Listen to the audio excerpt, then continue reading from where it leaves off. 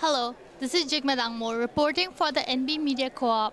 I'm at Mount Allison University in Sackville, New Brunswick, where we are live streaming the Local News Matters Symposium. Thanks for tuning in. This is a one-day symposium bringing together journalists, media experts, publishers, and others to discuss the future of local news in the Maritimes. This event is about to begin with a keynote speaker from April Lindgren, a professor in the School of Journalism at Toronto Metropolitan University. We will be live streaming her talk along with 3 panels after this morning and onto this afternoon. Stay tuned for more.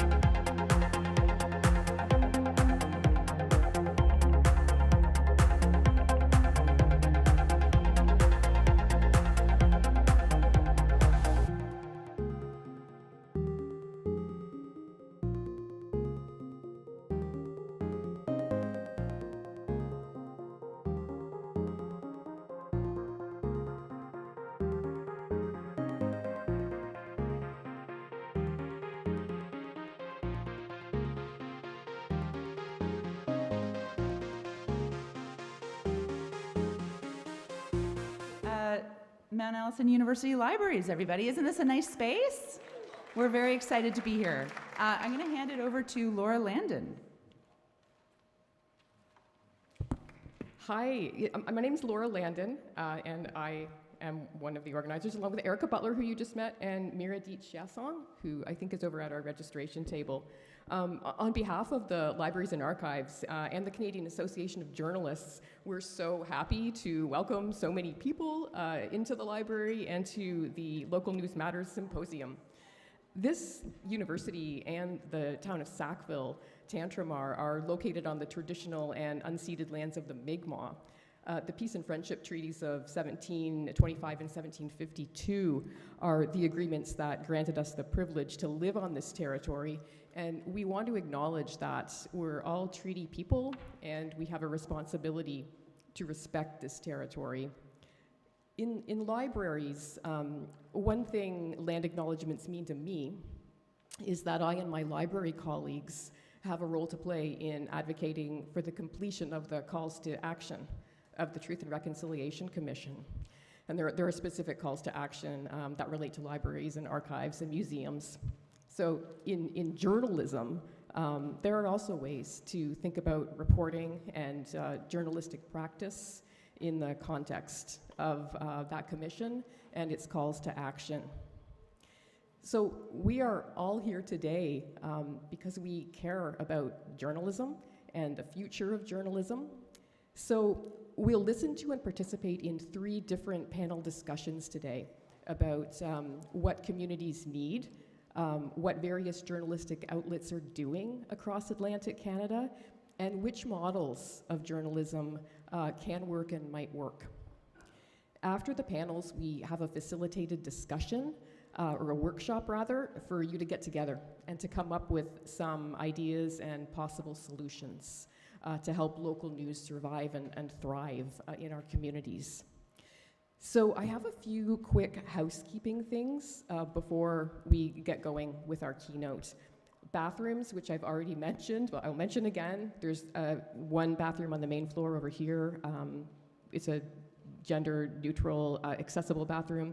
2 more are up on the 2nd floor, and you can take the stairwell there, or you can take the elevator over there. Emergency exits are right out the front, the doors you came in, but there are also emergency exits in the stairwells, if you need them. The ground floor and the basement of the building are closed today, but feel free to wander around to our 2nd and 3rd floor. There's a fabulous view out the windows of the 3rd floor Mary Mellish room. It's cool. You can see right across the marshes, and it's kind of nice if you get a chance to check it out. You will notice a lot of media here today, it being a symposium full of journalists. So CHMA is over here. That's our campus and community radio station. And they'll be broadcasting the keynote address and panel 1. The New Brunswick Media Co-op is right over here, and they're live streaming today's events. We also have Vicki Hogarth and her team from CHCO-TV in St. Andrews, and they're gathering material for a documentary. And then Radio-Canada and CBC will be here at some point as well. And they'll be covering the discussions and the panels. I will be here all day to answer any questions, as will my co-organizers. There are 2 other people I wanted to point out in case anyone has questions or needs direction anywhere. Carol Cook is one of our organizers, and Jaya Condren. And I don't know if they can just kind of raise their hands so people know who they are. And my library colleague, Janice Stockall, is also over at the main desk. So if you have any questions at any time, just come find any one of us.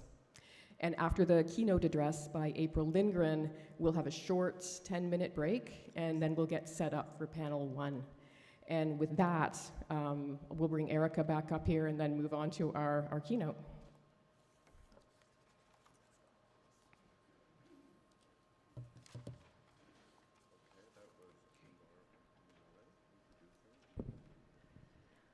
Hi again, folks. I want you to join me in welcoming April Lindgren to our symposium today. April Lindgren is a professor emerita, an adjunct professor at the School of Journalism at Toronto Metropolitan University, and a founder and co-director of the Local News Research Project. She established and led the Local News Data Hub, and she co-created and manages the crowdsourced local news map. April is one of the reasons we have a good understanding of the scale and extent of the loss of local news outlets across the country. She's also doing great work thinking and writing about the future of how we support local journalism. Without further ado, here's April Lindgren.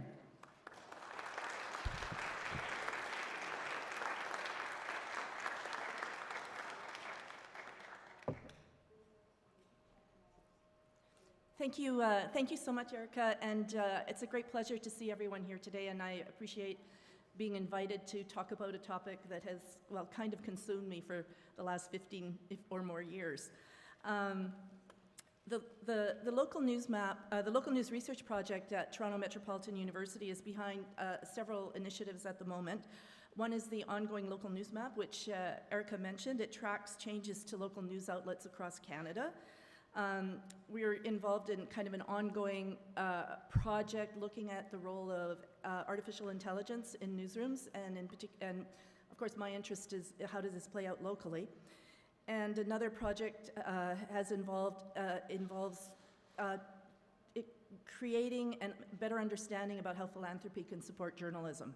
And in my case, I'm thinking local journalism in particular, but it applies to all levels of journalism. So these are some of the initiatives that are going to inform what I'm going to talk about today. Let me just see if I can. Yeah. So I'm going to, first I'll kind of give you an overview of the data from the local news map, and with some insights into what our data tell us about the changing landscape in Atlantic Canada. And then I want to talk a bit about the implications of this data for various levels of government, for public and communities, and also, of course, for news organizations. I just thought I would take a minute to review, for maybe the non-journalists, if there are any in the room, why local journalism matters. And these are just kind of the quick notes on it. It builds a shared sense of community and understanding other people and issues and places and what's going on in the community. It provides people with the information they need to participate in local decision making. And by that, I mean, covering municipal council, for instance, means that people will find out what was going on, that there's a discussion about, I don't know, building a 4-lane highway at the end of your street before the decision gets made at local council, and it creates an opportunity for you to have a say in that. I think so often when we think about what does local journalism do, we think about it holds power accountable.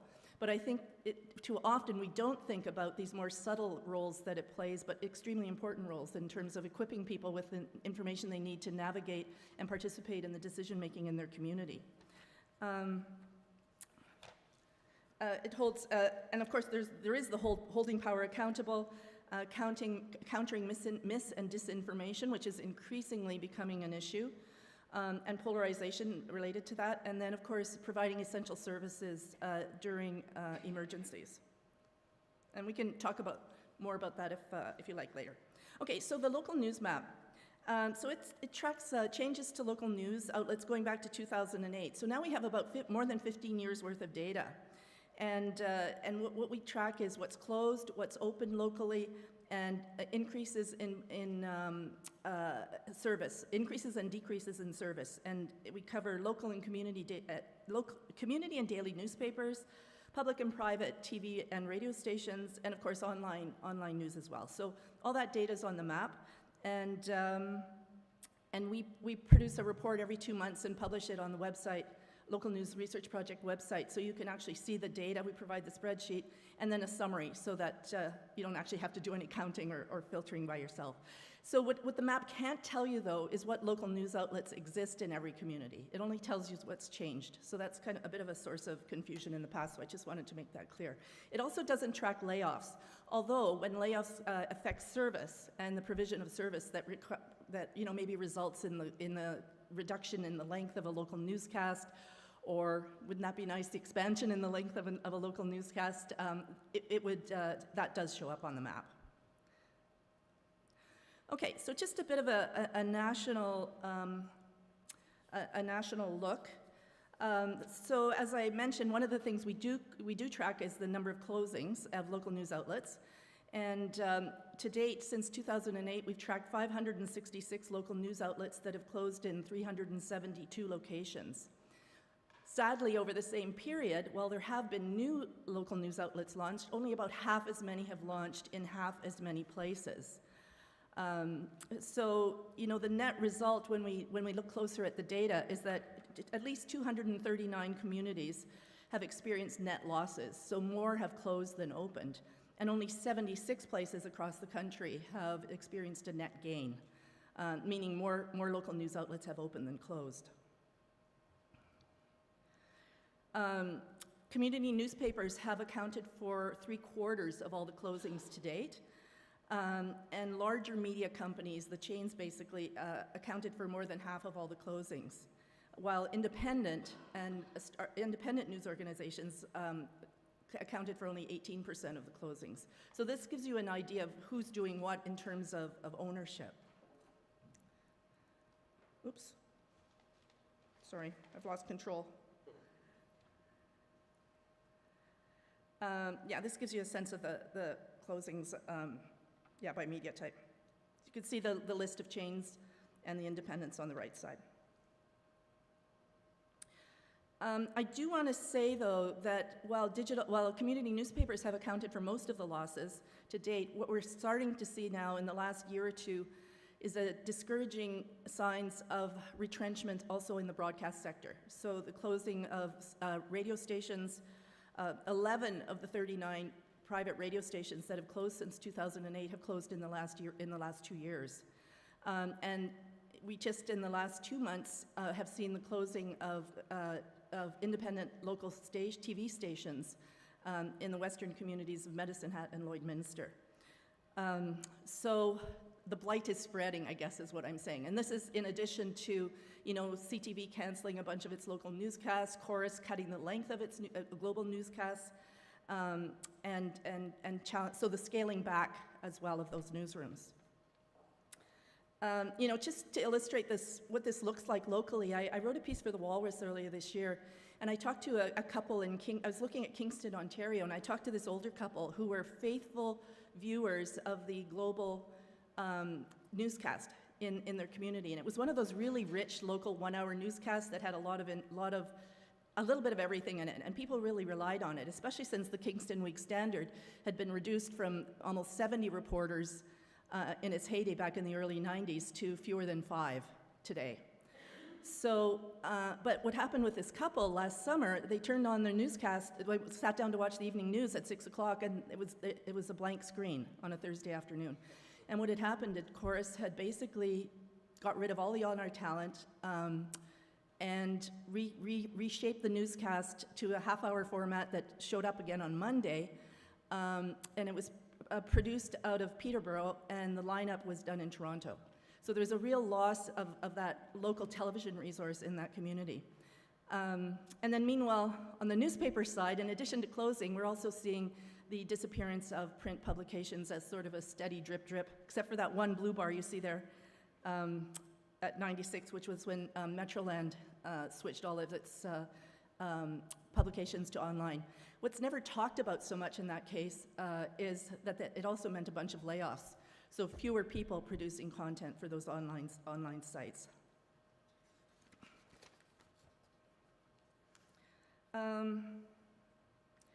Yeah, I don't have a note on this, but the other observation, of course, is we're seeing the regionalization of newspaper and to a certain extent broadcast coverage as well. So there's that local presence of having feet on the ground and bodies in communities is disappearing, and I think this has really big implications for trust, because one of the things we know about this very difficult issue of trying to build trust in media in an era when we're all seen as rogues and knaves is that you don't having a person on the ground, having a reporter present, really is one of the key ways of building confidence in your local news media. Okay, news launches. So what's happening on that side? So as I said, about half as many, 428 local media organizations of all kinds have launched. But you know, that sounds pretty good, but don't get excited, because only 283 of them remain open. 145 have closed after less than 6 years.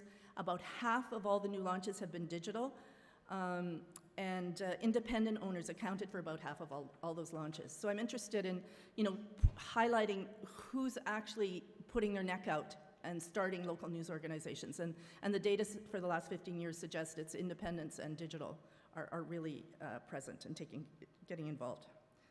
So this gives you a bit of an overview of the national data for time. So you got the blue bars, which are closed, and the orange ones, which are what's open. And overall, you can see the orange bar is much shorter than the blue bar on a year-over-year basis. You also see, if you look over to 2025, there's been a real stall, and we're not sure what's going to happen with the launch of new local news organizations. Now, we do have this Google money coming from the Online News Act that may help and replace the funding that actually kept a lot of newspapers and news organizations alive in 2022. You see those low bars? That was government subsidy during the pandemic. But of course, that's gone. So to what extent will the Google money replace that? That's one of the things we're looking to see, looking to the future to see. And I don't know. I don't have any predictions, but it's tricky. Just FYI, at the end of May, 209 local, regional, and national news organizations had received just over $46 million in 2023 payments from that Google fund. Give you an idea what's going on. The rest of the money is coming, and then later this fall, my understanding is that's when the money for 2024, because they're playing catch-up, is going to unfold. Of course, so that's 2023, 2024, this is 2025. It means there's only two more years of that funding coming. So I don't know. It's, is there going to be more of it? One of the big questions we have. I thought you might be interested in these numbers for Atlantic Canada. As you can see, the number of closings in Newfoundland has been significant. And please, if anybody wants to go and look at our data, or just go to the map if you know of something that's opened or closed and we might not have it, please check. And if you don't see it there, just message me and we'll look into it and add stuff to the map, which we're constantly doing. Because it's hard to keep track of the whole country, so we rely on the crowd and our own research to track these things. And this is what's been closing. So there's a couple messages here. If you take a look at the first column there, closings, again you can see community newspapers are what's closed mostly in Atlantic Canada, consistent with the national pattern. And if you look at the bottom row, you can see that online, which is the 5 and 11 there in red, are what's launched. The 11 have launched their digital. So that also is consistent as well with the national pattern. I should also say, I wanted to talk about this. Forget my own slides. So this looks at, we were interested to see where are news organizations closing. So we dug into this more than 15 years worth of data we had. And as you can see, nationally, places with fewer than 10,000 people have been pretty hard hit by closings. That's that tall blue line. And by comparison, very few places have launched in these smaller places.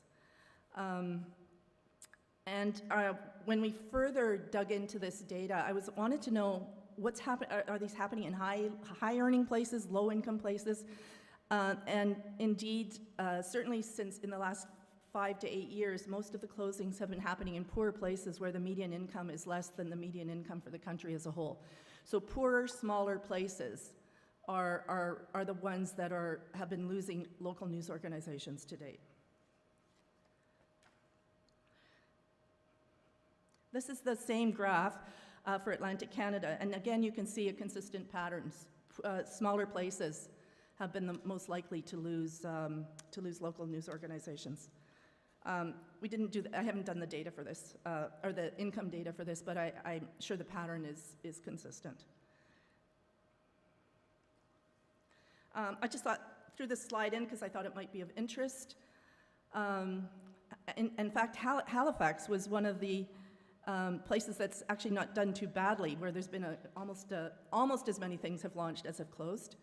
But again, please check out our map. Just type in the name of the news organization you're interested in, and you can see if it's there. And if you're not sure it's there, just message me. And next time we update the map, which will be on August 1st, we can look into it. Okay, So, what does all of this mean? In terms of government policy, I think one of the clear messages here is that there needs to be some thinking, more serious thinking about where support for local journalism goes. Smaller, poorer communities are definitely harder hit, have been harder hit by the changes, and I think are at greater risk of becoming news deserts where there is no local provider of local news, or suffering from local news poverty, which is what I think is a more relevant way of thinking about what's going on.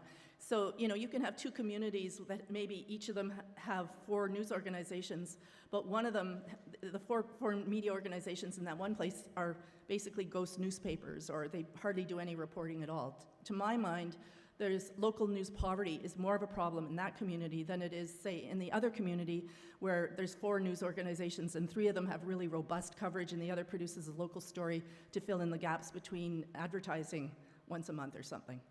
So, yeah, but I think, where are the true news deserts in Canada? The actual truth answer to that question is we don't know. We've never really been able to figure out, I have some ideas for that, but we at this point haven't been able to figure out a way of doing a real inventory of where the true news deserts are. You can identify them by digging around and identifying a few here and there, but in terms of how many are there, where are they, that sort of thing, it's a real gap in our data, and I think a challenge in an era where governments are getting involved in supporting local journalism. And this, the data on income and where things are closing is the first hard evidence and data we have had in Canada of this pattern. It's consistent with what's been happening in the United States, but we've never really known until now if the same scenario is unfolding in Canada. Okay. Implications for local government. I don't know if there's any people from local government here, but if there's not, you can take this message back to municipal councils when you're arguing with them when you want access and information. But I think there's a role for local government in addressing the discoverability problem, which is increasingly becoming an issue with Meta. How do you get people to pay attention or know what you're doing and what you're writing about? So there's the Meta ban, and now I'm increasingly thinking about the challenge that artificial intelligence is creating for discoverability of local news, because as all of the AI platforms shift, or whatever they're called, platforms I guess, shift to providing summary answers, that's what people are going to find out what's going on when they have a question. So they're not those Google searches that refer them to your site aren't happening at all as frequently. Instead, there's the Perplexity or ChatGPT. They're providing a summary answer with not very many links and often not very accurate links, and they also may be referring people to somebody else who's picked up your story, and you're not going to get any revenue from it. So I do think that the AI, the decline of search is kind of the next kind of body blow coming, and we have to figure out ways of doing that. Or of addressing that. And I think one of the ways local government can help is to either the library boards or the municipal website itself and the library, or both preferably, should be publishing daily links to stories, not the stories, but the links to stories, so that the library and the municipal website become referral agencies for local news. Obviously, it's not a big fix, but at least it's 2 ways of getting the local news coverage out to the public at a time when they're increasingly having trouble finding out where it is. Obviously, local governments need to beef up the information on their websites, and that costs more. And who knows if it's true or not, because I still am skeptical of everything about local politicians, sorry. And I think there should be, obviously local governments can adopt freedom of information policies that err on the side of openness as opposed to not. They can support local media with the advertisements that they have to run, although I'm not a fan of, doling it out equally to, the poor performers or the weak performers. I think you have to think, municipal governments have to think about we want to advertise and get messages out to people, who's reaching the most people, and that's how the money should be, for advertising should be allocated locally. And I also think there's a role for municipal governments in talking to, and the news organizations, I'll get to that, talking to community foundations about spearheading a fund to support local news. And it could be used to pay the salary of a city hall reporter whose content is shared with all the local news organizations in the community. That's one possibility. Anyway, we can talk more about that in a bit.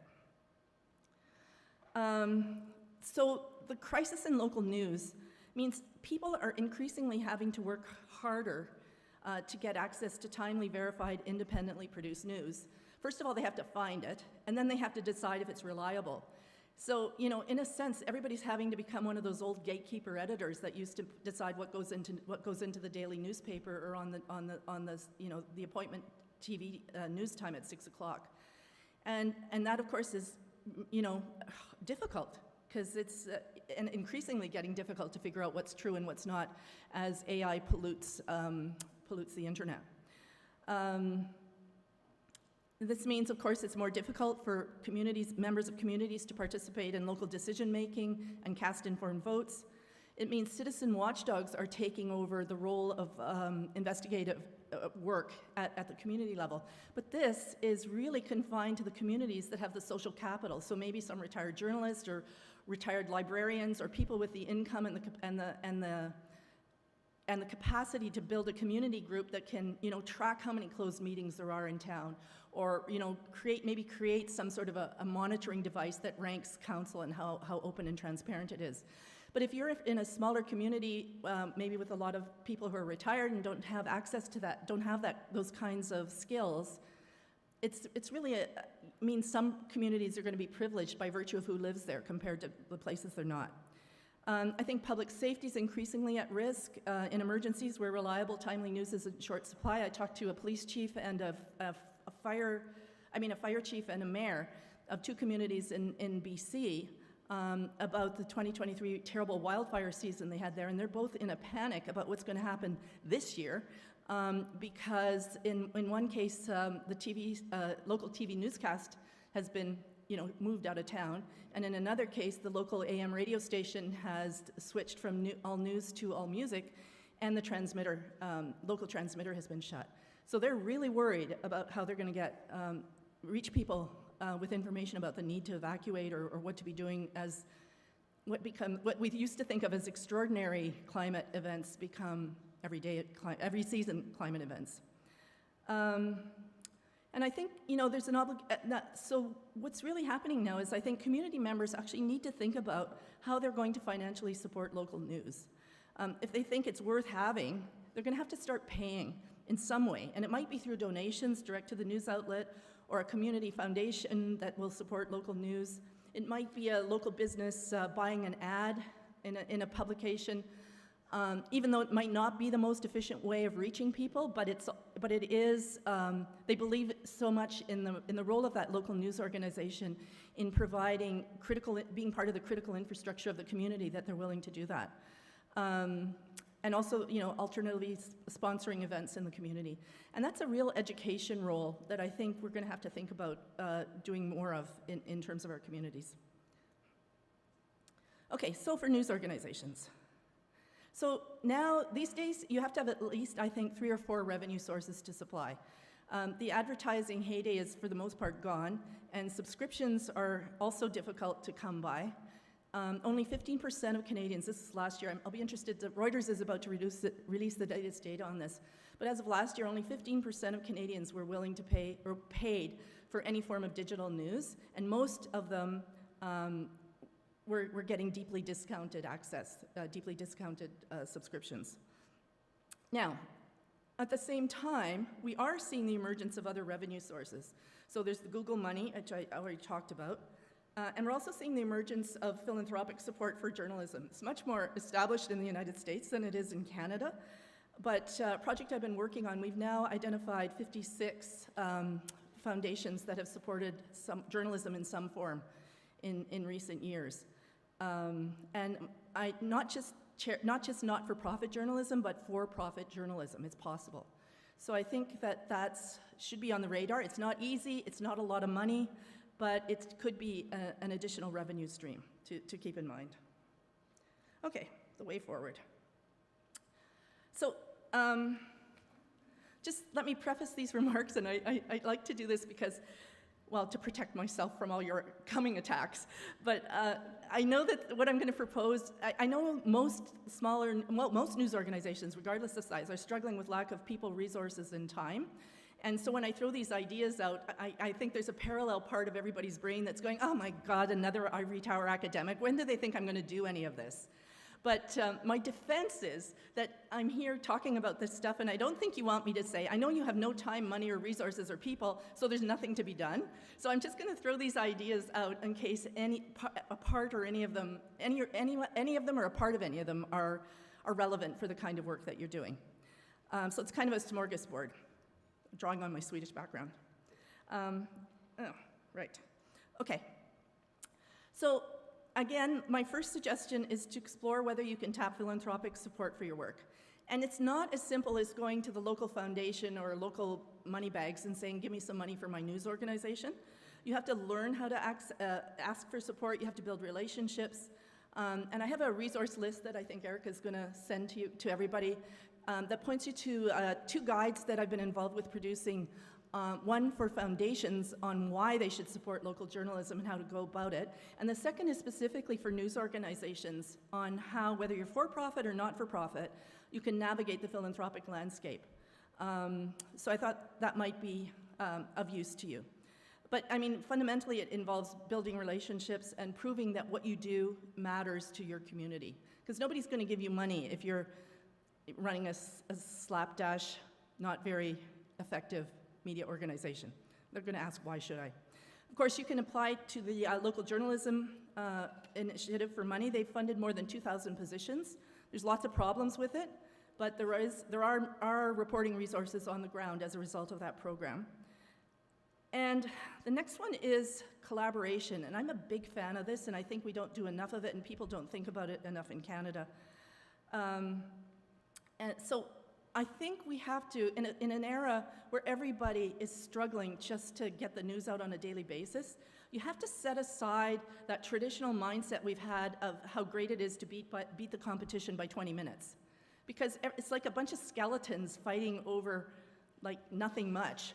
So why not work with other news organizations in your community and start from a position of saying, okay, our job here is to serve the interests of the people who live here and through our news coverage. How can we do that collectively in a way that we can't do it individually?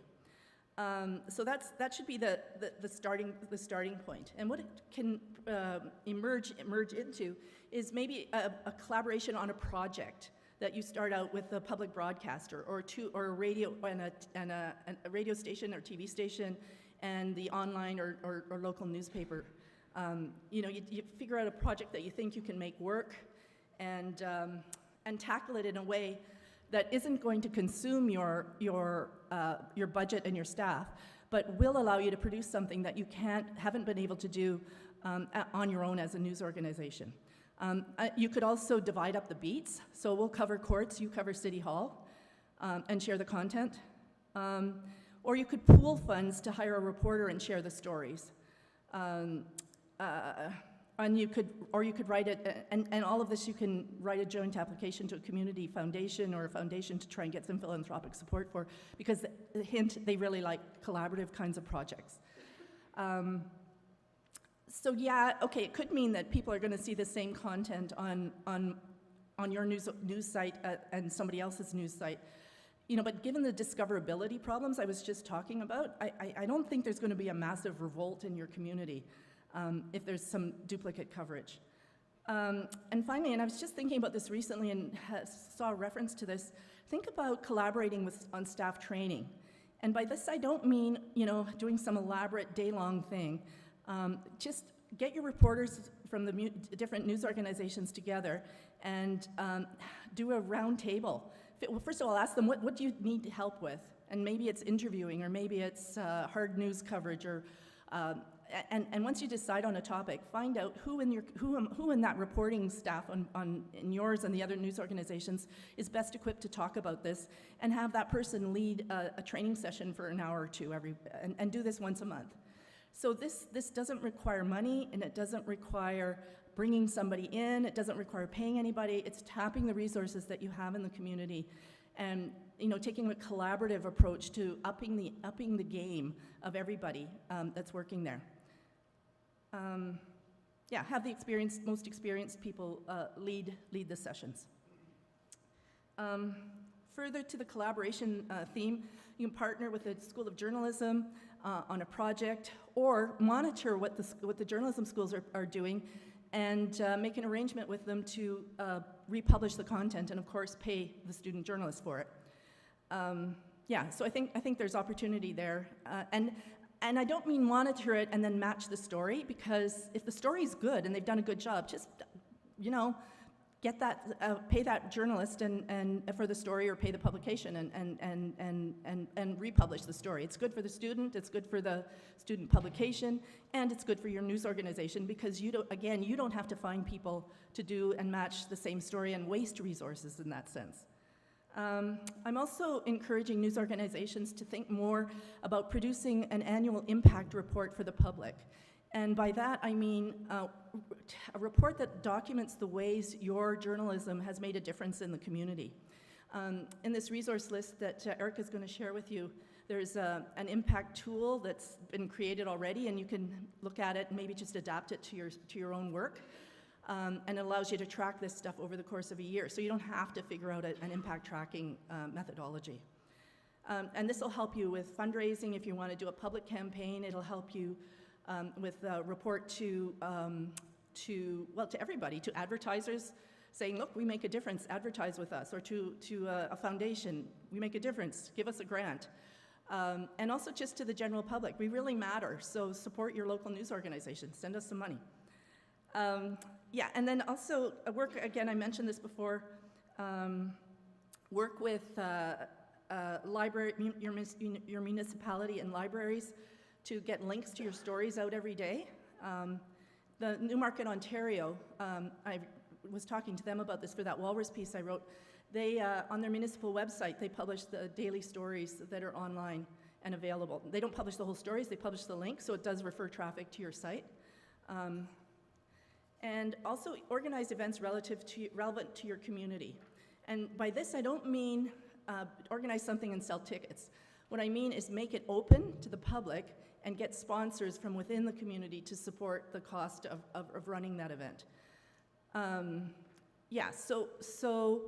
So the idea is that also gives you, it ups your profile and makes you more of a part, shows you as a convener of community conversations. So maybe it's the mayor interviewing, maybe it's a reporter interviewing the mayor or the public health authority about some health issue, maybe the opioid crisis in your community, or the housing issue in your community. The other possibility is what the Winnipeg Free Press has done is it's found a local business to sponsor a beat. Now I can see everybody's radar going up about ethical issues and influence, but you have to find, the idea is that the business will have nothing to do with the beat you're covering, with the beat that they're going to sponsor. So maybe it's a religion beat or a health beat. You would get somebody other than anybody who has anything to do with religion or health to be the sponsor of that beat. And you have to, of course, declare this at the bottom of every story.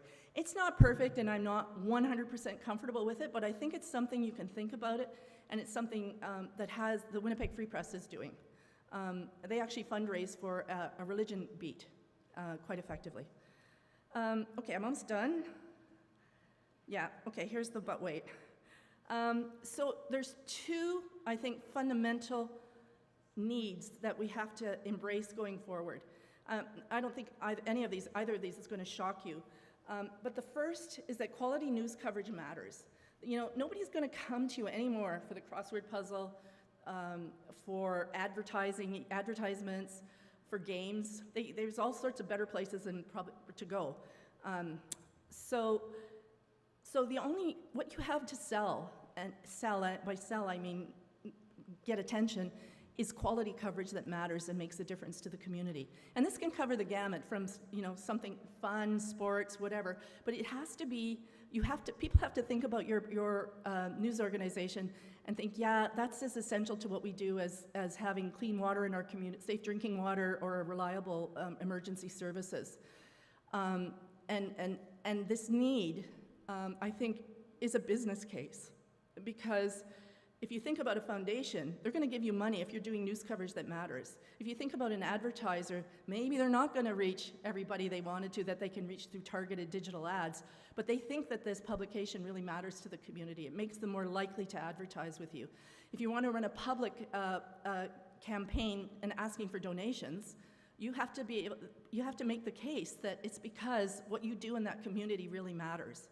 So I think it's such a strong business case for me that if you don't have that in place, it's going to be really hard to survive going forward.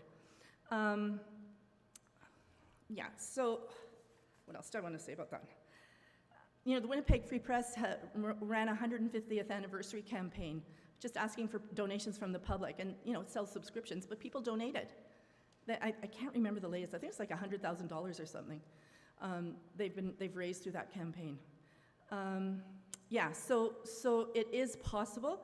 I know it's time consuming, it's risky, and there's all of those things are an issue. But these are desperate times. And finally, the other essential ingredient is related, which is, are you engaged with your community in a way that matters? So there's providing the news, but also to be seen to be providing the news and doing a bunch of other stuff, like convening events in the community, being a place for conversations in the community. So by that I mean, holding these space events and creating space for these conversations. I've just listed here some of the questions you might want to ask to test yourself and see if you really are in and of your community in a way that people recognize and value. I'm not going to read them out loud. I think you can see them here. So, there's tools for doing all of this. There's so-called community listening circles, are about meeting with the public and asking them what stories they think you need to write about and maintaining relationships with those groups. Artificial intelligence, well, there's a huge amount of risk and problems associated with it, does lend itself in some ways to helping out, because a news organization in New York City, for instance, said, okay, we're very good at covering all parts of the city, not just some parts where people are richest, which tends to be what happens. So then they used AI to mine their archive and map where their story geographies, the geography of their stories was, and in fact it did show gaps. So I'm not saying you all should embrace AI mapping, but I think there are some opportunities to really think about how and the extent to which you're engaged in your community. And and maybe you could get a foundation to fund that mapping project. Okay, so this is just the list of projects. Oops, I don't want to do that. Anyway, list of the resources, and I'm just going to stop now and take questions, and I'm sorry I might have gone over. Okay. Questions are okay? Yeah, questions are great.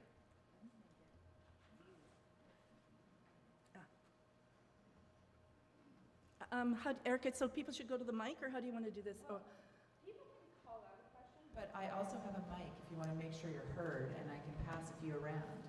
So put up a hand. Okay.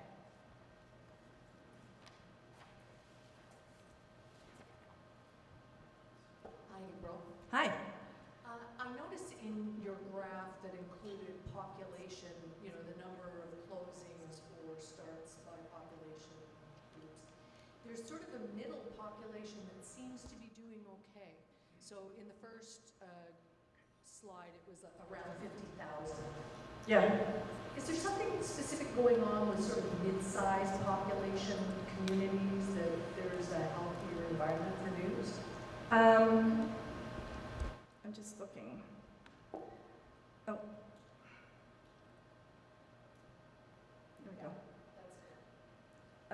Well, actually, if you look, it's kind of all below 50,000. 50,000, yeah. I mean, I think, I hate to say it, but I think part of it Okay, first of all, it's easier to run a local news organization in a place where you have more people, because you've got just more opportunities for advertising. You can fundraise. You can. There might be a community. There might be more foundation philanthropic activity there, and also I think there's. It's possible that independent local television stations haven't closed there yet, but that's starting. So it'll be interesting to track this. This is actually from as of April 2024. We're just in the process of updating that data with our most recent April 1st, 2025, and I'll be interested to see if that's changing, because I suspect it might as the broadcast troubles emerge and sadly become more problematic. We have another question over here. Put up a hand if you want a mic for the to be next in line. So through your research. Oh, sorry. Who's? I'm sorry. sorry. Hi. Through your research, have you seen a municipality that is effectively working with local news that kind of we can use as a model to show our local municipalities this is how you should be working with local outlets? Yeah, I don't think I can point to any one municipality. I don't have any research on that, but I can certainly point to strategies. Brampton, Ontario, which is a hugely diverse suburb city in Toronto, they actually set up an ethnic media, it's 700,000 people, so it can do this. But they have a large Punjabi-speaking population, so they actually have expanded their press releases in Punjabi to make sure they get into those types of media. So that's sort of one strategy. Newmarket, I mentioned, has started to publish links to their local news, digital news sites on their city website, and they did that because when Metroland canceled the print publication. Print publications back in summer of 2020, I can't remember, 2023 or 2024, they realized they had a lot of older people there that didn't know how to access, that were no longer getting the paper. They were no longer getting news on Facebook, and they sort of needed to be hand-fed where to go for news and get news now in the absence of those two conduits. So that's something else that the municipalities are doing. In my municipality, where I have a cottage north of Toronto, a couple hours north of Toronto, and they're reduced to billboards. Like they put up a billboard saying, if you want to find out what's happening, go to our municipal website at this place. But I think, municipal politicians I've been talking to, they used to rejoice. I think there was a certain element of them that when in 2008 came along and all the news organizations became sort of more crisis-ridden and more were closing.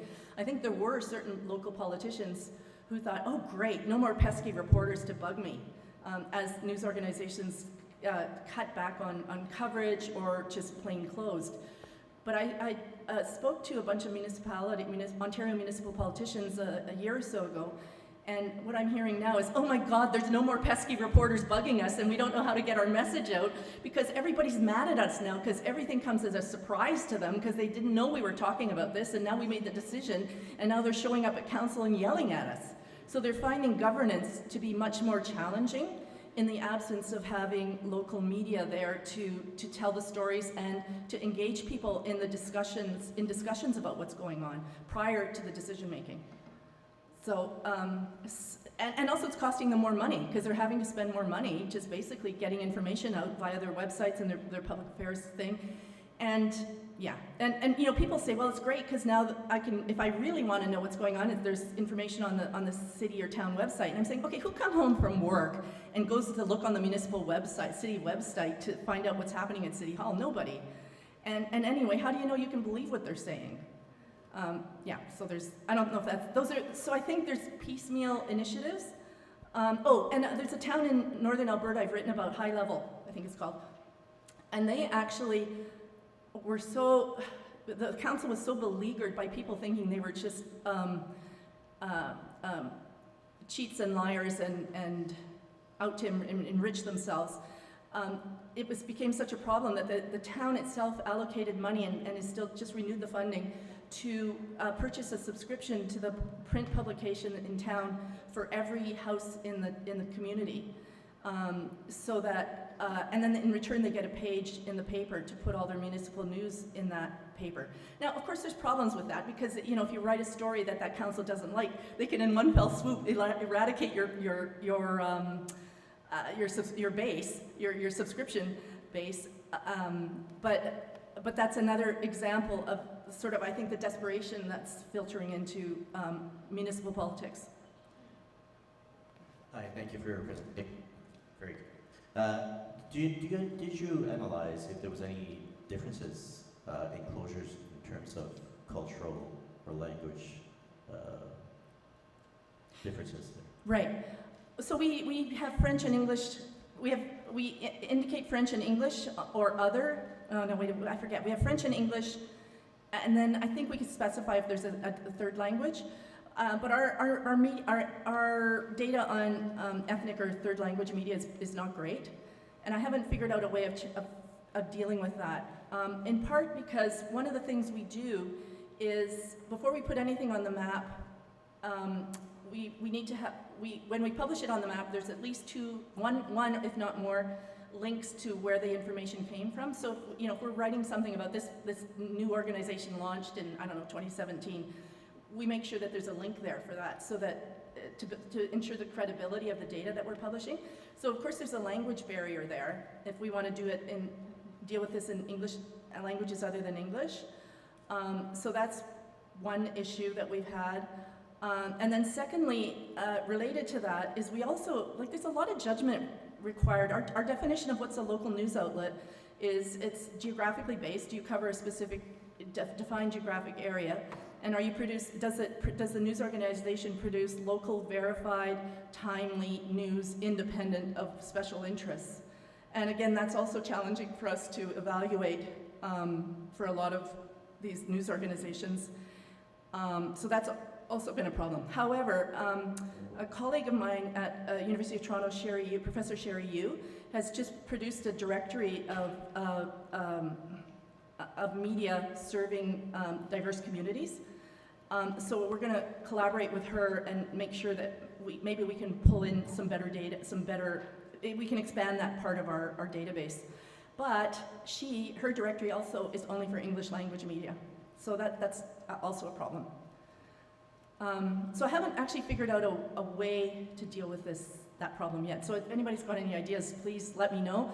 And also, if you know of an so-called ethnic media organization that's launched or closed, please come and tell me about it, because I have no problem with putting it on the map if we can figure out some way of providing, vouching for its bona fides. I don't know if anybody else has a microphone. Yeah. Theresa Blackburn, River Valley Sun, Western New Brunswick. You mentioned about the municipalities, but first off, thank you. Most of us who are in the daily and or monthly or weekly news business are beaten down, and we're very cynical, as you heard last night. But things are percolating and reminding us of why we're doing it, and the fact that we do have value, and we have to hear that sometimes because we're in the trenches and we're doing the thing and feeding the goat. But the community literacy, I think if we can go to, I'm thinking, you just made me think about the McCain Foundation. Literacy has to be looked at possibly at a different level, and we have to convince literacy organizations what we can give to a community, because literacy just shouldn't be, I can read, I need to be able to understand, and we need to be able to discern things for them and give bite-sized pieces so people understand. But the municipality piece, we were lucky, we had 7 months to kind of figure out what we wanted to do with the paper, and we went to the municipalities and said, what do you need? And so what they did is, in turn, and it's only very small because we're in a really not well-off region of the province, but we in turn said, we're going to create a new neighborhood news page for everybody, and nonprofits, and you, when it's not the big stuff, can put things in. And for that, each of them, we have 6 municipalities we cover, each of them gave us $450 a year. So that, we're looking at maybe $3,000 from these people, but that paid for that one page. That $3,000 was 1 month of printing for us. And people send it in, they know the date they have to send it in, and the CIOs direct their people to do it, and we get money. You have to think outside the box when it comes to all of this stuff. One of the other things that we did that I'll throw out as a suggestion is we went around to smaller businesses and thought, what's a good price point? What will people give us without even thinking? And we set it at $300. And we said, we need more money, so we'll give you a line at the top of every page, and it says, this company supports community journalism in the River Valley Sun, and here's your website. $300. It took me 15, 20 minutes of an email, and we make $6,000 a year on that. So you have to, and the municipalities will support you. Businesses will support you. You just got to know your price point and do those things. But the 50,000, when you, I'm like, I'm not in a community of 50,000, but when I count all the municipalities that I cover, 45,000. Yeah. And you need that because that's the amount you'll have enough businesses in those communities. So we had to stretch ours. Ours is geographically ridiculous, but that was like bing when Pauline mentioned that. So, thank you. Thank you. The one thing I would say about all of these initiatives is to be absolutely transparent about where the money's coming from. So you have to make sure that you label it repeatedly in the actual content, and also that. An ad on that page. That municipalities, they all have their ad and their website on that page, and it's paid for by the municipality. Perfect. Yeah, and also make sure you have a really easily findable, discoverable ethics policy that states that, you know, regardless of who's funding us, they have absolutely no say in our you know, they can influence our coverage. And if you're getting involved with a foundation, and you'll see this in these two guides that I mentioned that will be circulated to you, it offers some advice on actual formal signed agreements that you need to put in place to make sure people don't try and influence your coverage. And it's not, you know, they're not venal, they just like don't get it. They don't know what journalism is about, and they're used to sort of a quid pro quo. So you have to make it clear, yeah, you're going to give us money and we actually might write something nasty about you. Well, try not to say that, but but it needs to be really clear that they can't influence the policy. And you know, we get that question a lot when I'm out talking about philanthropic support, either from the funder or from the news organization. This idea of editorial independence is always the question. And you know, it's not perfect, these agreements. But you know, we've kind of managed it more or less most of the time on advertising. The trick is when it starts turning into a lot of money as a revenue source for you, and it's going to get tricky and it's not easy. But you got to kind of just, can you sleep at night, and be honest with you got to be honest with your readers, because otherwise in the end they'll find out, and you'll lose any credibility that you have. So I guess you have to look at the cost of obfuscating that kind of information, and err absolutely on this side of transparency. We have about 5 minutes left, and I've got 1, 2, 3 questions. So we're going to make that work in 5 minutes, right? All right. I'll be short. Okay, Erica, I'll be brief. April, hello. My name is Darrell Cole, and I'm a Sackville resident. And I am here because I just care, like every journalist in the room does, about the importance of local journalism. I am thankful and feel that Sackville is really blessed to have Bruce Ward of Ward Times giving us what's going on practically 2 or 3 times a week of what's going on at their town hall. And of course, Erica Butler, who was just talking now, CHCO Community News, and some of her team members are in the room to help produce this news. So here's my question. I've had encounters with the mayor and council asking simple questions like, gee, ATV increased access in town and the pros and cons of that, you know? My question is this: how do you increase trust so that the municipal government doesn't mind professional journalism? I am so, these 2 individuals in town and the organizations and the others they work with, it's fact-based, it's full of integrity, and it's for the community. I don't get why municipal governments find this pesky and intrusive. Any tips? What do you think? Well, I think you should. I think you've got to be tough on them so that there's accountability at election time. The ones who don't want to share information.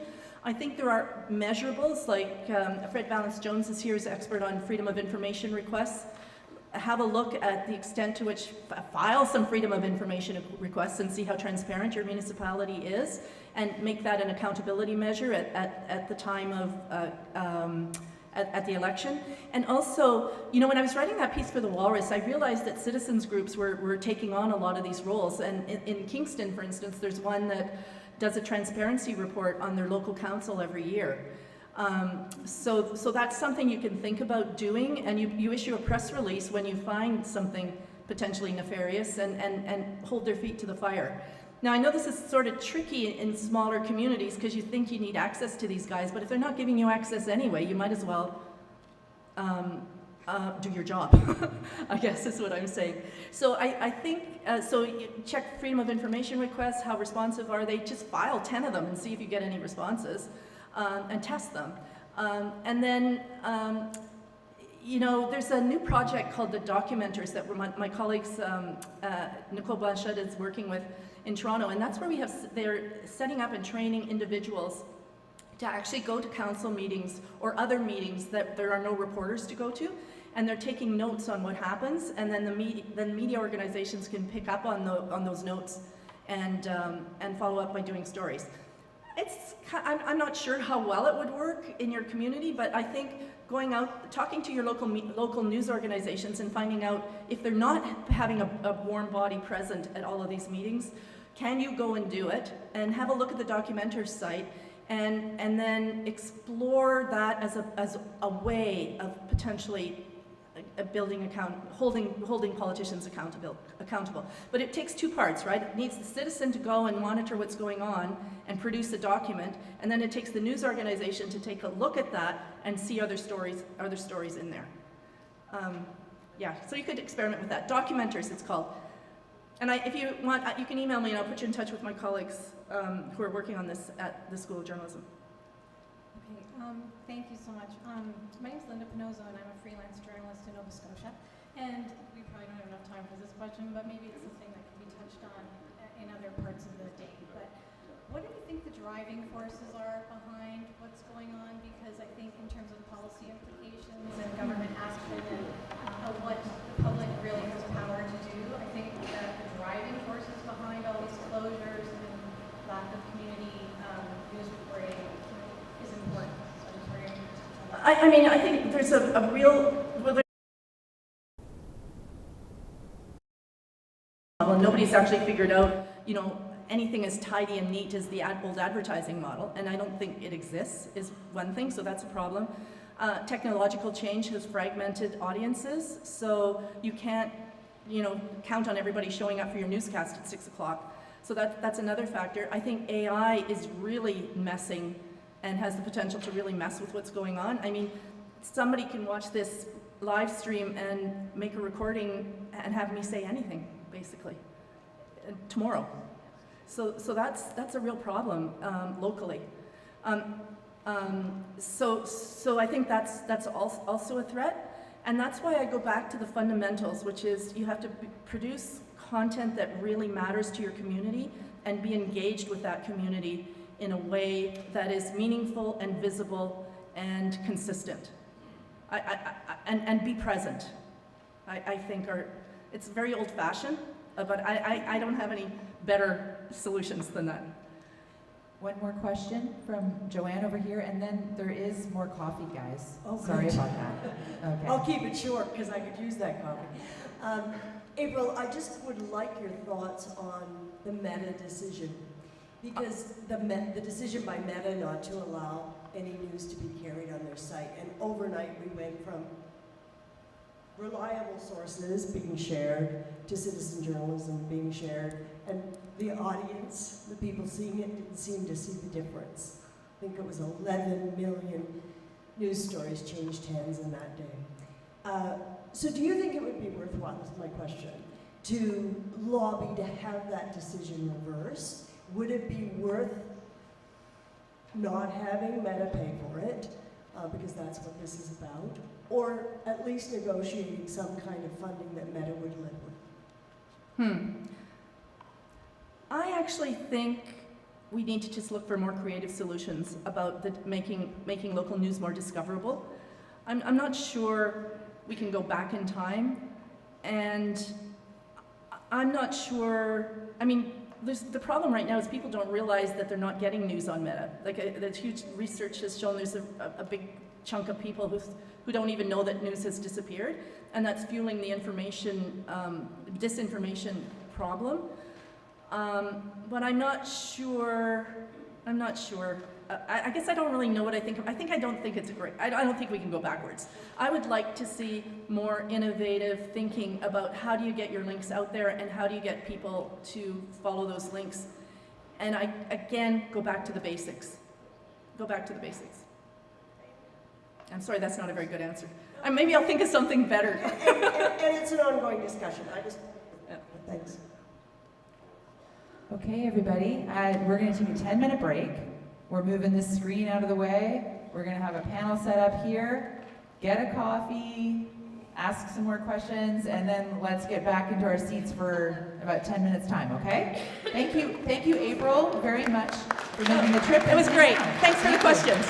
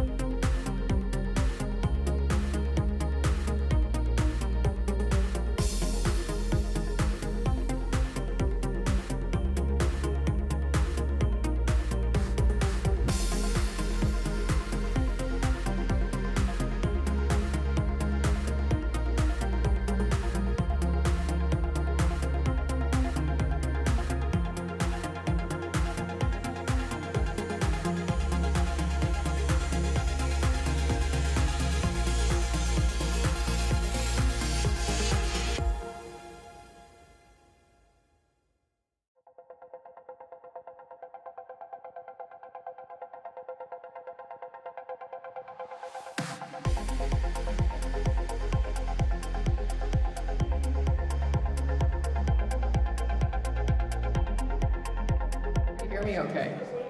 At the back. All right. So, panel one. Panel one addresses the broad question, what do communities need from local journalism? And I'm going to give really brief intros of our panelists, and I encourage everybody to read the longer panelist bios over on the whiteboard over here. Paul MacNeill is the publisher of Prince Edward Island's excellent and award-winning Eastern Graphic newspaper and other community newspapers in P.E.I. He's also won many awards for investigative journalism and commentary. And Paul also sits on the board of the Canadian Journalism Collective, which distributes payments to Canadian publishers under the Online News Act. And that will be, I think, interesting for panel 3. Joanne Roberts, next to him, spent 20 years as a CBC radio host, an interviewer and reporter in both New Brunswick and British Columbia. She's run as a candidate in 4 elections and was interim leader of the Green Party of Canada. And her new book, Storm the Ballot Box, is on display just around the corner, so you can check that out too. Marcel Parker-Gallant is the Assistant General Manager of Radio Beauséjour, which operates 2 radio stations, CJSE and CFBO, and it recently acquired the Moniteur Acadien, the oldest news publication in Acadia. Marcel has worked with Radio Beauséjour since it began in 1994 as a host, a program director, and now a manager. And finally, Darrell Cole spent 30 years as a reporter and an editor with the Amherst Daily News, the Citizen Record, and the Truro News newspapers. His was the byline on everything, Amherst and Cumberland County. For folks who lived around here, you will recognize that name. He also reported for the Chronicle Herald. And since 2022, Darrell has worked as the communications officer with the municipality of Cumberland. So the format that we're following is that each panelist is going to take about 5 minutes to make some opening statements, and that'll take us to around, well, yes, longer than 11:40 now. But it'll be followed by a 25-minute, time for people to ask questions and for more conversation among the panelists. And then we'll break for lunch at around 12:05. So we're going to start it up with Paul MacNeill. One warning about those, I noticed those mics are softer than this mic, so you might have to hold them quite close to your mouth and speak more loudly into them. Do you want us here or do you want us there? Whatever you want. Okay, that's good. That's good. Yeah. Real pleasure to be here today. I've got so many hats on that it's hard to tell which one I'm supposed to talk about right now. This is an interesting question. What does a community need? Because that's one of the core questions about what makes local media really great local media. The second question that April was getting into that I think is equally as important is how do you pay for it? Because the world is littered with great journalism and great ideas that went bankrupt. And we live in an era when revenue streams are different than they've always been or traditionally been. Although in communities like mine, Eastern P.E.I., our print is still very strong, our advertising is still very strong, and that's because we're relevant and we have boots on the ground. I'll put on my Michener Award Foundation hat right now. For 50 years, the only job that association had was to deliver the most prestigious journalism award in the country. Michener Award, sorry Brent, Michener Award for Public Service Journalism. And something really interesting has happened in the last couple of years. The Michener Award Foundation and the Rideau Hall Foundation, which is what the foundation that David Johnston created, and who we partner with on managing the award program, have sort of put a stake in the ground that said if we can't support local journalism, everything else we do doesn't really matter because it won't work. And I'll give you just one quick example of where that partnership is reflected very nimbly on the ground. During the federal election, a person employed with the Public Policy Forum who has partnered with both of our foundations before was talking to a donor, a big donor, the Rossi Foundation, who has never given a cent to journalism, but they give away millions every year. And the discussion turned to the ability of local journalism organizations to cover the federal election. And then they thought, well, could we ever get a fund? The election had already started. Could we ever get a fund together to support local communities and local reporters? Yada, yada, yada. Within 2 or 3 days, $500,000 was found. Within 4 days, applications were coming in. Within 10 or 12 days, we've given out every cent of more than $500,000 to organizations, not corporate. The big players were not allowed in. Postmedia, CBC was not allowed in. Small and medium newsrooms. So if you go on the Logic website, they did some absolutely phenomenal reporting. They got our maximum donation of $35,000. They went to Prince Rupert, British Columbia, and who knew that Prince Rupert was the 3rd largest container port in the country? And east-west traffic is going to be a big thing for how our economy transitions. They went to the Ring of Fire in Ontario and talked about how, you know, our desire to get all those rare earth minerals is important. They went to St. John's and talked about how technology is changing the local economy there. And that was a $35,000 big ticket, great writing. But then you go all the way down on the charts. I was involved in the vetting process for Michener. That was our input. There was an application for $786 for a local community paper in a massive Ontario riding who wanted to be able to drive around their riding and talk to people during the federal election. And I thought that this is a perfect example of how you can help boots on the ground if your foundations. If you're talking about the sort of the question, I'll transition back now to, you know, what does a community need? My father, who started our papers in 1963, Scottish immigrant with 0 journalism background, but he sort of turned out to be the Wayne Gretzky of community journalism. He used to say, you know, a good community paper covers its community warts and all. And what he means by that was, you know, you're tough when you need to be tough, but you support when you need to support, and you're always there. And he passed away in 1998. My sister and I, 30 seconds, I have 5 minutes left? Holy jeez. So, autonomy, accountability, trust, personality. Those are the keys to local decision making.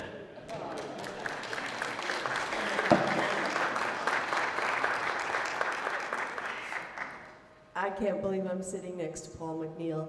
When you are a journalist in the Maritimes, one of the heroes is always the Eastern Crowd.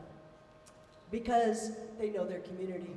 They do what we all want to do, and that is be rooted in the communities we cover. Thank you, April, for getting us started on this. Yeah, I'm known as a politician or an author these days, but in my heart, I'm still a journalist, and I have that piece of paper that says I have a degree in journalism. There are days I have to remind myself that's still valid. When I started out, I thought I might get a job at the CBC, and I didn't. I was the last person to be cut from that interview, and my heart was broken. So I took the next best thing, which was editor of the Riverview Recorder in Riverview, New Brunswick. And if you're the editor of the Riverview Recorder, you take the photographs. In those days, I went to the darkroom and developed them and printed them.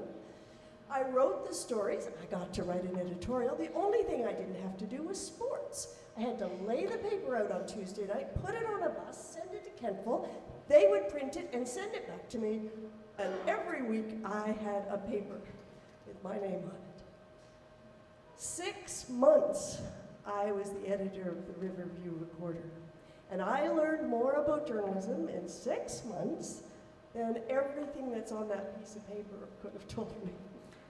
And the story that tells it best is I covered a town council meeting, as April says, and I'd written about the people who'd spoken, and I had done a very good job. And I went to get gas at the gas station, and this guy comes out, he goes, "Are you the new editor of the paper? Are you Bruce and Ella's daughter?" And I went, "Yes, I'm Bruce." And I went to high school in this town, right? And he said, "Well, you got my name wrong." Oh, I said, "I am so sorry. How do you spell it?" Because really I hadn't gotten his name wrong, I just spelled it wrong. And that's what local news needs from its reporters. It needs the fact that you know the guy who spoke at council. You know that you will never spell his name wrong again. And if you do, he'll catch you at the local gas station and remind you.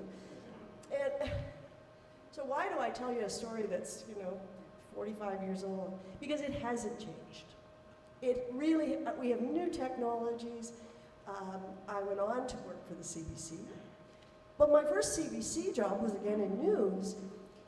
It was in St. John, New Brunswick, because the CBC was opening a station in St. John, where there had not been a station, because there had been a ruling by the Combine's investigation, out of the Combine's investigation trial, which I did as my thesis. I am such a nerd, when I was getting my journalism degree, that said something other than an Irving-owned outlet had to be in that city. So CBC was given the go-ahead to start a station, a full station. We had a morning show, a noon show, an afternoon show. We couldn't do that now. But we had what I think you were getting at, a collaborative group of excellent journalists. I mean, Steve Murphy was a kid with a briefcase back then, but he was hustling off to every fire. I mean, Bob Lockhart was still heading up the station, John Miller and Mark Peterson. I mean, good journalists. And we worked day and night. We never questioned our hours, because back then, that was the environment. It's not the environment now. So has something changed? Yes, it has.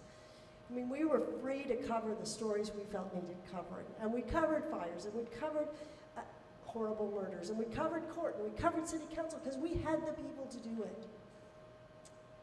So I think two things. I love the idea of citizen journalism, but they should not replace trained journalists. Journalists who make curated decisions, who look for sources, who check whether they got it right. I'm looking at Bruce work, because Bruce has managed to be one of the few people who found 2 mistakes in the book I wrote. But we need people who are checking on us, right? And I do believe there's a difference, even though 11 million sources of news can't find it, in what an influencer puts on the news and what a journalist puts on the news. And you may not even see it, but we need to start educating people, thank you, Pauline, for that. We need to start educating people about what media literacy is, and it's going to become important. So we need trained journalists, even if they're old and retired. Get them to come into your newsroom. Most of us will do it for coffee, to help train new people to do the job.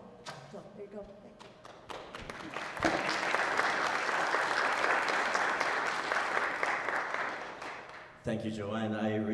I'll come back to that name spelling that resonated with me about a news article that we printed lately. And let me start with a small survey, if you let me. How many people here in this room are born between 1925 and 1944? Are there? 1, 2, that's good. How many baby boomers, the 45 to 63? Quite a bit. That's good. Generation X, 64 to 78. I'm part of that. Generation Y, 79 to 94. There's a few, quite a few. 94 to 2010. Is there any Generation Z here? No, there's a few. Very. Congrats. Thank you for being here. Everybody, actually. And I'm sure there's no 2011 to 2020, 2011 now. No, I don't think so. Okay, so that's then Generation Alpha. And the reason why I'm asking this question is because the other day I was at work, and we own, I'm just gonna say we own two stations, radio stations, community radio stations. We're our non-profit board owned by members, like a co-op. And then we have the Moniteur Acadien, which has started publishing in 1867. So if there's any doubt that a media can survive, that is one of them, okay? In 1867, Canada was founded in 1867, if I remember correctly. I'm a student of history. Okay, so what was important to the silent generation? How do you define the silent generation? Carol Alain wrote Le Choc des Générations. So I'm not selling the book. I'm just saying, and he got me thinking, right? So it's the clash of the generations. When we ask, what do our community needs from local reporting, we first have to ask the question, who consumes the information? Who are we addressing ourselves to? And then once we have that answer, we can go and produce news or create information that relates or interests that generation. Now in Canada, last things is about 28% are baby boomers, 22% Generation X, and 22% Generation Y. The difference between the generations, the silent generation was all about family. One family, one church, one spouse, several kids, one community, all one. Baby boomers come along, one parish, one neighborhood. Generation X comes along, expands horizons. We're talking about region, the country, right? I remember growing up, Pierre Trudeau, the Prime Minister then, talking about multicultural mosaic of a country, right? And I was thinking, where does he see a mosaic? I'm in Bouctouche, New Brunswick. Everybody's white, everybody's French, everybody's Catholic. It's like that's what the community was, and that's all I was seeing. Generation Y comes along, international. They travel. How many generations Y here have gone to other countries? Right? I've never been to another country before I was 25 years old. Not even in the States. Then Generation Z comes along. Virtual world. They live in a virtual world. Even though you see them and you talk to them, they live in a virtual world. So, when we publish paper, where silent generation, baby boomers had one newspaper, that was their life. You couldn't communicate with them like that. That's not the case anymore. It doesn't resonate with the new generations. You have to think about that. And so you have to innovate. People, the older generations would search out information. Today, no, let the information come to me. I go on Facebook, they send me the information. I don't look for it, I scroll. And if they see something interesting, then I click on it. How do you know if your news resonates with people who read? Facebook, although I have a lot of issues with Mr. not Mr. Elon, but what's his name? Zuckerberg. Facebook has this thing. You can know how many people are interested in your news article by what? By the likes. You can't do that with paper. You can't do that with a lot of medias. So just think about that, and then we'll talk about what do they need. They need to be, the main thing is, they need to have information that resonates with them, and there are ways of finding out.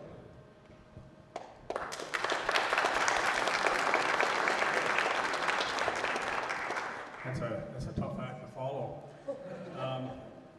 Thank you to the organizers for holding this event. I sort of wish it had been done 5 or 10 years ago when we were sort of going through that dark period of journalism. When I arrived in Amherst way back in 1992, I went to work for the smallest of the small town dailies in Canada. I think only Prince Rupert had a smaller newspaper than Amherst. One of the things that was nice about working for a small town paper was you got to do it all. You know, besides general reporting, covered politics, courts, sports, even IOD and Rotary meetings. I even wrote obituaries. So that's one of the nice things about small town journalism. When I joined the industry, the paper was sort of the heartbeat of the community. We were the, I wouldn't say community watchdog, but we covered councils, we covered the courts. Everyone wanted their news in the paper except when it came to court news. all was well for the first 10 years I was in the business, working in Amherst. In 2003, we were purchased by Transcontinental Media, and it was around then that things started to fall apart. When I came to Amherst, there was about 55 to 60 people working at 10 Lawrence Street in Amherst, also here in Sackville with the Tribune Post. When Transcontinental bought us, we very quickly went down to 20-ish, 25-ish, and the reductions continued over the years. My newsroom in Amherst, when I first came to Amherst, was probably 10 to 12 people. It shrunk almost immediately to 6, and for a period there, it got down to 4, and that was us running a daily newspaper and a weekly in Amherst with 4 people. So a lot of very long days. There was some stability from around 2006 to 2010.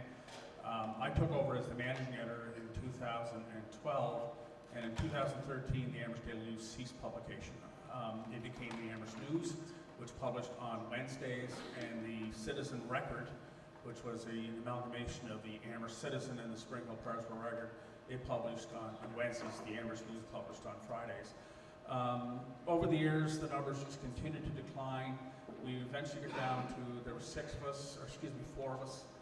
And then in 2017, we were purchased by Saltwire, the Saltwire Network. And again, they closed their office in July of 2018. And myself and one other reporter was all that was left. The Citizen Record was disbanded, and the Amherst News continued. And then about a year later, it became what's called a TMC, basically a flyer paper. It was free of charge. It came out in the flyer packages every Tuesday, Wednesday, or Thursday. Not a lot of hard news in it. And then the end came. March of 2020, we all got the phone call that due to declining revenues as a result of COVID-19, the Nova Scotia booths were being closed temporarily, quote unquote temporarily. I was laid off for about 20 minutes. I got a call from the Halifax Herald Newsroom that afternoon and asked me to do an article for them, and I said, I don't work for you guys anymore. They said, and I said, no, I get laid off. So I read the email to the editor from Halifax who's calling me, and he said, stand by for a sec. So he comes back, he says, yeah, you weren't supposed to get the email. So I was one of 6 people in Nova Scotia outside the city of Halifax who continued to work for Saltwire as I basically fed saltwire.com and wrote for the Toronto Herald during COVID. Late in 2020, a lot of the papers came back. Amherst wasn't one of them, neither was Sackville. So sort of a news desert was created in Cumberland, West Moreland. I had a conversation with John Hyam, I think it would have been in 2021. He was the former mayor of Sackville. He said, Darrell, what would it take to create another newspaper, Amherst/Sackville? And I said, someone's got a lot of money and a lot of patience. Anyways, it's funny because as people left, the people who were left were basically given all the jobs. And when I jumped ship in 2022, I was writing for Cumberland County for saltwire.com and the Toronto Herald. I was also made the lead editor of the Truro News, so I was looking after a staff of 2 people in Truro, remotely from Amherst. Me driving to Truro was frowned upon for mileage reasons. I was also the copy editor for 6 weeklies, and I was the wire for 3 dailies. And near the end, I became the freelance editor who was editing all the freelance copy. Just a couple of things that I've seen over the years. Technology is one of the biggest changes between the business. We missed the boat in Amherst. I think we did. We sort of resisted it. The other thing is the bread and butter of the small papers years ago was the small mom and pop businesses that advertised. They bought ads. You know what? Those businesses disappeared when the Walmarts and superstores come in, and the Walmarts and superstores didn't advertise in newspapers. And the other thing I noticed is changing readership. Back in the days, everyone read the newspaper. When I grew up in Kensington, Prince Edward, I read the Journal Pioneer every day. We all read the paper. If you were to ask, and I have asked this question of kids who I coach in hockey and baseball, do you read newspaper? And 95% of them say no. They get the news from this thing. Facebook, some even watch the Daily Show and think it's real news. They don't get the difference between that and satire. And the other thing I found in the last couple of years in the business, and I'll close with this, is President Trump. Someone's got to mention the P word. In 2016 and beyond, anyone who questioned him, especially in the media business, was considered the enemy, an enemy of the state. And believe it or not, some of that language started showing up in Canada. I remember going to the blockade at the border back in 2020, And the local protesters who knew who I was, knew what I was about, we had a good relationship. But there was professional protesters who came in from, they weren't supposed to be able to get into Nova Scotia, but they were there. Some of the threats, some of the comments, basically saying if they had their way, they would hang all members of the media. That was reality, and unfortunately, I don't know if we've ever changed the attitudes of people in the community. Most people like us, but there are some that don't. I've been out of the business now since 2022. I'm now a communications officer at the municipality of Cumberland, and there's not a day goes by that I don't miss my job in journalism. I miss the people, I miss the communities, and I just miss the job. But anyways, enough from me. Thank you.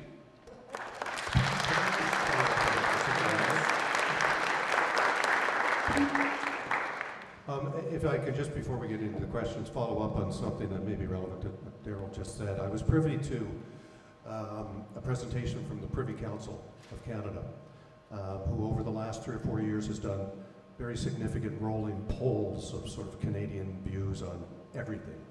And they would do deep dives into journalism and trust and all that type of thing. What they found, without question, was that local journalism is by far the most trusted journalism. What they found, and this is starting where we get into Scaryville, is 30% of Canadians, 30%, don't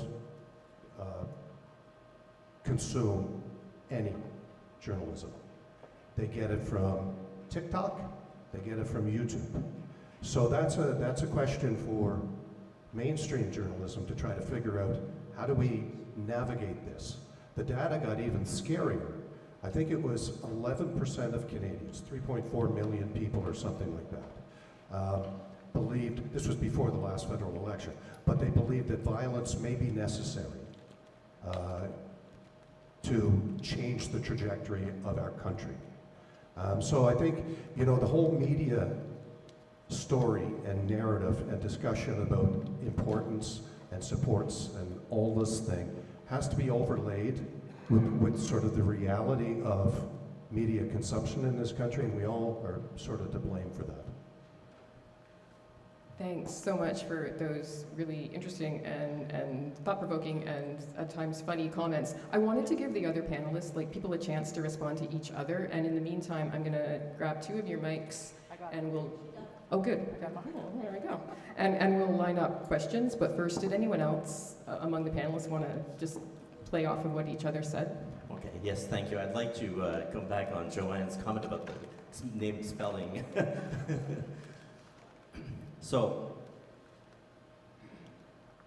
at our radio station, we used to have a journalist. We don't anymore. We only got a new journalist because we acquired a newspaper, and the journalist comes from the newspaper, not our station. We had difficulty recruiting journalists, a French-speaking journalist for our station. That was the main issue. Now, maybe 10, 15 years ago, we started a call-in show, right? So what people do is they call, they take the phone, and they call up, and they tell their opinion about something. So it's a call-in show. So I'm sorry, I'm French. I'm trying to translate sometimes in my head, even though my husband is English. So what we did was, instead of having the journalist going on the air and explaining certain issues, we have our sources we take our sources of information from local media. So, for instance, Radio-Canada, l'Acadie Nouvelle, Le Moniteur Acadien, which was a weekly paper. So we go through those different sources of information about the same subject, and then we go on the air and explain what we read, what we understand from it, citing most times the sources. I'm big on that. You have to cite the sources because it tells people who wrote it and the credibility of what we're saying, right? So, and then once we do that, we open the lines. Now, it works mostly well when we speak about local issues. We're a local community radio stations, although our antenna or our broadcast goes from Miramichi down to Cook. It's a large area, all southeastern New Brunswick. And so every time that a host would go on the air and sometimes pick subjects that weren't related to be local, there would be no call people. No one was calling in. And everyone was asking, why isn't anybody calling in? It's because you're not talking about how certain things are touching your lives.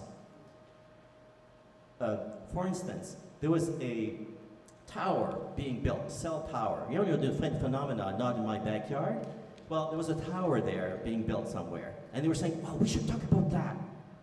No. Why not? It's local. The tower is right there. It's like it's in Beauséjour, I think. But I don't know exactly where it was. And I said, no, you know what? You know how to address the thing so that people from other communities understand that why that's important is because it could be in their backyard. So if you treat the information that has not only an impact for those people living in that specific area, that you talk about that in the sense that what would happen, how would you react, what would you do if you had a tower set up? Would you be okay with that set up in your backyard? So in a sense, what I'm saying is it has to be. I'm sorry, I'm upset about the name, and I got off course. So the question is. One of my manager at that time, a while back, had said, you know what's important also is to name call people, to identify and recognize people. And that's more true than ever before. You know, why do people go on Facebook and expose their lives? Why do they do that, I wonder sometimes? And you know what? They want recognition. They want people to admit or see that they count, their lives count, and people react to it. And a lot of people do that. And so when you go on the air or you go into a newspaper and you write down someone's name and you write it wrong, you're not doing the job of recognizing that person. And it goes a little further than that. It used to be, we wrote in paper, Mr. or Mrs. Can't do that anymore, right? So, you know, it's talking about one person, one family. You had male, female. That was it. You had. So, and today, we wrote an article lately about a gala about Pride, an event that happened in Sackville in Bactouche.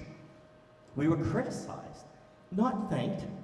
We were criticized for miscovering the event, misgendering the event. So for certain people, not event, for certain people. So we have to be very careful and cognizant of how we spell people's name, how we address them.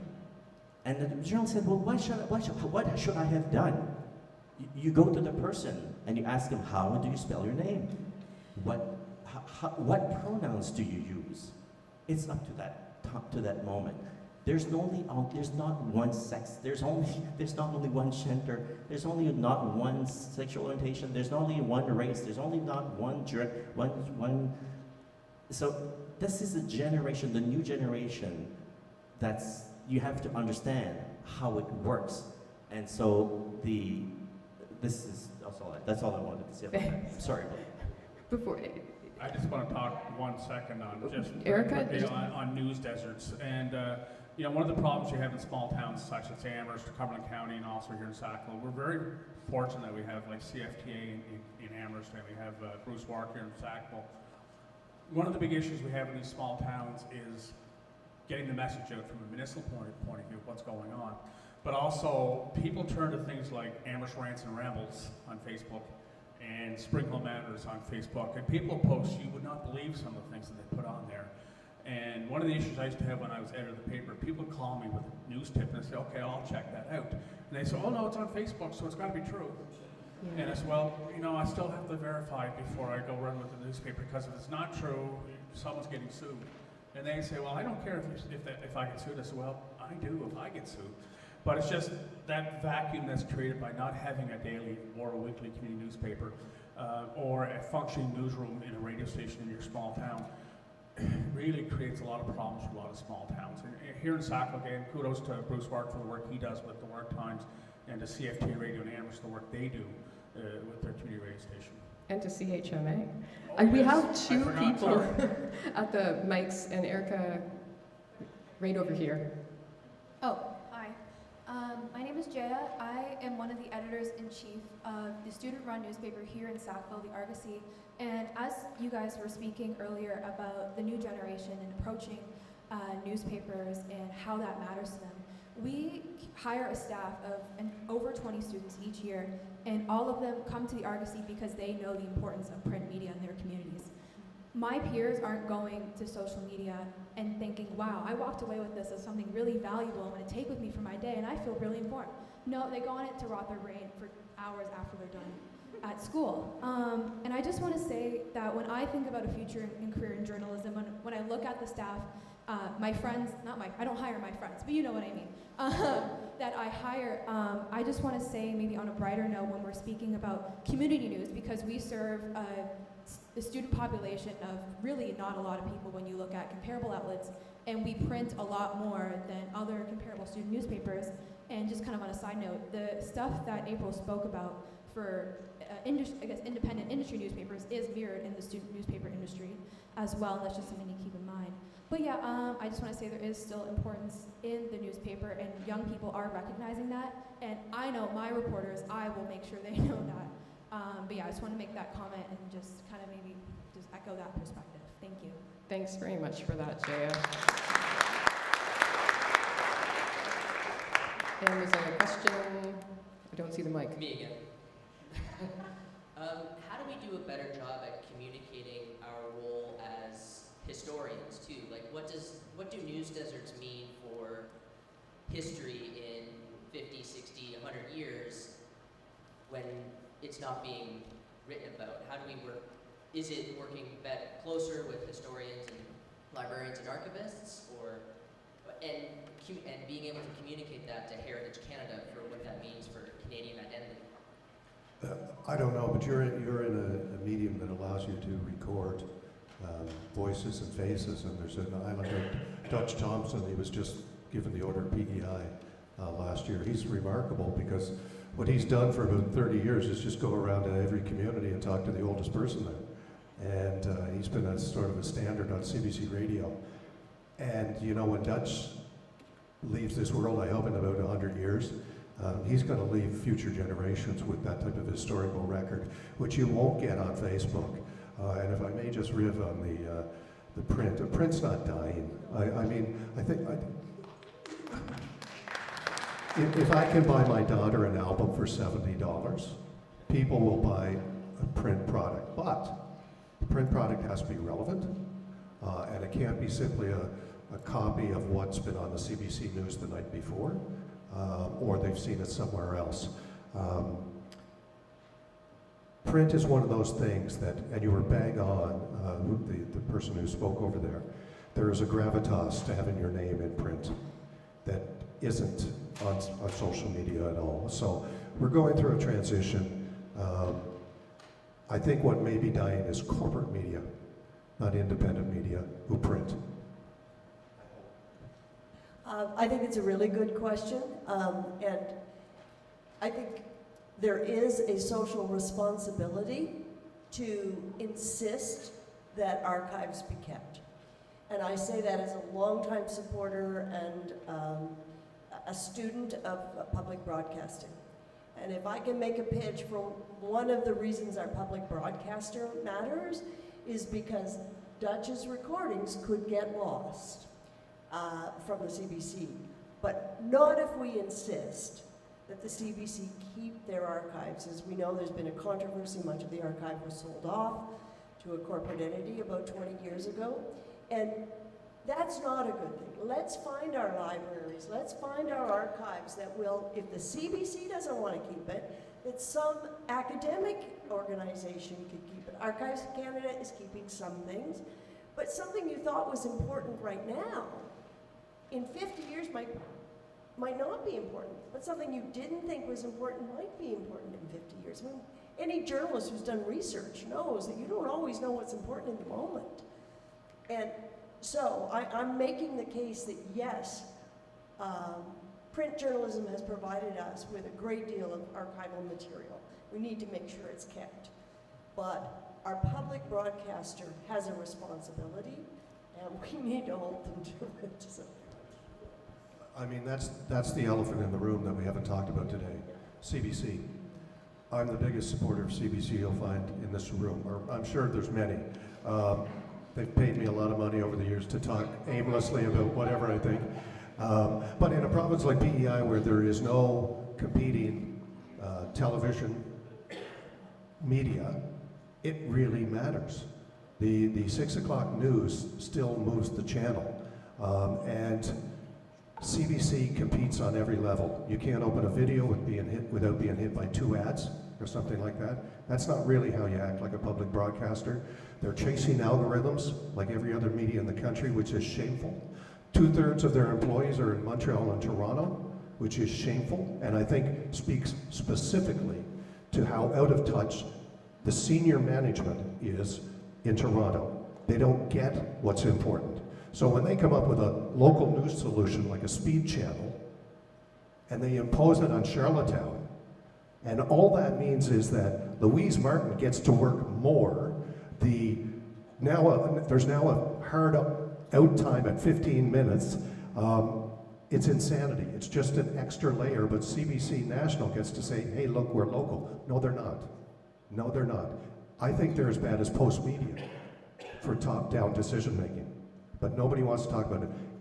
In Britain, BBC provides service and support for local media. We should have that conversation in this country. Okay, yeah. Absolutely, and I'll keep this short, but it is time that CBC Radio News went ad-free, and that's online as well. I mean, we should not be competing. It's $400 million, I get it. But then we have a truly independent source. And we stop chasing the clicks, and we stop competing with others.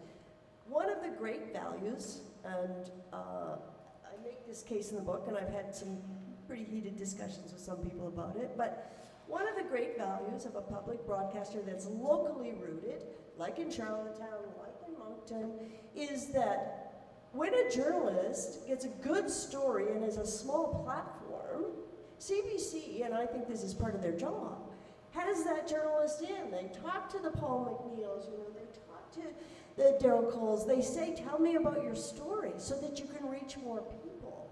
And that should be a huge part. CBC, when it first started, used to sell, but for a modest fee, its newscasts to radio stations that weren't CBC radio stations. Then they started doing that with their TV broadcasts, because if you wanted to have a private station, you could have a CBC newscast. They were looking for platform, not for money. They wanted their news to get out there.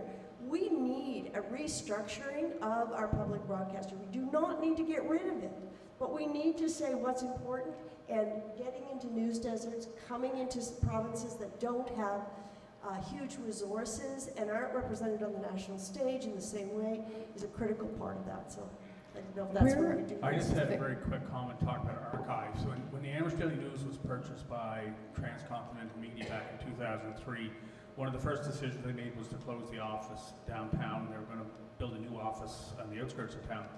We had 127 years of papers in the basement of the paper, and also 50 years of Weekly Citizens in the basement. And I remember I spoke up and said, what about the morgue? The morgue is when all the old papers were. And the first inclination was, oh, well, we don't want them, so just throw them out. And I was like, well, we can't do that.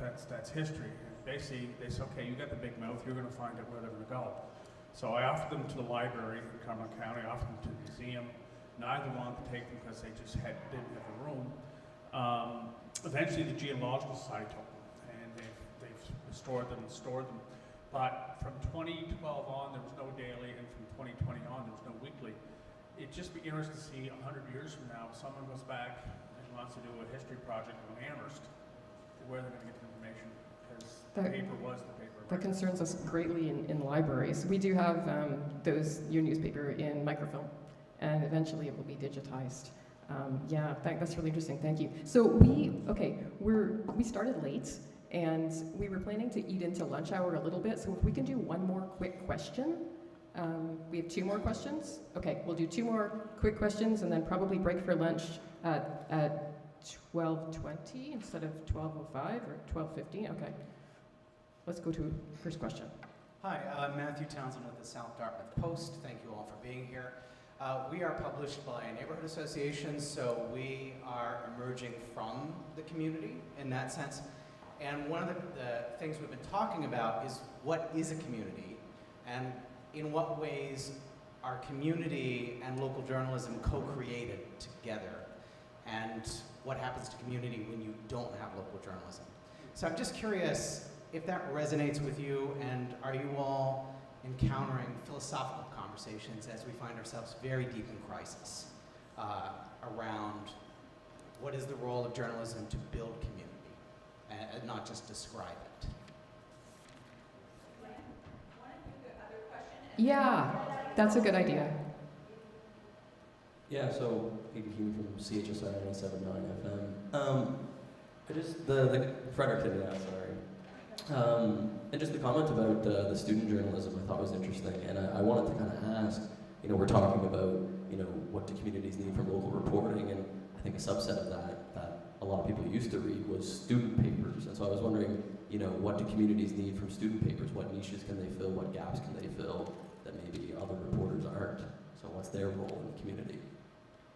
So well, let's that's an interesting question. I mean, your individual schools could take that one on and figure out whether there's an opportunity locally or provincially, wherever you are. In terms of community papers and building community, there's a lot of data in the United States that shows the direct correlation between the two. There's a lot of data that shows the impact on local democracy when a local media closes. We don't have the data to support that in Canada. There is some talk of some type of unit start somewhere, do some of that investigative thing. But look, as David Cadogan from the Miramichi Leader once told me, you got to show them that you love them sometime. In my community, 15 years ago, a sales rep came flying into my room and said, I want to start a toonie draw, and I want you to sponsor it, and I want to partner with a local service club. And we've done that with the Rotary, and we've raised $16 million, $17 million on a toonie draw that spins around in our community like this. And, you know, difficult to replicate, but being connected to your community, no matter who you are locally, is really important.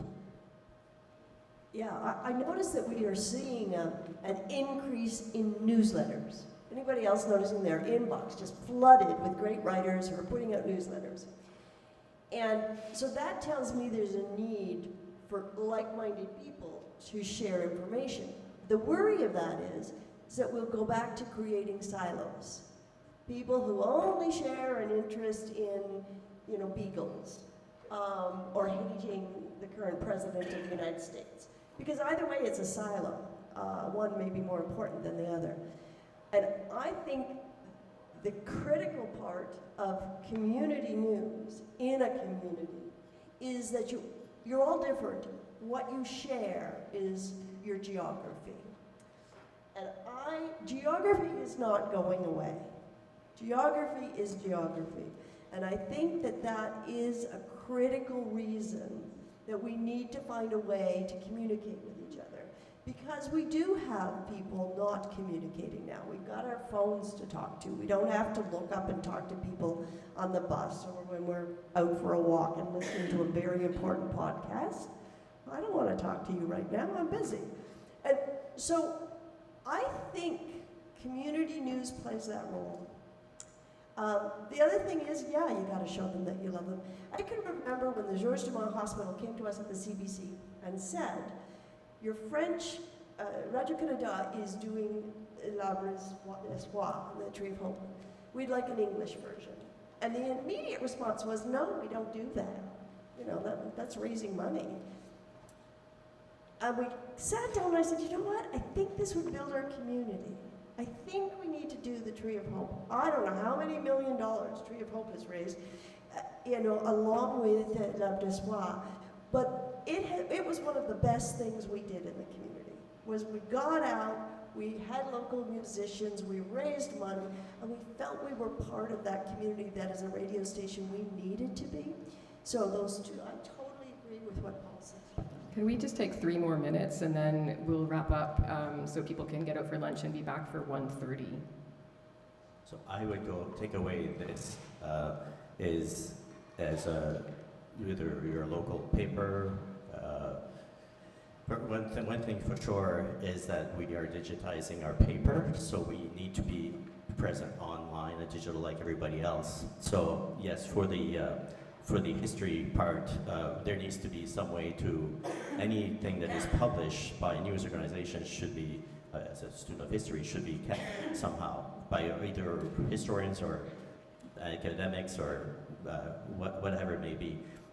So the L'Arbre d'Espoir, or the Tree of Hope that she was referring, CBC, Radio Canada decided to drop it lately. So what happened? The community took it over. So our community radio station is going to pick up that radiothon. So that's one thing that you can do is pick up where other medias, national medias, big corporations fall. Okay, that's great. Thank you very much. Applause.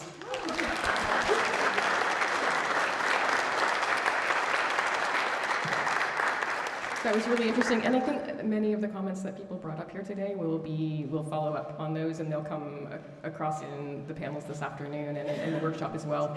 So we're going to meet back here at 1:30. We left an extra long lunchtime so people could get downtown and actually buy some food and make it back to campus. There's a list of places to eat on our website, and if you need advice, come see any of us. And there's also lots of muffins and things, I think, still available over there for your carb lunch. Thanks, and we'll see you back at 1:30. I'll put a plug in. People have brought some of their papers that they're working on, and they're all over here. We've collected a few, about a dozen or so profiles of news outlets from across the country. Browse around, have a look, and yeah, see you at 1:30.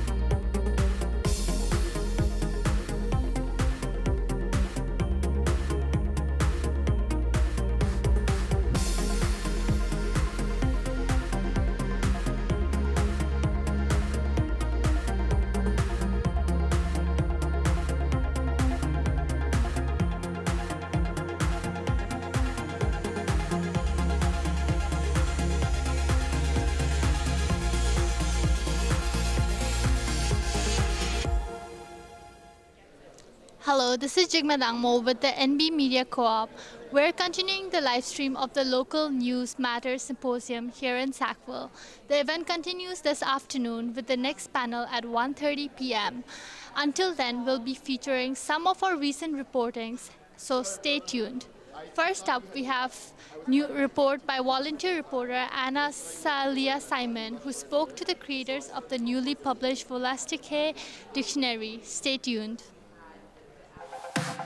Hi, my name is Analia Simon. I'm reporting from Elsipogtog First Nation for the NB Media Co-op. Today I'm speaking to Roseanne Tremblay-Clark and her brother Ron Tremblay. They're the creators of the new Wolastoqey dictionary entitled Words of the Crow Clan. Thanks for joining us today. Welcome. Welcome. So when did you start working on this project?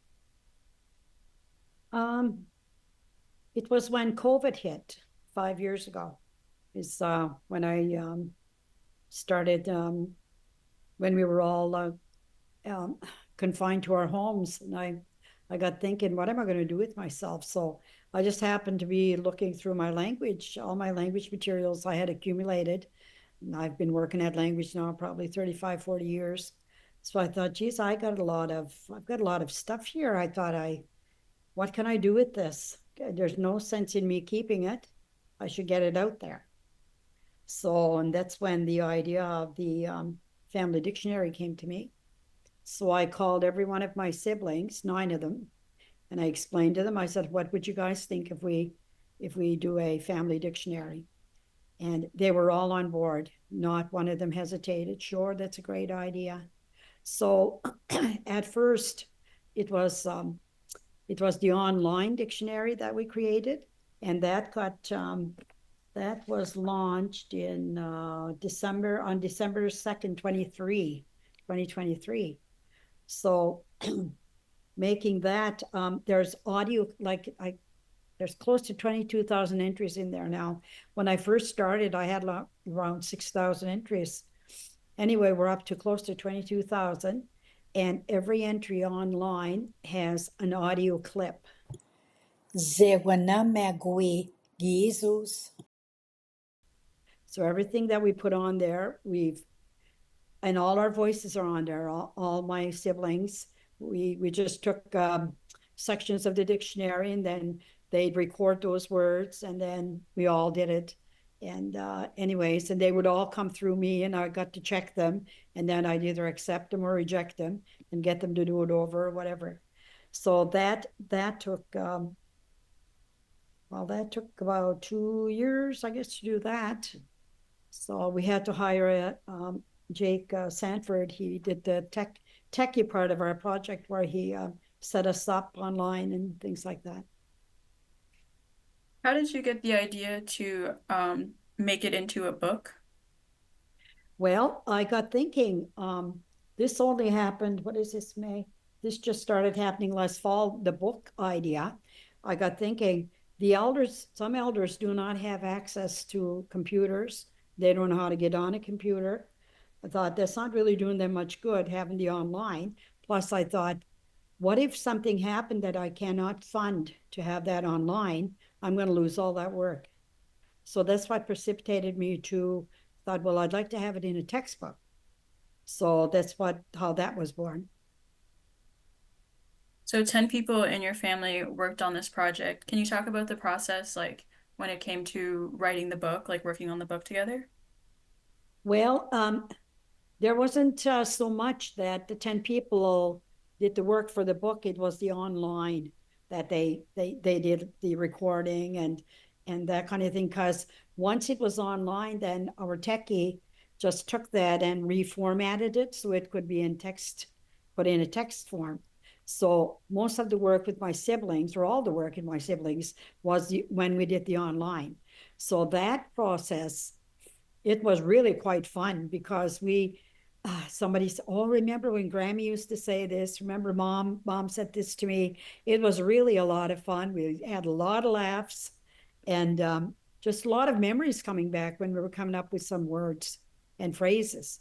So it was it was challenging, because we'd get discussing, well, you know, you don't really say it like that. I think you say it like this. So there was some of that.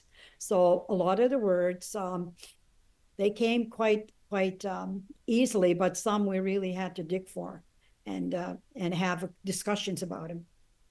As a young boy, I can recall playing um, um, ball against neighboring towns and villages, and we didn't really need hand signals or signs because we spoke the language, and all we'd have to listen is to our coach telling us, you know, either we bunt or we hit away or let a pitch go, and then when to steal a base, and then the pitcher and catcher can speak back and forth what kind of pitch would be coming.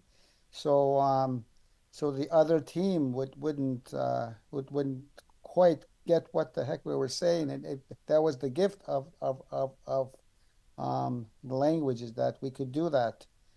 And as my sister Roseanne said, when I was young, you'd go from home to home to home, and you would listen to each community, or each home. They would be speaking the language, and there was some war brides that came in the late 40s and the 50s, and they had to learn the language. I remember Jean Paul in particular. She was from London, I believe, and then she had to learn the language because all of that was spoken there was Wolastoqey. So yeah, you know, thinking about our language, because we are called Wolastoqey, and you know our language comes from that river we call Wolastoq, and you know I always revert to teaching our people that our language, you know, comes from the river and comes from the land, and we can't forget that. And I always say, kek say, "Dagedi kshitituan kamiskamanaj da lama kladwe waganan," which means if you ever want to know something, what is true, you will find it in our language. So, and I try to really promote our language, especially with the young people. What do you like foresee for the future of the language? Do you think that the language will start to make a comeback? Or I guess it has already started, but do you think like that will continue and like progress? Yes, I really have confidence in our young people. I know that there was a time and space where I felt that, oh geez, there's nobody wants to learn, because I taught, and my sister taught. We taught for over 30 years in the schools, and there were just core programs. So we'd have kids like for 30 minutes a day, and we weren't saving the language, and it was frustrating knowing the fact that we weren't producing new fluent speakers. We were just, you know, it was just you know, phrases or words and describing the weather, or you know, the animals and colors, numbers. But now we have one young man, White Moulton from Tobic. In fact, he through COVID, he spent all the majority of his time with his grandparents, and wanting to learn the language fluently. And then after that, he was speaking it and wanted to learn more and more. And so we do have a lot of young people out there who really want to learn, especially in the fluent format. And that's the only way we're going to save the language, is in immersion. We can't, you know, have these core programs no more in school. They're just they're good just to give you a base of the language, but to really preserve it, we need immersion programs. And I wish the government and the communities would spend more of their money towards that, because that's the only way we're going to preserve it. Because we grew up, as my sister said again, Roseanne, we grew up immersed in the language with our parents, our grandparents, our siblings, or and all our, relatives that spoke the language fluently. So you strongly encourage immersion. Is there any other advice that you would give to like young people trying to relearn their language? Well, I do a lot of ceremonies, and I do, and during the ceremonies, when I talk to the young men, I mainly deal with the young men, and I tell them in our language first and foremost, what I'm doing or how I relate to, creation and the earth and the world above, and I'll say it in our own holistic way. Um, um, I guess worldviews in how we connect with creation, and I teach them through that. So I told them, that's how we would connect with the ancestors. That we need we need to use our language more. And I remember the late William Commanda, who was from Maniwaki, Quebec, and he came to speak here once. He said, before we all pass, we need three things. We need our language so we can talk to the ancestors once we cross over, and we need our death song, and we need our traditional spirit names. So this has been pretty much consuming my mind, and I want to teach young people to try to speak their language first and foremost, and even though that they may make mistakes, we will try to assist them in a very kind way. So. I also wanted to just add that the young people who are learning and doing what they can to learn our language, I encourage them to be around speakers as much as possible. And time's ticking away, and we're losing, every time we lose a speaker, it just breaks my heart. They take our chunk of our dictionary with them forever, and we'll never get it back. So I just encourage that. I think we need each other. The younger kids need us, and we need them. They need us to help them with language, and we need them to learn it and to carry it on for us. We're not going to be here forever. So. Yeah, and I remember this was probably 35 years ago. Gwen Bear, which was one of my spiritual teachers, she went to New Zealand and visited the Maoris. This was like 30-some years ago now, and she said they were down to 5 fluent speakers. The Maori were, and within that time span that they started this immersion program in each community, and now you can visit their homeland and go to each one of their communities, and they have immersion programs there from pre-K all the way up to PhD level at their university. So that gave us a huge boost, thinking that, well, they were down to 5 speakers. So, but we don't want to get there. We have quite a few speakers left, not a lot, but enough that we can preserve the language for sure. And I think too that I think we have to try and work together on this. We all have the same goal. Sometimes we get sidetracked in how we're going to achieve it, and just the writing system itself. We have 2 major writing systems, and we've argued about that for years and years and years. And I don't even really discuss that with anybody anymore. I just say, pick one. It doesn't matter which. They're both very good. Nobody's right or wrong here. It's just they're different, and they're both great. And I think we have to work together instead of working against each other and trying to prove that you're right and they're wrong kind of thing. There's no right or wrong to this.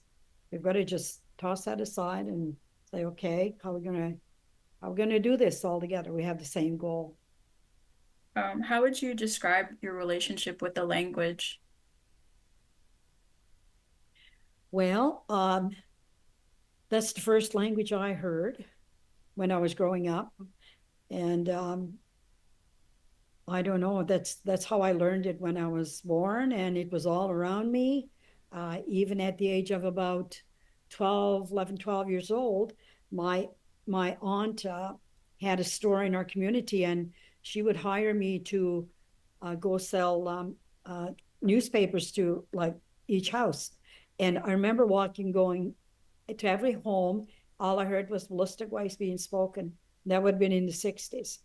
So it's really quite different today, but it was everywhere. We had our grandparents right there, our aunts and uncles, our cousins, and even though we attended the day school, which we were discouraged from using it, and sometimes some of the people were punished for using it, we still were able to go home and still hear it in our homes and in the community. So that helped us retain it. What's your relationship with the English language? Did you also grow up speaking English? Well, we did hear English, and of course, when we went to day school, that's all we heard from the nuns. So, I don't know. I'd like to say that I'm not I can speak English pretty good, but I have a hard time with it sometimes. Is all, and especially where I've been working with my language more and more, I tend to think in Wolastoqiyik so much more than I do in English. No, like, of course we know that language revitalization is important, but in your own words, well, why is this project significant? Well, we all know that our language is dying. We have very few speakers. I think in my community, we might have less than 80. But what's encouraging to me is that there are so many young people that are getting interested in it.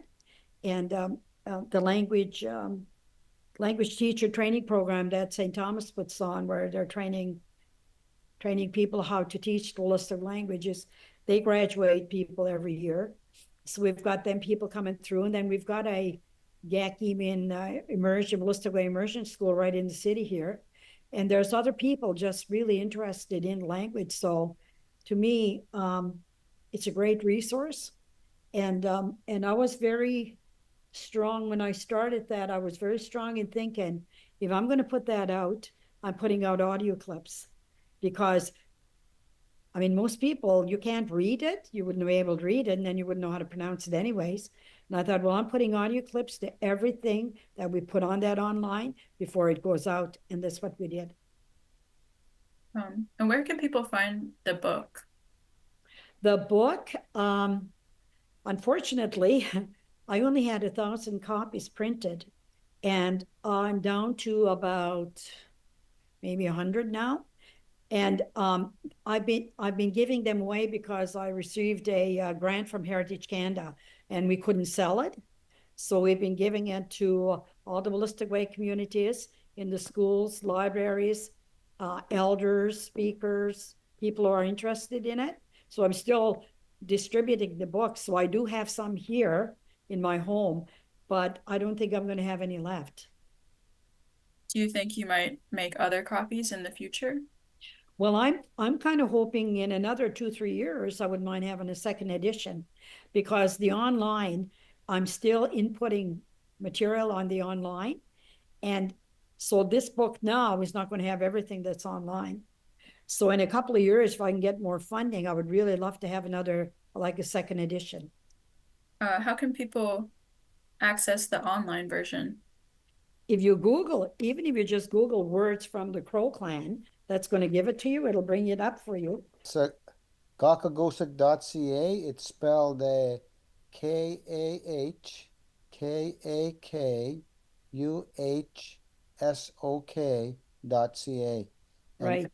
And that'll come up to bring up the site, and you can go on, and it describes how the book came to be, and you can search words or phrases, and yeah. So.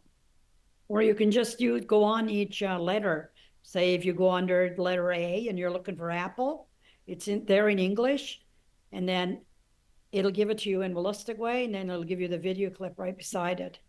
Is there anything else you'd like to add before we wrap up? We know that, I just want to mention this. This is not an exhaustive list of our language there, and we know, and we're not the experts. I want to make that very clear. We only shared what was taught to us. So there's going to be people that are going to say, well, we don't say it like that. And we're open to that. And if there's another way of saying something and they don't mind me putting it in the dictionary and I credit them, then I would do that. Because to me, any new word, we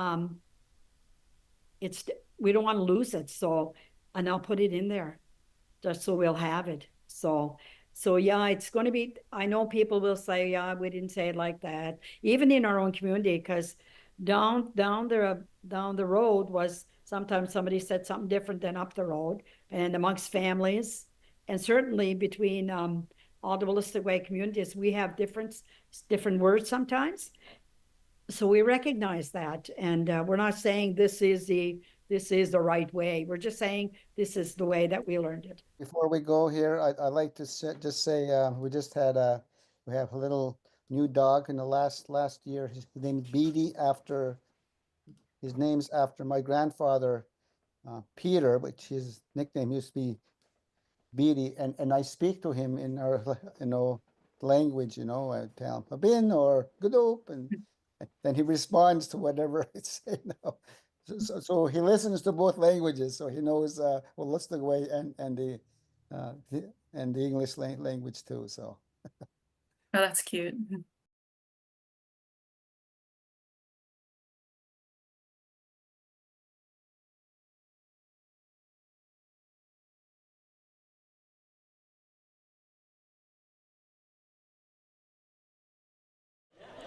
That was Anna Leah Simon, one of our volunteer reporters, speaking to Wolastoq Grand Chief Ron Tremblay and his sister Roseanne Tremblay Clark, the editor of newly published Wolastoq Dictionary. Thank you, Anna Leah, for that report.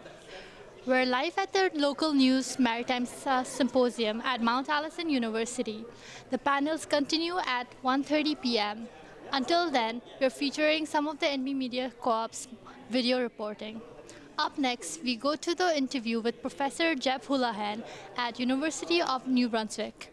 Professor Houlihan is currently in Egypt, where he'll be taking part in a peaceful march at the border of the Gaza Strip. People taking part in the march to Gaza are demanding that authorities open the Rafah crossing on the southern border of the Gaza Strip to allow for the flow of international aid. Our volunteer, Ryan Hilaire, spoke to the Professor Houlihan about his plans ahead of the departure. Well, so to that right off an update from our reporter, David Gordon Koch. Hi, yes, so we've been busy running the live stream today here at the local News Matter Symposium. But meanwhile, I've been in contact with Professor Houlihan, who, as you just heard, is currently in Egypt as part of the March to Gaza. It's where it seems that police have been detaining and deporting the activists who traveled from around the world for this march. And I just received this message from Professor. He said the coordinator for the Canadian delegation got grabbed up by the Egyptian police. About 10 of us at the Amin Hotel were also detained at the hotel, he said. Several people had their phones taken, then returned. We suspect they have installed new SIM cards with spyware. So that's the latest from Professor Jeff Houlihan in Egypt for the March to Gaza. He also noted that their coordinator's name is Manuel Tapial, and his wife's name is Baya. And he asked us to get this information out there, and we're staying in contact with him for all the latest updates as this apparent dragnet against activists appears to continue in Egypt.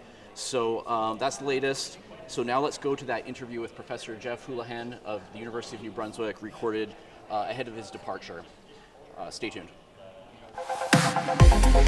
Hello and welcome to the NB Media Co-op. My name is Ryan Hillier and I'm joined by producer David Gordon Koch. Today we're speaking with Professor Jeff Houlihan. He's a professor of biology at the University of New Brunswick St. John campus. He's also part of the Palestine Solidarity Movement. Readers of the NB Media Co-op might recall that he was issued a trespass notice by UNB security last year after activists set up a tent at their protest site. Now, he's heading to Egypt as part of the global march to Gaza. Up to 2,000 people from around the world are expected to take part in this peaceful initiative. On June 15th, they will march to Egypt's border with the Gaza Strip, where the southern Gaza city of Rafah is located. They aim to draw attention to Israel's ongoing assault on Gaza, widely condemned as a genocide. They are calling upon the Israeli authorities to halt the blockade and open the Rafah crossing between Egypt and Palestine. Professor Houlihan, thank you for joining us. Oh, happy to be here. So what compelled you to take the journey to Egypt? Yeah, well, it's funny because it goes right back to last summer. Really what had happened was I was watching the students at the universities, the young students out protesting, and was, to be frank, just deeply moved by it, feeling like, where are the kind of elders on this? Where are the people who maybe have a little more influence? And they were nowhere. And so that's why I went out at that time and started protesting at UNB St. John. And then we were there for 10 weeks and I went away on sabbatical with my wife and we had a lot of fun and enjoyed it and all of that. But I felt a bit untethered and unconnected to this issue, which was just growing worse and worse and worse. And so when we got back, I saw the notice for it, the March to Gaza, and you just have to volunteer to go. And that was, it was that I had this sense that I wasn't doing much and that was kind of intolerable, that I had to do something. And so that was all. And I don't even have any illusion. I don't know what this will mean. I don't know what difference these things make ultimately, but it just makes a difference in my day-to-day life to feel like you're trying, you're doing something. Mm-hmm. Can you tell us a little bit more about the organization behind the Global March to Gaza, what the goals are? Yeah, so, first of all, there's no government involvement on this of any kind. Like at this point, I think we're at 32 delegations, so 32 different countries. And it really is kind of grassroots. Like the coordinator for the Canadian delegation is from an organization in Montreal called Palestine Vivre. But really, it's not like there's funding behind this. It's just people coming forward. And it's the same, I think, at every one of the delegations. And so, we have our coordinator, Manuel Tapial, and he's, these things are pretty non-hierarchical. It really is. You're just signing up and everybody contributes.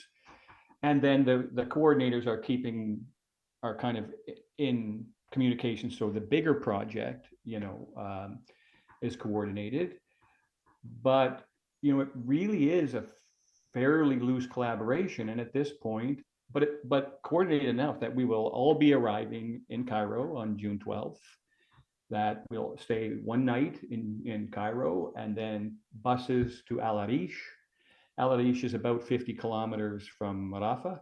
We'll march over 2 days to Rafah. And I think, that's where that crossing is where we have the hundreds and maybe thousands of trucks that are sitting there full of food and supplies, humanitarian aid, much of the food beginning to rot while kids are starving. And so just trying to bring some attention to that. And then probably around the 19th, or I think the 19th, we head back to Cairo by bus and then people fly home. Mm-hmm. So what do you expect any difficulties traveling to Egypt or returning? Do you expect any friction either direction?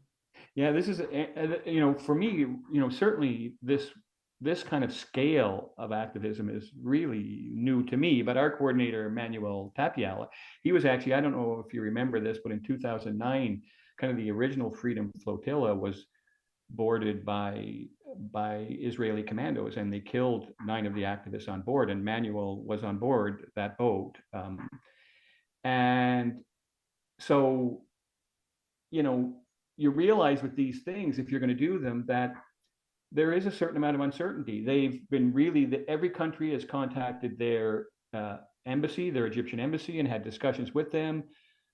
But we aren't sure when we get there how this is going to be met. And so, there is a plan B of potentially, if they simply won't allow it, that we'll stay and protest in Cairo. But that certainly would be a disappointment. And what we're hoping is that there does seem to be certainly a shift. We're seeing a shift out of Europe. We're seeing a shift even in Canada, at least the words. And so, what we're doing to me is consistent with what many countries are calling for. We're not, like, at this point, there's really what we're talking about is lift the siege, let food and medical supplies through, stop killing people. We don't have a, we don't have a really nuanced position on a whole bunch of other things. There are people dying every day. And so hopefully this is in line with what we're seeing more and more countries adopt, and that this will be seen as in Egypt as something they would be willing to support. Mm-hmm. You mentioned you're not sure about the possible repercussions. Are you at all concerned that there could be violence? We've seen there's been very low level kind of skirmishes between Egyptian forces and the Israeli forces on the border at certain points. What is your level of concern about that, and how close do you anticipate that you'll be able to get? Yeah, and I guess so. On the question of how concerned am I guess I certainly think part of the reason that it's organized this way is I think if you got a Canadian passport or a Swiss passport or a U.S. passport, you're more immune. And like we have Egyptians on the ground that are helping us, and I think they're in far more danger than we are. So I wouldn't say I'm particularly concerned in that way. Of course, these folks that are more experienced, they're saying,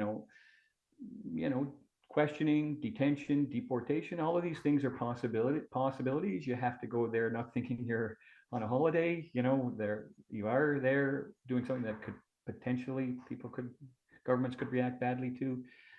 But one of the things that's been really, because all of us that are part of the Canadian delegation, or at least I knew none of them at the beginning. So, and what you realize is it's a diverse group, straight, queer, brown, white, male, female, like it's a very diverse group of people. And you realize very quickly that people have a real common objective here. And they're putting aside whatever petty differences they have on this much larger issue. And I really, even in the few weeks we've been talking, I just have this strong sense that people have my back and they will have my back when we're there. So as far as how close we'll get, I got to admit, I don't like, my understanding is that Rafah sits basically on the border. So my guess is, depending on how hardline any of the IDF soldiers are there, like I'm guessing we're going to be looking at the fence, potentially, within arm's length of the fence. I don't know. Mm-hmm. See when we get there. But yeah, so I wouldn't say I'm really nervous about this, but you might want to ask my kids what they think about that. Mm-hmm. Yeah, for sure. Are there any other participants from New Brunswick that are going with you? Not so far. And so, and as far as I know, I don't even think we've got anybody else from Atlantic Canada. Like we've got people from, Atlantic Canada to Vancouver. But part of what we're trying to do with this is hopefully the word gets out there. And our delegation in the last week or 10 days has gone from, I think, 8 people to 20, and there's new people every day. And the other thing I'll say is, it's also going to be very important that there are people at home that are amplifying this. If we go there, even as 2,000 people and nobody pays attention, this is going to be something that fizzles out very quickly. So it is going to be important. I mean, for people, and it's hard for people, right? Because this is all out of pocket. Like there's people that just simply can't afford to do this. As a professor at a university, I can afford to go. It's as simple as that. And so, those people that are staying home are going to be just as important in terms of distributing the message. Yeah. Mm-hmm. Yeah. And I mean, to touch on that, about self-financing. So that's the most kind of, I think, inspiring thing about this group is all of these people are paying for their trip to Egypt. They're doing it because they really feel compelled to. Yeah. And my guess, like when I see the people that are there, people that aren't doing as well as I am, I'm guessing there's lots of people just sticking this on a credit card and hoping there's a way they can pay for it when they get back, Mm-hmm. Yeah. Switching gears, I wanted to ask you about what is the latest information that you're getting with the current situation with the blockade. We know that a little bit of aid, trickles of aid have been entering Gaza, which we've also gotten reports that there's been looting of these trucks. There's reports that the Israeli forces have been attacking some of the security forces in Gaza that are trying to protect those aid convoys and allowing the looting to happen. But what is your sense of where the blockade is at right now?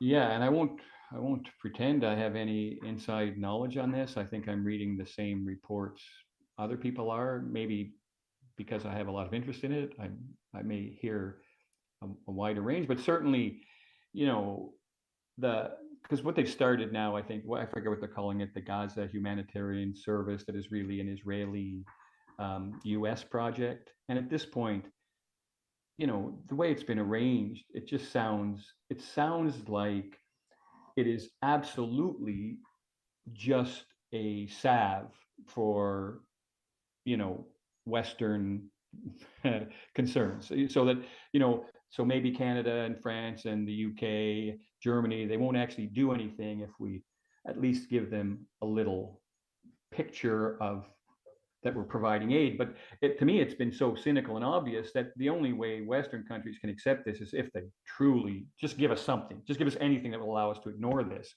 Because, I mean, it's been pretty well documented that what's happening is they're handing out these little boxes of food, basically individual dinners almost, and that Palestinians have to walk 15 or 20 kilometers to get to the sites. And that, in fact, today, DropSite just reported that someone was picked up, that because they're able to identify people coming for food, they decided that this Palestinian was a threat, and they basically disappeared him. Like, his family doesn't know. Yeah. His family doesn't know where he is. Yeah, we've seen those reports of the biometric identification of Palestinians and tying that to aid. So there is an entire technocratic element to that, which is very very disconcerting, very concerning. So you're seeking to raise awareness, obviously, about this this horrific situation in Gaza, and I was wondering if you could comment on how the Canadian news media has dealt with Palestine solidarity actions and protests and pro-Palestine sentiment in Canada. Yeah, well, it's interesting. So from a general sense, it's felt like, well, certainly at the beginning, it felt to me clearly like this, that Israel was the aggrieved party here. I suspect people that had some sense of the history of this, even by October 8th, were going, oh, this is going to go very badly for the Palestinians, I suspect. But that was certainly not the message that you were getting from the CBC or from any of the mainstream media. And I think still, I feel like the coverage of this tends to be around primarily concerns about anti-Semitism and how that's been weaponized to really promote an Israeli agenda. I do feel like there does seem to be a bit of a turning point here. Like, not that I admire this guy at all, but the fact that someone as prominent as Piers Morgan is going to come out and say, I was wrong, this seems like a shift for whatever reason he would choose to do that. And so certainly in the Canadian media, it's the independent people, not to plug you guys, but, the NB Media Co-op, to me, has taken a principled stand on this from the beginning. And I think some of the other independent organizations have as well. But even like when we had we did end up doing a story with CBC last year about the protest, but it really chose to focus on, the faculty administration conflict, not really about the issues of Palestine, and not even about really the issues of, arresting people for putting up a tent. It was more like, oh, this is creating friction between the president and faculty. What, how does that go? And so I guess I've been really disappointed. This is no surprise to anybody, I suspect, who pays attention to this, that, certainly the mainstream on this has been just woefully lacking in presenting this in any realistic way just how tragic and awful what's happening is. Yeah, we had Palestine solidarity actions throughout New Brunswick, on and off, especially after October 7th, 2023 and onward. But there's been ebbs and flows. But St. John seems to have been one of the most consistent areas where you see Palestine solidarity action. I'm wondering if you could maybe speak to that. What in particular do you find that is it about St. John that would lend itself to support for Palestine, or what is the historical precedent? Yeah, because there's three groups here, and I'm probably missing some, but there's Women for Palestine here in St. John. There is the Palestine Solidarity Committee of St. John, and there's the Atlantic Canada Palestine Collective. And every one of them, well, I think there's a couple of things. Like, certainly part of it is we do have, I don't know if this happened as much in Fredericton, but we have a relatively large refugee community that is primarily Muslim. So we do have a really strong Muslim community here. The representative of the Atlantic Canada Palestine Collective, Halmi Al-Farah, he's from Gaza, and like, I think all Gazans at this point has lost more than 100 friends and family there. I think this motivates you to stay committed to this. And so, that group of people is out there every Saturday and has been since October 8th, and has, at other points tried to bring this to the attention of our MP, Wayne Long here. It's created, there's been some contentious moments. And really, we're feeling like we hope that those Liberal MPs that were, I would say, more obstructive than helpful will see at least this new announcement maybe gives them a pathway to provide the support that we're going to need when we head to Cairo. But yeah, the community here, and then at the university, there's been this core of young students who have also been very committed to this. Yeah, the campus support has been pretty incredible. I mean, obviously we've seen what's happening in the U.S. with the campus demonstrations and occupations and solidarity actions, and the reaction to that has been quite, I think, shocking to many people. We see some pretty severe examples of crackdown on those solidarity actions, both in the U.S. and Canada, with travel restrictions, increased scrutiny of academics and outspoken voices who oppose the policies of mass starvation, mass bombing, mass surveillance, mass incarceration. No, and UNB has been, I would say, particularly disappointing. Because what's happened throughout this is that as these students have been doing this, the university has been basically making these unilateral decisions about investment, about what academic freedom means, about many things that, to me, how you deal with protests, many things to me that are really, in terms of collegial governance, not meant for the president to make decisions about. Now, I have to say, it's our responsibility as faculty to hold him to account on that. And we've got a collective agreement bargaining coming, and hopefully we'll do that. Yeah, and I mean, to touch on that point, I wanted to ask, how obviously we're seeing such a straining of the Western commitment to liberal values, the idea of free speech, free assembly, freedom of association, those kind of things. How important is it for people to continue to exercise the rights that they enjoy and have, and voicing their objection to what's happening in Palestine? No, I think it's incredibly important, and I think it is delusional to imagine that administration will be on side with you, because that's just not where their interest lies. Their interests lie in increasing revenues, increasing students, increasing profile. This idea of actually adhering to important principles, I think this is going to be in the hands of faculty. If they rely on their senior administrators, the incentives just aren't there. And, I can't rely, at this point, it's obvious to me we can't rely on their personal integrity. They're following the incentives. And at this point, they're, the incentive to encourage free speech is just not there. We're going to have to demand it. Yeah, I mean, you're seeing the extreme reaction to that in the US in particular, where the policies are so stringent that international students are either leaving or refusing to enroll in the US, and that, there'll be long-term impacts. And could you speak maybe to that? What these policies, if implemented by some of the university administration, what are the long-term implications of shutting down free speech like that?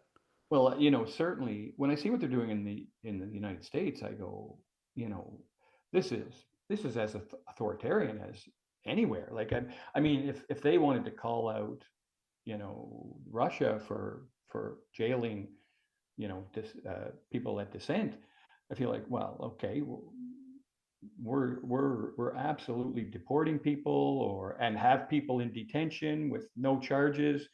I go, I don't see anywhere here where you can suggest at this point that, the light on the hill is any different from any of these other authoritarian countries. Now, I certainly think we're buffered a little. I have to say, I don't think it's as bad here. And I think that's partly because, in the US, they're so closely aligned with Israel, and the political incentives are so strongly aligned with supporting Israel.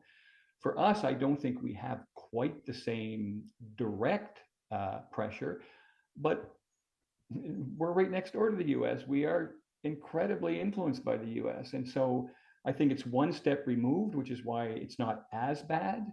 But I still think the implications are bad for us because it's difficult to step out of lockstep with the US. But, I think back to 2011, I think it was, no, much earlier than 2011, but it was the Chrétien government, I think, that chose not to go to Iraq despite being asked to go to Iraq. And that was a moment as a Canadian where I went, wow, I'm not a big patriot. I don't have those huge patriotic, but that moment to feel like, oh, you're having the courage not to just step in line.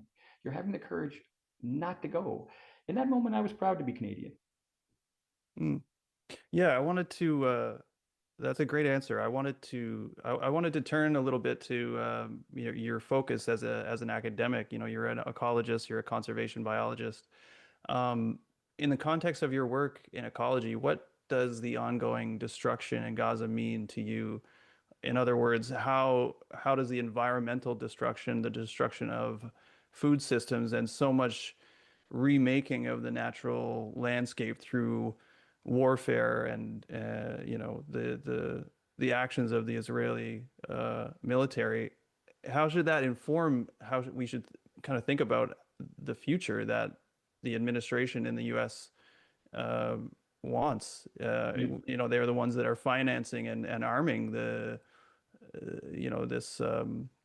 genocide. So how does that? What are your thoughts on that? I totally understand this question, and but in some ways I feel like I feel like I disappoint people with my answer because I see these as very separate things. I don't actually see much connection with my scientific work. I've done work in conservation biology, but the decisions about conservation are often ethical decisions and values decisions. They're not fact decisions. And people have different sets of values. But here, the issue is so huge that to me, there is not a plausible place to say, oh no, what's happening in Gaza is appropriate and right. Whereas on many issues where ethically, in terms of conservation, I might be on one side, there are plausible arguments that no, we need the growth so that we can feed our poor, whatever the argument is, right? They can make plausible arguments. So yeah, I don't see much. I admit, yeah, there's just horrible environmental destruction going on there. That's kind of routine, but it's the least. I actually go, sorry, if we if we kill a bunch of plants and wildlife, I'm afraid my concerns are not with them right now. My concerns are with the children of Gaza and what's happening there, you know. So yeah, to me there's a very logical connection there, except it doesn't work for me very well. Yeah, no, that's a great answer. I'm glad to have got your perspective on it. Are there any final thoughts that you want to leave with as we close out? Yeah, you know, I hadn't really thought about that, but I guess my feeling about this is that for anybody who's coming to this, because you will hear people talk about complexity and it's complicated, and I feel like, look, the solution to this is going to be complex, but what's happening now is not complicated. There is nothing complicated about this. And the only way that anybody can be okay with this is if they really believe that the people of Gaza are just different and less than us. That's the only way you can imagine this to be acceptable. Just give me a moment here. Yeah. And in fact, we're all alike on this. We all stand looking down on our children as they sleep. Peacefully and safely is what we want. And we all want to wake up in the morning and be able to feed them. This is all of us. And if people understand that, if people can internalize that, they couldn't accept this. Yeah, that's a very, very powerful and apt, I think, way to express these deep feelings of horror and disgust that I think that a lot of us are feeling right now. So, Professor Houlihan, thank you so much for taking some time to speak with us, and best of luck in your travels. We wish you all the best, and we hope you return safely. Thanks so much, Ryan. I've really enjoyed this. Yeah. We've been speaking with Professor Jeff Houlihan, who is a professor of biology at the University of New Brunswick's St. John campus. He's heading to Egypt for the Global March to Gaza, taking place on June 15th. You can find more information at marchtogaza.net. If you like what we do, please consider joining the NB Media Co-op at nbmediacoop.org. You can become a member with a small donation and help us produce more local journalism content like this. For the NB Media Co-op, I'm Ryan Hillier, and I've been joined by producer David Gordon Koch. Thank you, and we'll see you next time. Okay, hello, this is David Gordon Koch reporting for the NB Media Co-op. Thanks for watching our live stream today from the local news symposium here at Mount Allison University in Sackville, New Brunswick. And I'm joined today by Erica Butler, news director at CHMA, the local radio station, my former colleague at CHMA. That's right. And one of the organizers of the Local News Matters Symposium. So thanks for joining us, Erica. Thanks for having me, and thanks for being here. So why did you decide to organize this event?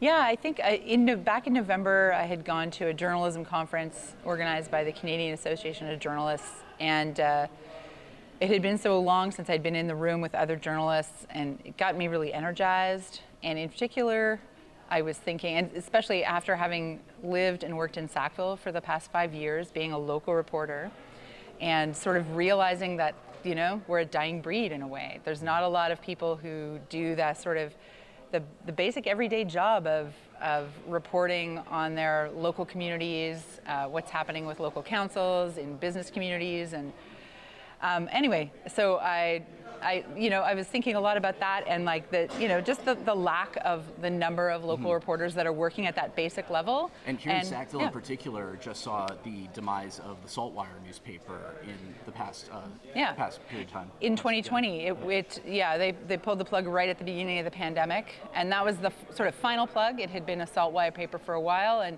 and when I went to university here in the 90s, there was probably 4 or 5 reporters and editors working at that paper. But in the end days, there was like 1 reporter and maybe 1 editor doing very part-time work there. So it had gone downhill. Like, you had already seen the erosion of the number of reporters working in the community by the time the actual paper died. that was just the final death knell. So this has been something that's been happening for a long time, and I think that we talk about media at a national level, but we haven't been really talking enough about how we just are missing like so many reporters, like an army of them that used to work in local news and now are not there. Yeah. And so, it's a day of discussion about these matters and just this local news matters. And just this morning, we had a keynote speaker and one of 3 panels, which are continuing shortly. What are the highlights for you so far? So far, well, I mean, I loved hearing from April Lindgren. She is the founder of the Local News Research Project. They produce a local news map. They sort of track changes to like what's happening in community news across the country. So I think that her work, right back when I first discovered it, really started to give me a picture beyond my corner of the world about like, oh, this is a pattern that is happening everywhere, and it's actually, a bit of a bigger problem than just around here. So that was really valuable, and I loved hearing from her and seeing some of the data that she has collected. Our first panel had some great folks, Marcel Parker-Gallant, who's with Moniteur Acadien and Radio Beauséjour in the southeast New Brunswick. He made a great point about, local outlets having to really respond to the different needs of new generations and how they need and want to take in information and what they care about. And I don't know, I thought he made some really good points. It was great to have Paul MacNeill here from the Eastern Graphic P.E.I. Darrell Cole, who was a working reporter in Amherst up until, the demise. I mean, Amherst once had a daily paper, and that's been gone since 2013. They've had weeklies since then, but even those are gone now. So, having his perspective was great. And of course, Joanne Roberts, who who's a great speaker, former CBC reporter. And so it was nice to hear her perspective because she really thinks about it from a democracy perspective right now. So I don't know. I loved the discussion. I loved the questions from the audience too. So I'm psyched, if you can't tell. That's great. And I know there were some rumblings. I think one person said that they hoped, one local resident said they hoped for no less than the establishment of a new local newspaper by the end of this symposium. Might be a tall order. What is your hope for outcome? Okay, so we are finishing this. We got 2 more panels to go this afternoon, and then we're going to get together for a facilitated workshop. We've got a great facilitator helping us with Anika Chiasson, and she's with the New Brunswick Environmental Network, and they're going to help. She's going to help put together our ideas, really come up with some concrete things that we could do. I mean, the end of this symposium won't see a new paper established here, but I mean, the seeds get planted. I mean, energy's got to start somewhere.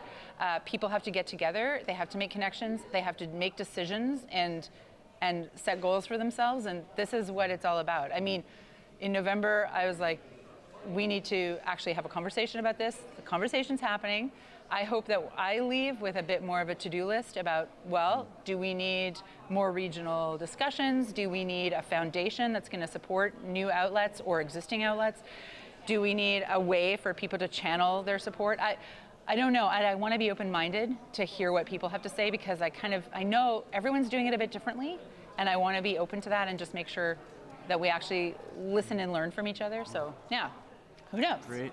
Yeah. Anything else you want to add before we wrap up? Because I know that we're about to start the next panel. I'll be on the panel.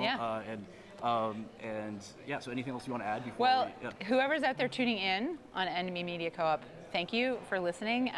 Wish you were in the room, but I'm glad you're tuning in. And thanks to the NB Media Co-op for being here and for being yourselves and doing the work you do. Thank you so much. All right. Okay, well, I've been talking to Erica Butler, news director at CHMA and co-organizer of the Local News Matters Symposium. Thanks a lot, Erica. All right. We'll get to work now.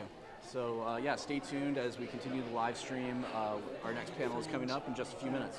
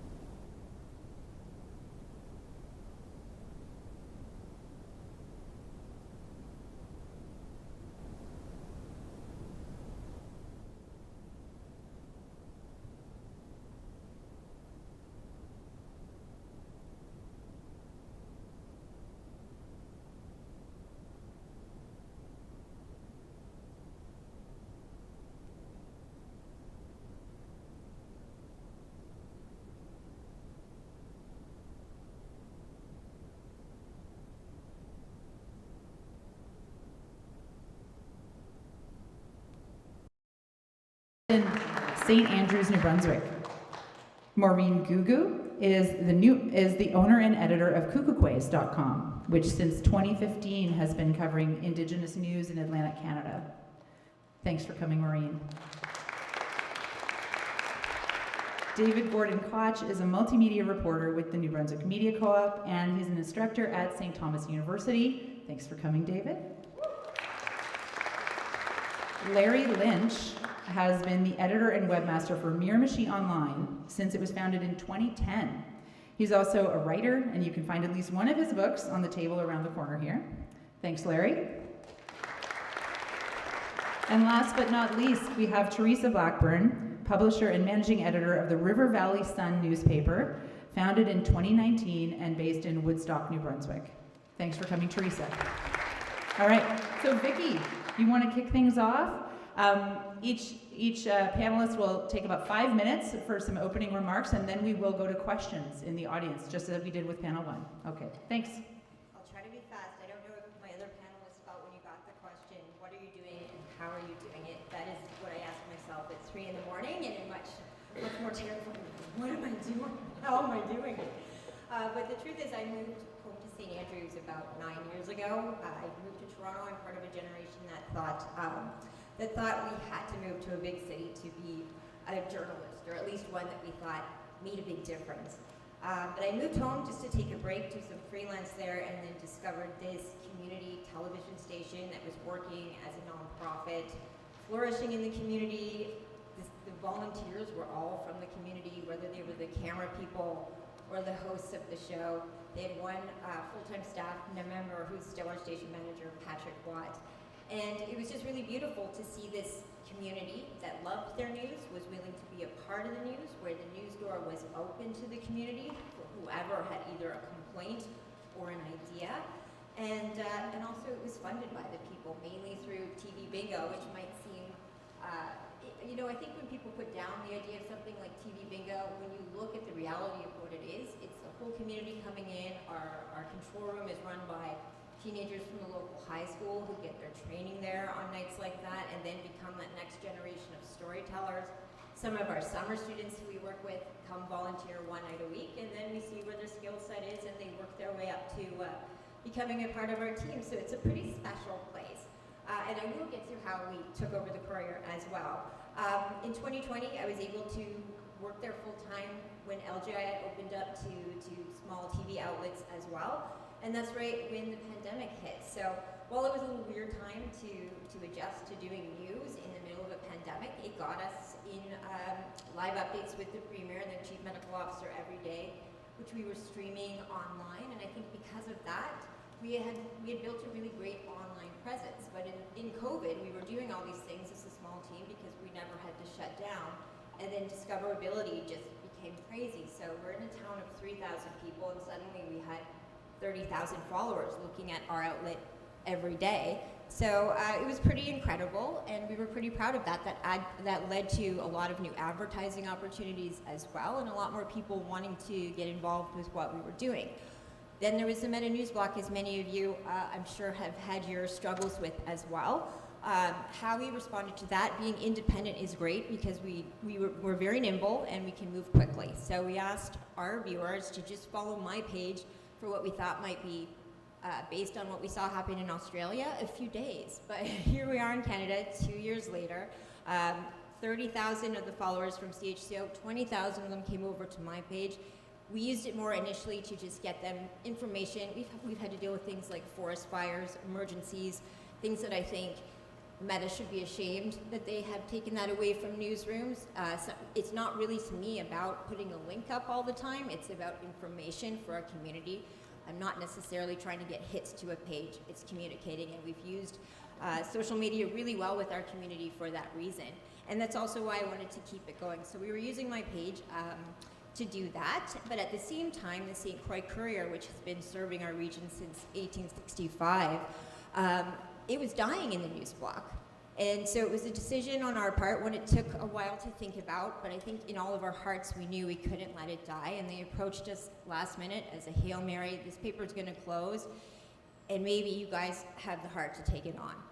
And I don't know if anyone really wants to go into the newspaper business in 2024, because it seemed like a crazy idea, but we really couldn't say no. I mean, I think that when you ask yourself, why do you do what you do? You love your community is probably the answer, because I can't imagine doing this job if we didn't. So we said yes to buying the paper. We asked Natalie Sturgeon, who was at Global News at the time, if she was crazy enough to come join us, and turns out she is, and she's here today. But I think that really speaks to the power of local news. Sometimes you think that being bigger, being at a bigger outlet, more brand recognition is the goal of all journalists, when I think so many of us actually care about doing storytelling that makes a difference. And that's what she saw in what we were doing. She loved the idea of the teamwork we have and the mentoring process we have with our community, whether they're a senior who wants to get into it, or a young high school student who wants to learn camera work, or really just wants to improve his TikTok but with better lighting. We're fine with that too. And then they help us get on TikTok and up our game in areas that they're good at. So it goes both ways. But then, yeah, so we took on the paper, brought Natalie in. We've been using a Google workaround. I don't know if many of you have been using a link on Facebook. We take screenshots of the articles that we want to get out to the public and do this Google redirect link with them. And so that's how we've been driving traffic from Facebook.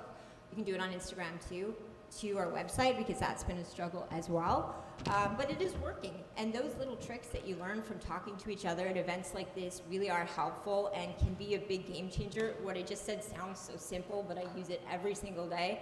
And every single day it draws hundreds, sometimes thousands of new visitors to our small town website. Our next step for us though is, I think because we're small, because they see us at the grocery store, they see us at every council meeting. We cover 4 different council meetings. One's on an island we can't get to regularly, but we've trained a group of volunteers over on Graminan to film the council meetings, and then we're able to get those on TV too. But they really do see us everywhere. We're very accountable, we're very approachable, and again, our door is always open when we're at work. So the trust with us is very high, but what we're working on next is a docu-series about the newspaper and the television station that brings people behind the scenes of the news, show them what goes into putting a story out there or even covering an event, and really inviting them into our lives, not just when we're polished and on television or have finished printing an article and it's at the final stage. It's showing them how it's done, and then doing so, I think not only will we improve trust, trust that we already feel we have, but just bolster it a little more. I think it'll also bring new people into our community, into our TV community and our newspaper community. So that's about it. Oh, and it's called TV by the Sea. If any of you are interested, I will send you a link after this presentation, and you can take a look at our first episode. Awesome. Thank you.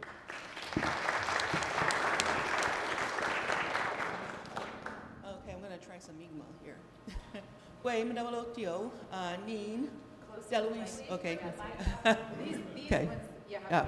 Okay, Gwe Madawalotio, Nin Deluisi, Maureen Googoo, and Deleawi Sabeganegati. Hi, how are you all? My name is Maureen Googoo, and I'm from Sabeganegati First Nation, which is a Mi'kmaq community in central Nova Scotia. I've been a reporter since I was 18 years old, so I've been doing this for about 38 years. And what I do is I run a news website called Gugugwes News. Gugugwes in Mi'kmaq means owl, and it is the true spelling of actually my last name, which is Googoo. So if anybody was wondering, that's what it means. And I launched Gugugwes News in 2015 purely as a passion project of mine, or what I've always wanted to do. I've worked in the media. I've worked for CBC Radio in various locations across the country. I've worked for the Chronicle Herald newspaper. I worked for APTN National News. I opened the bureau and ran it for 6.5 years. And during that time, especially when I worked in mainstream media, I really was frustrated on how Indigenous issues were covered in this region. I had a specific vision of how I wanted to cover news. I wanted to cover news that people in my own community would sit down at the kitchen table and talk about. And the vision that I had was, when I was young, there was a publication called the Micmac News. and it was published out of Sydney, Nova Scotia. And every month it would show up at our kitchen table, and my family and friends and everybody else would talk about what was in that paper.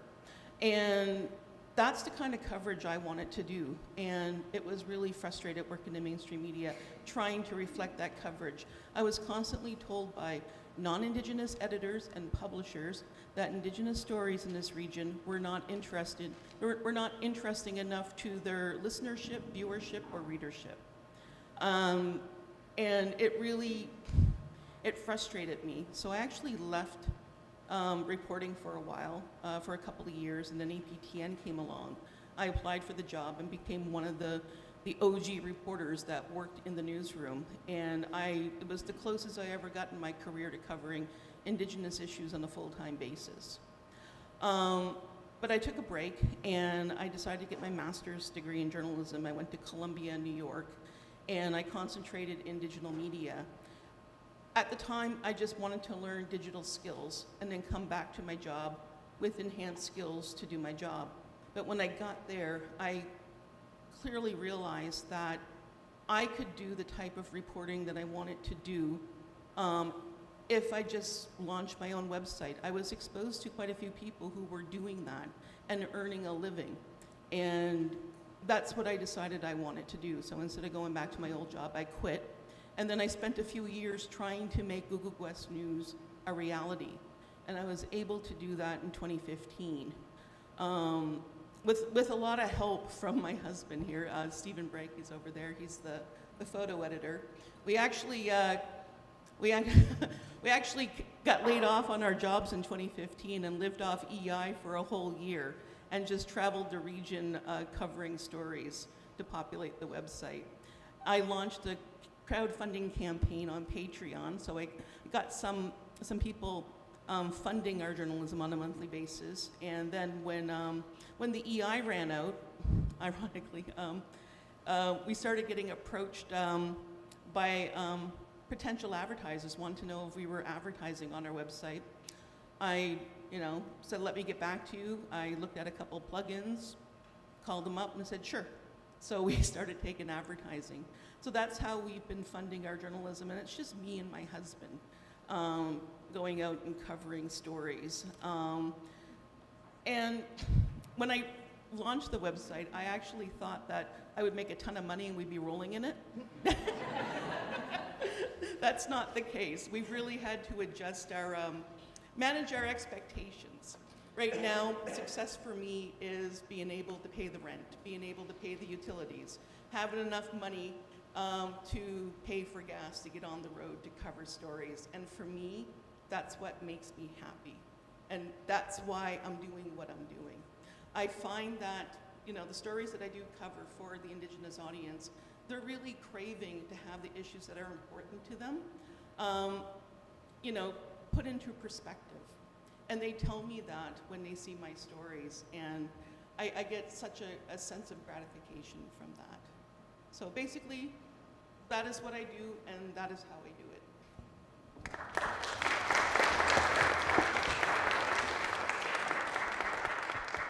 Okay, hi. So the NB Media Co-op, I'm kind of nervous, but by the way, this is all being live streamed. I want to give a special shout out to our intern Lucas and our manager Jigmet for their work over there. So NB Media Co-op it was founded in 2009, and this predates me by a long shot. I only moved to New Brunswick in 2019. And one thing I think is really remarkable about the NB Media Co-op is that for almost the entire duration of its, I think remarkably long existence for an organization like this, it's volunteer run, 100% volunteer run. Only in the last few years, NB Media Co-op hired staff. I came on as a part-time manager and then as full-time journalist, the latter being funded by the Local Journalism Initiative. Now we have Jigmet on as manager.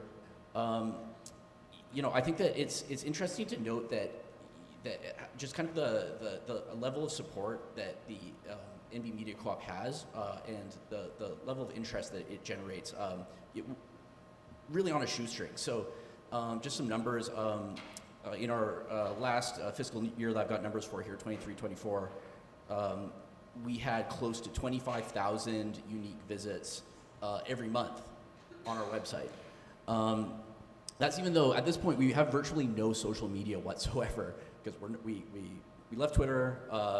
We pretty much got chased out of Reddit by people who are unhappy with seeing us posting our stuff there all the time.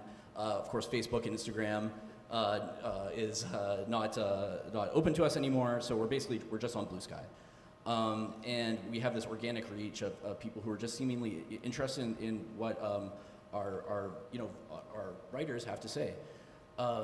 Our budget is, I think, fairly modest. Just it's $100,000 again for 2023-24. That includes salaries, the website hosting, printing for our print publication, which is the brief, which I encourage you all to pick up. We have copies over there, and yeah, we distribute 1,500 copies every 2 months to cafes and so on across the province.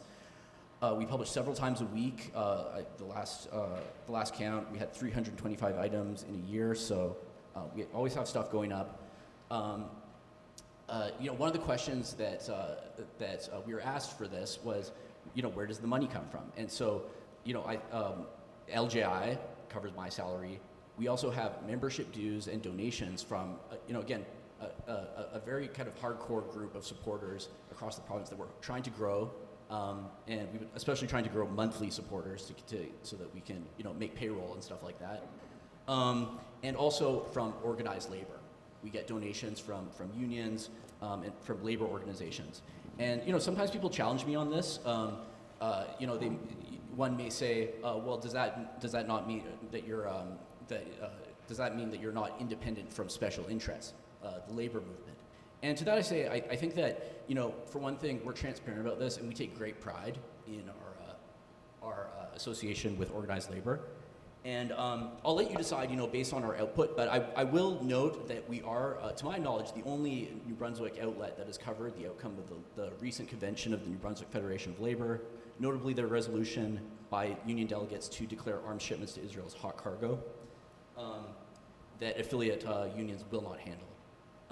So I think there's an audience for whom this kind of news really matters, and they find it with the NB Media Co-op.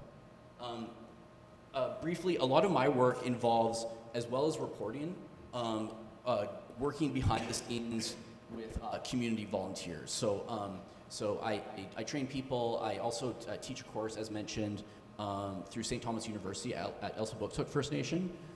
There's a couple journalism courses in that program, which allows people to complete part of their BA living at the reserve, and so Oscar Baker III also teaches a course there. So their coursework involves interviewing people, and we've published a number of articles and videos by some of the students and former students in that program. Actually, we just put one in our live stream. We put one of those by Annalia Simon of Elsipogtog, who interviewed some elders about their new Wolastoqey dictionary. I got 30 seconds. All right, so just really briefly, we work with people from anti-poverty groups, disability rights groups, and stuff like that. And I think an important part of this is self-representation. And I guess I'll just finish by saying, I would suggest that it's not only possible, but necessary for there to be journalism of this kind that's, verifiable, fact-based, reality-based information that, I think is marked, and again, you can decide for yourself, by fairness and accuracy, and rooted in social justice movements. And if we don't do it, who will? Thank you.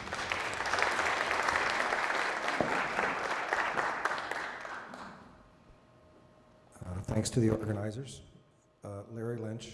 I'm the editor, web guy for MiramichiOnline.com. For those that don't know, Miramichi is a community of about 17,000 people. The city, that's the population of the city. Around the city, we are surrounded pretty much totally by Francophone communities and Aboriginal communities. And there's one Anglophone community, Miramichi River Valley, Doketown, Blackville, it's English. So our audience is basically the city. I kind of backed into the news business I didn't choose it, it chose me. In 2007, after 22 years working in the forest products industry, the industry went belly up. I went back to school. In 2009, I started a web design and marketing business. My first clients were two guys that created these videos, local videos about activities and people, and they wanted a website. So I built them a website. At that time, the Miramichi Leader didn't have an online presence because it was in transition to the new BNI website. So I said, hey guys, why don't you add some news? The guy said, we don't want to do that, we just want to do our videos. I said, well, how about if I add the news? They said, okay. So within a year, they had moved to Alberta to work in the oil field, and I was still adding news to this website that had taken off. And it became an obsession and an obligation because it was really popular. And after 3 years of collecting only Google ad revenue, I said, I've got to charge for it or I've got to stop doing it. And the people that read it, once I announced that there was going to be a paywall, warned me that people in Miramichi were cheaper than they were nosy. And I can say now after 15 years that they're wrong. They are willing to pay for it. But the price has to go up soon, and we'll talk about that in a minute. So we cover city council, the courts, we publish obituaries with the permission of the funeral homes. We do community news. And even in the beginning for a few years, it was a very popular segment, but we eventually decided to cut it. But we used to have our the page 3 girl or sunshine I forget what they call them anyway, the news, the Sun News publications have them. Anyway,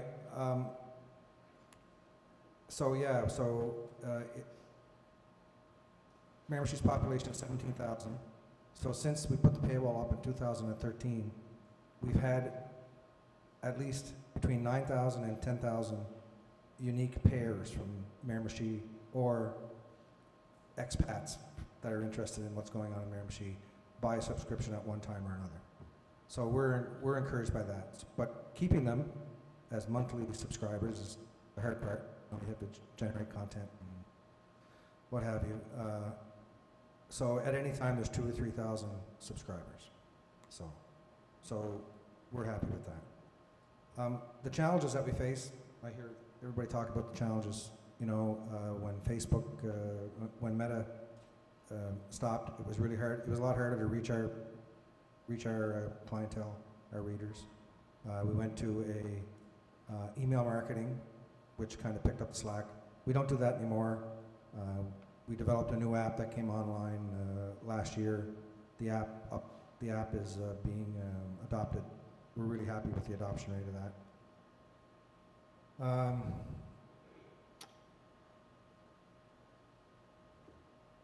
I guess, and some of the other challenges now, I guess we have to determine, I wanted to talk about what happened to our competition. One minute.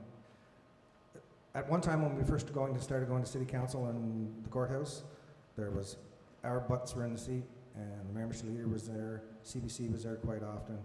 2 radio stations sent people. Miramichi Online now is the only person in court. We're the only person that come to a lot of events. We attend city council meetings. We've been to every city council meeting in 13 years. And now we're the only ones there except for, well, there's one other person that has a news blog in Miramichi.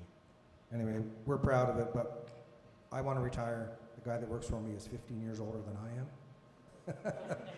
And so the whole thing could come crumbling down, you know, one bus accident and that's going to be the end of it. So we need a succession plan. I'm really interested in some of the stuff that I've been hearing here today. So thank you.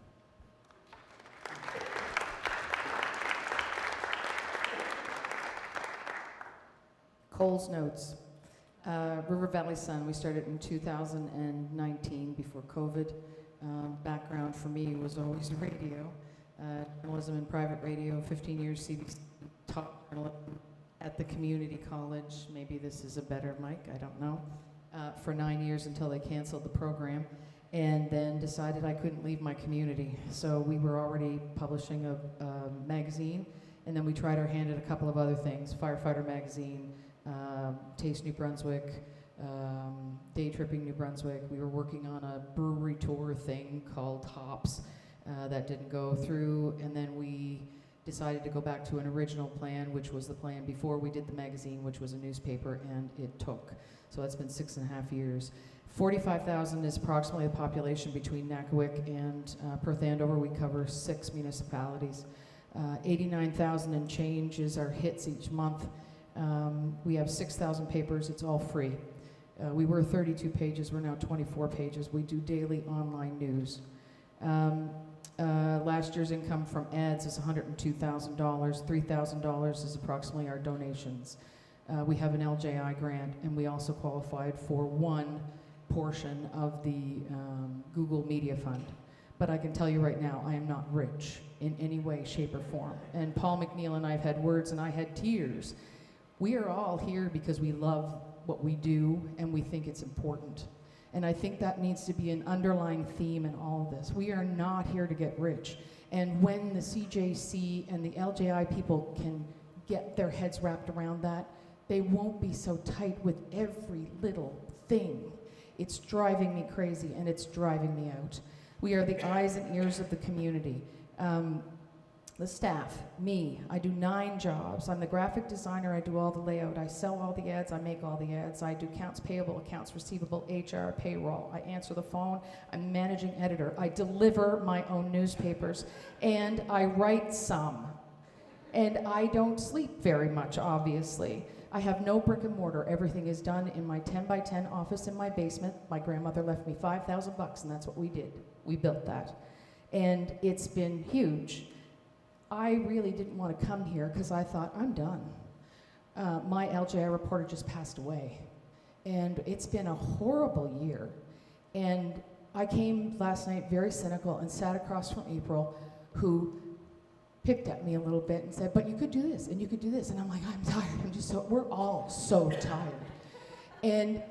But after going home to the dorm last night, I realized she's right. Because if I don't do, who's going to do? If you don't do, if you don't do, if you don't do, if you don't do, if you don't do. And the reason that I got upset standing in front of Paul MacNeill was because if I don't do, I'm afraid for my community. I was a journalist, but I also spent 13 years on my town council, and I know what a community newspaper does for a community at a very base level. And we are so close to losing a lot of this. So even though after the last couple of weeks I've had the death of my reporter and my aunt died this week, I knew I could go and say, you know what, I can't come, and everybody would understand. And then Jim, my former LJI reporter, is in the back of my head going, we talked about this. You have to tell them how hard this is so that we can get some changes. So I'm here for Jim. But here's the thing. We are the feeders of the big news, right? CBC pays attention to what we're doing.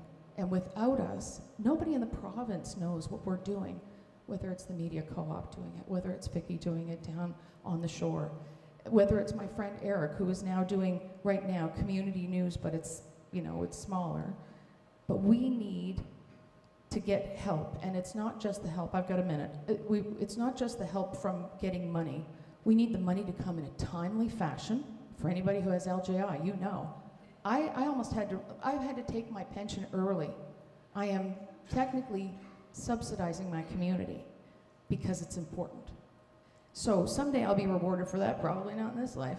But if they could do LJI for a 3-year portion, it would enable me to be able to get somebody to come to my community. They can't come if they can't guarantee you more than 1 year. We've lived through COVID, we survived COVID. We survived the Facebook blackout, but we need more. And everybody who is not part of the people who really believe in community news look at it, it's like, yeah, they're just giving you money. But without that money, you didn't know that the water issue was related to the fact that somebody did something wrong. Another municipality in our community is suing the consultants that found us a new water source. Like, we're covering council when nobody else does, so I've got time. I encourage you all, if you have people in business, to support buy ads even if you don't need to buy ads. Send people money. If you believe in what they're doing and they're in the community doing right by you, tell them to support us, because we need that to survive. Thank you.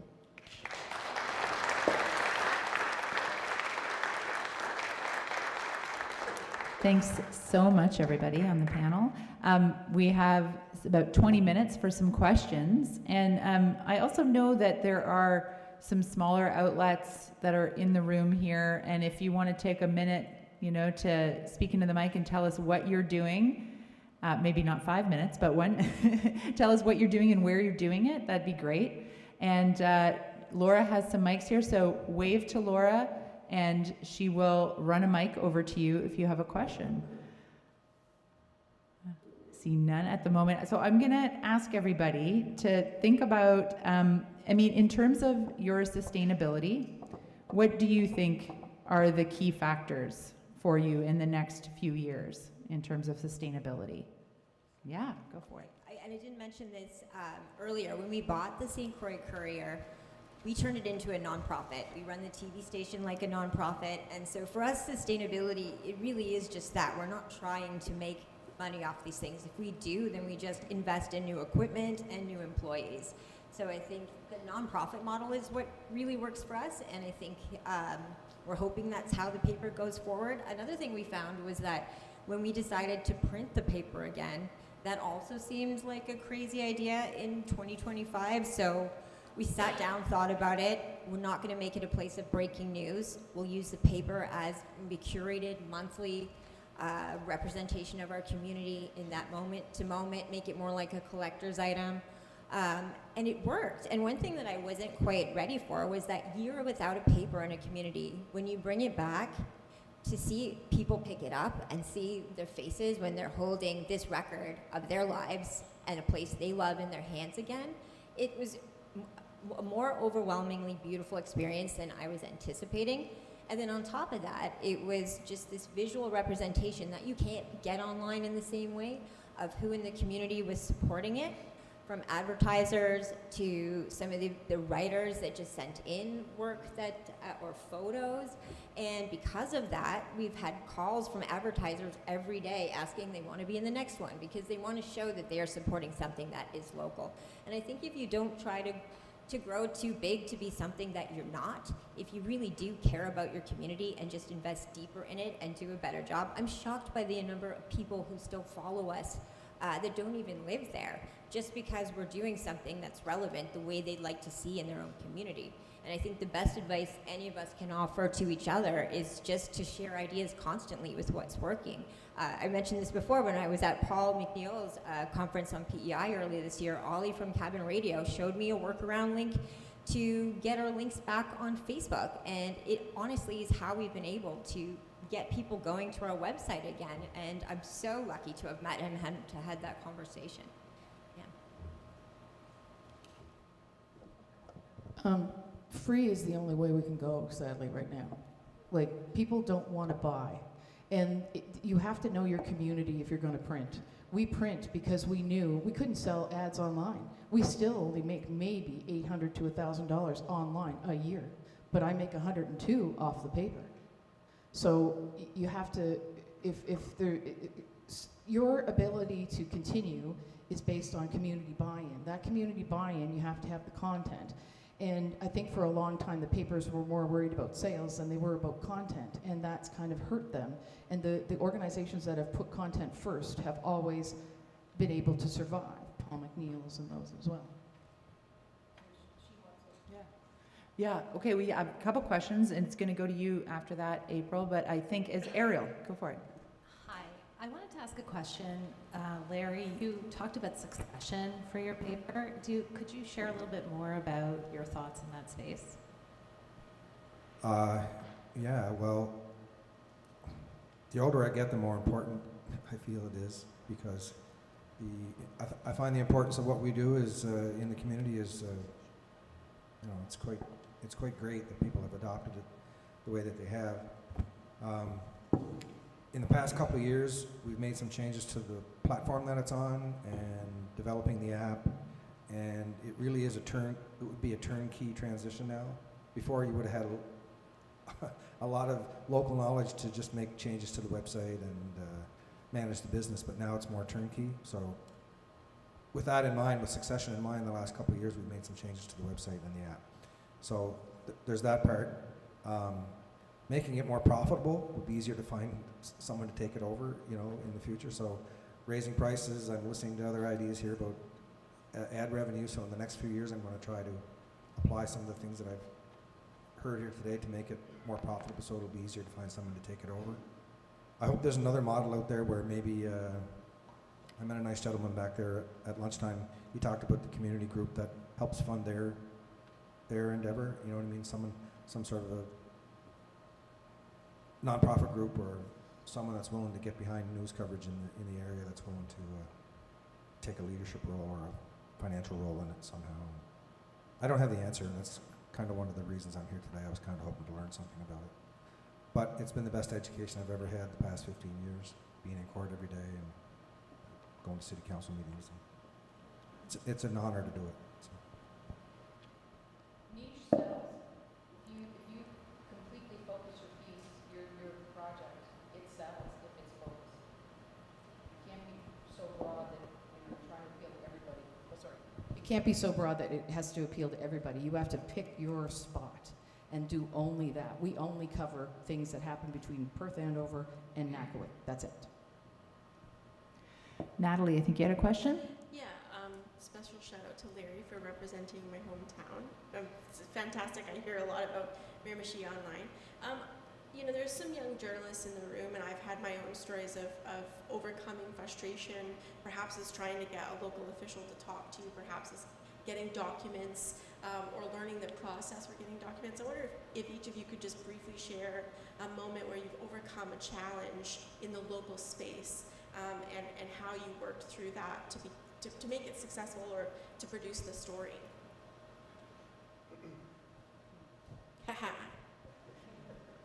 How much time do you have?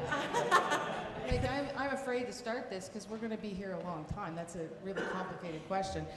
But you just have to be true to yourself. If you have decided that this is what you're going to do, then you have to tell people it's my job and this is nothing personal. And you have to develop, you know, a really tough skin. And you also have to make sure that your journalistic policies are all lined up. So really quickly, we had an incident where they took down the pride banners in our community, and the mayor was pissed that we actually covered the story. Because this is just a policy change, and we're not going to put up anything except for remembrance. Well, we talked to lawyers, and we talked to, and it was related to equality. You can't still say yes to veterans and say no to everybody else. If you say yes to one, it's got to be everybody. Then the CBC came, and see, we're a small town. CBC only comes when there's big stuff. CBC came to town, covered the council meeting, and during the council meeting, Sam, and I can't remember his last name, from Fredericton, came over and snapped a picture of the mayor. Sam Farley. Sam Farley came and snapped a picture of the mayor. The mayor lost her mind. And it was not a flattering photo, and how dare he, and then all of us, Jim had been covering, my LJR reporter had been covering that community, that council for 25 years, or at that point, 30 years, 29 years. And they gave us green cards. What they did was they said, okay, you're not allowed to come up to the table anymore. So you have to hold up a green card. Then the CAO will come and talk to you and see if anybody wants to answer your question, because they were worried about people rushing the table. And I was on council for 13 years. So I basically went and had a meeting with the CAO and the mayor, and I said, when in your lifetime has Jim rushed the table? When has he been, I said, we are not using the green card. So Jim took the green card home with him that day. And they called him and said, can you please bring back the green card? So I said, if this goes away, it will not be in the paper. But if you continue to do this, I'm going to write an editorial and tell everybody up and down the valley, and I'm going to send it to the Union of Municipalities and make sure that in the thing that this is what this community is doing. I said, you have a choice. I said, this is stupid, it's not right, and you're treating us because of somebody else. You're treating us this way because of somebody else. Jim has never done anything to anybody. You have to have a backbone. You got to stick to it. And you got to be nice about it. I went and met with them and I said, I understand where you're coming from. Yes, it was an unflattering photo. They came up, they didn't ask you first. I feel really bad, but this is Jim. And then when she was sticking to her guns, I said, fine, I'm going to write an editorial. And I'm going to CC it to the municipalities, the Union of Municipalities. And then she sent me an email the next day and had reconsidered, and we didn't have to use the green card. But you have to be nice, because she's going to have to buy ads from you, right? And this is the problem. In these small communities, we know everybody, yes, including the people that you're covering in court, and people come to your house.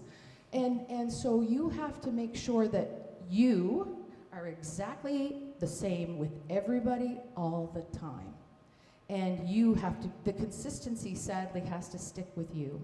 And you have to respect everybody, even if they're out in left field and you know they're wrong, and you just have to be the better human. And that's part of how you get that respect too in the community, right? So Theresa, we never read your editorial because they did change the policy. Okay, so that's why no one knew the green card story. Maureen, you had something you wanted to add? I have a similar story as well, and my advice is to do your story, do your job. I don't know. When I was a lot younger, I was very apprehensive of asking a lot of very controversial questions to Indigenous leaders, Mi'kmaq leaders, because in the Mi'kmaq community, we were taught that asking such tough questions is being rude to an elder. So you don't want to be rude to an elder. So it's something that you have to kind of overcome. Well, obviously, I've overcome it. I think it was about a year or two after I launched Googoo West News, I was doing a news story about the Buknagag First Nation election community just north of Antigonish. And there was 2 candidates running, and you have to realize that in my community, I've been a reporter since I was 18, so everybody knows me as a reporter. I can't escape that. So I called up one of the candidates who was running for re-election. His name is P.J. Prosper. I did an interview with him, went and Steve and I did photos with him, and then I went to go try to interview the person who was running against him, who was a former chief, Gerard Julian. And he only had a website and with one email address. There was no other way to get a hold of him, so I sent him an email. I found him on Facebook as well, so I sent him a message, kept telling him I'm doing the story, I'm going to be posting it on such and such a date. I would like to get your voice in my story, and he just completely ignored me. So finally, I just sent an email saying I'm posting the story. And as soon as I posted the story, he actually responds to me and said, you know, you said that I can only contact you, you know, when I'm ready. Well, I'm ready right now. And I told him, I said, well, I gave you plenty of opportunities. And I said, I'm sorry, the story is posted, you know, I'll speak to you on the day after the election if you win. So I set those boundaries there. He unfriended me on Facebook. His girlfriend, who happened to be my first cousin, unfriended me on Facebook. The world didn't end. And you know, and quite frankly, I'm actually now covering his fishing story in Antigonish Court, and he is talking to me, so obviously he got over it. They get over it. So you just do your job. You know, you post your story, you know, as long as you're fair to the other side, it shouldn't matter. And at the end of the day, they get over it. April, you had a question? Yeah, I'm trying to figure out the future of print. And, you know, when you look at where people are getting their news from, it's very divided by age. And it's young people aren't looking at print. So that leads me on one hand to think, well, maybe you've got 10 years left and then all the old people are going to be dead and nobody was going to want to read there's going to be nobody to read your print copies of the paper. And then I weigh that against, well, if you're doing something that's really community engaged and doing good journalism in your paper, maybe that's the key to survival. So it's maybe 2 scenarios. If you're not doing much, headed for oblivion, and if you are, maybe there's a future. Anyway, I'm just wondering what you know about the demographics of who's looking at the paper in your communities. And also, if your demographics of your community skew older, what's going to happen when we're all dead? I throw myself into that age group, having recently retired, supposedly, on January 1st. The majority of the people in my region are 55 and over. We have a high aging population, and we've talked about this in the office too. We don't know how long the paper, but still, advertisers are still saying, online, they're not interested in my region anyway. So it becomes difficult, because I would like to get rid of my $36,000 a year printing bill. That would be great, but I can't, because the majority of the advertisers only want to do online. I mean, in paper. They're not interested in online. So I don't know how, and that's going to be an evolution of itself. So it's kind of almost like play it by ear and see how things go. Theresa, I'm going to ask there, what about your readership? Would you say you have more people reading online or reading the paper? So we print 6,000 a month, and they're usually gone within less than 2 weeks. We do a restock after 5 days. So we put out approximately 3,500 and then put the rest of it out in another week. And then nothing is out there. These are usually empty. And then online hits are approximately, last month was 89 and change hits. 89,000. 89,000. So I'm not sure. Like, it's hard because they tell you, well, if you're taking it home, there's at least probably 2 people that are reading it. So that's maybe giving you 12,000 readership. But then if you're at the nursing home, they might pass that one around even more so. All right. Vicki? Yeah, for us, we've only printed 1 issue, so it's a grand experiment right now to find out who's reading it. But from the letters we've got back, they're really all ages. We're based in St. Andrews, so I'd say our year-round residents tend to be a bit older, but there is a really great youth scene there, and most of our volunteers are young too. So we get them excited about it. I know that they are very online savvy, but they're super excited about the idea that if they do well with their articles, that could be in the print edition. So we're trying to make it this thing that you work towards. We're doing it once a month. It's curated. Only the best stories make it in. And yes, there's a story by an 18-year-old on the back who's at St. Stephen High School, and it's a privilege to make it into the print edition. And then in terms of pickup, they're just all gone. We've turned it into a free edition, but we do listen to our community. Someone from the community suggested we put a QR code in the corner and just say donate. There's a lot of people that want to give monthly donations and things like that, or maybe an annual donation just to show their support. So that could be something that we do next too, just to keep it free, but then take advantage of those people who do care about local media and want to give back.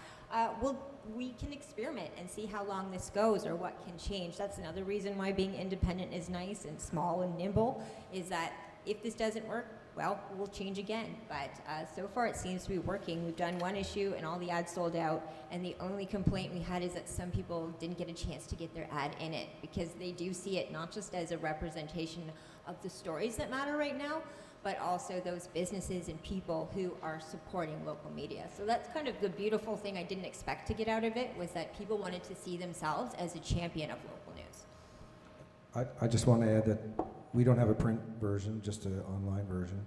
I can tell you that the majority of our faithful long-term subscribers are probably all in the older age group, also the same group that forgets their passwords most often and have to call the office. So, but anyway, so it's harder to attract the younger readers for sure.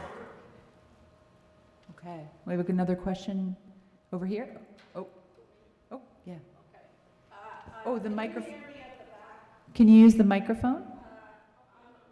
I can't talk about stories. I'm a polio survivor, so I can't hold the mic.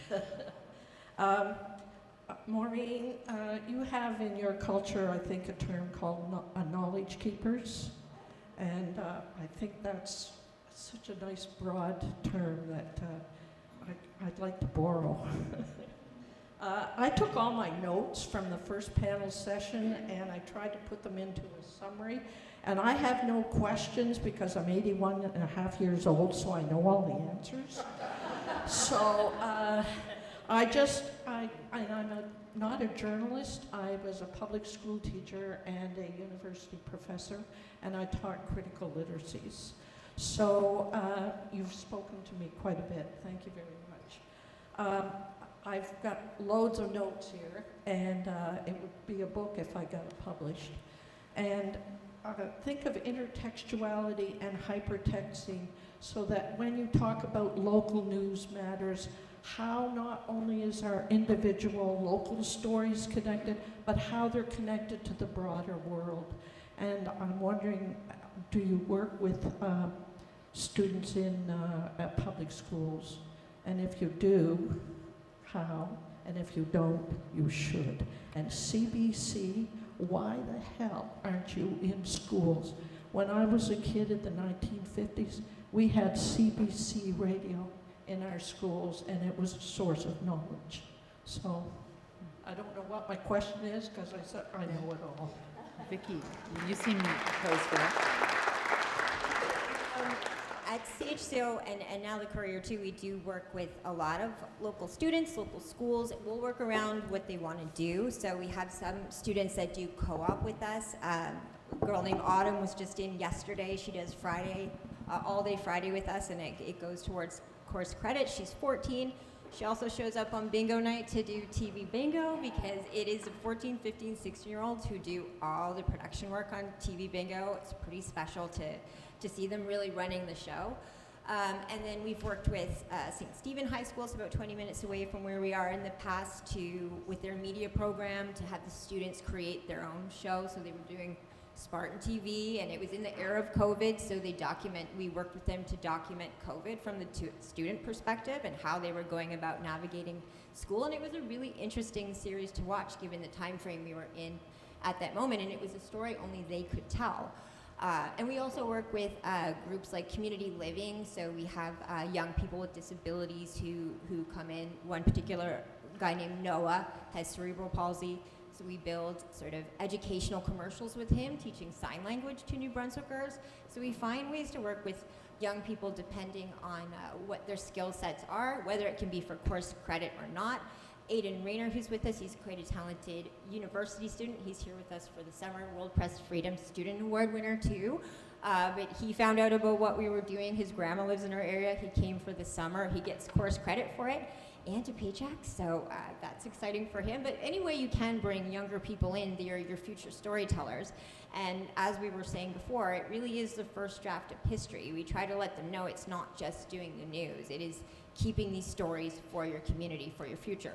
One day, they will be old like me and older people than me, and they will hope that these stories and these moments are preserved and that they can be a part of that process. And they really get it. They're really special kids.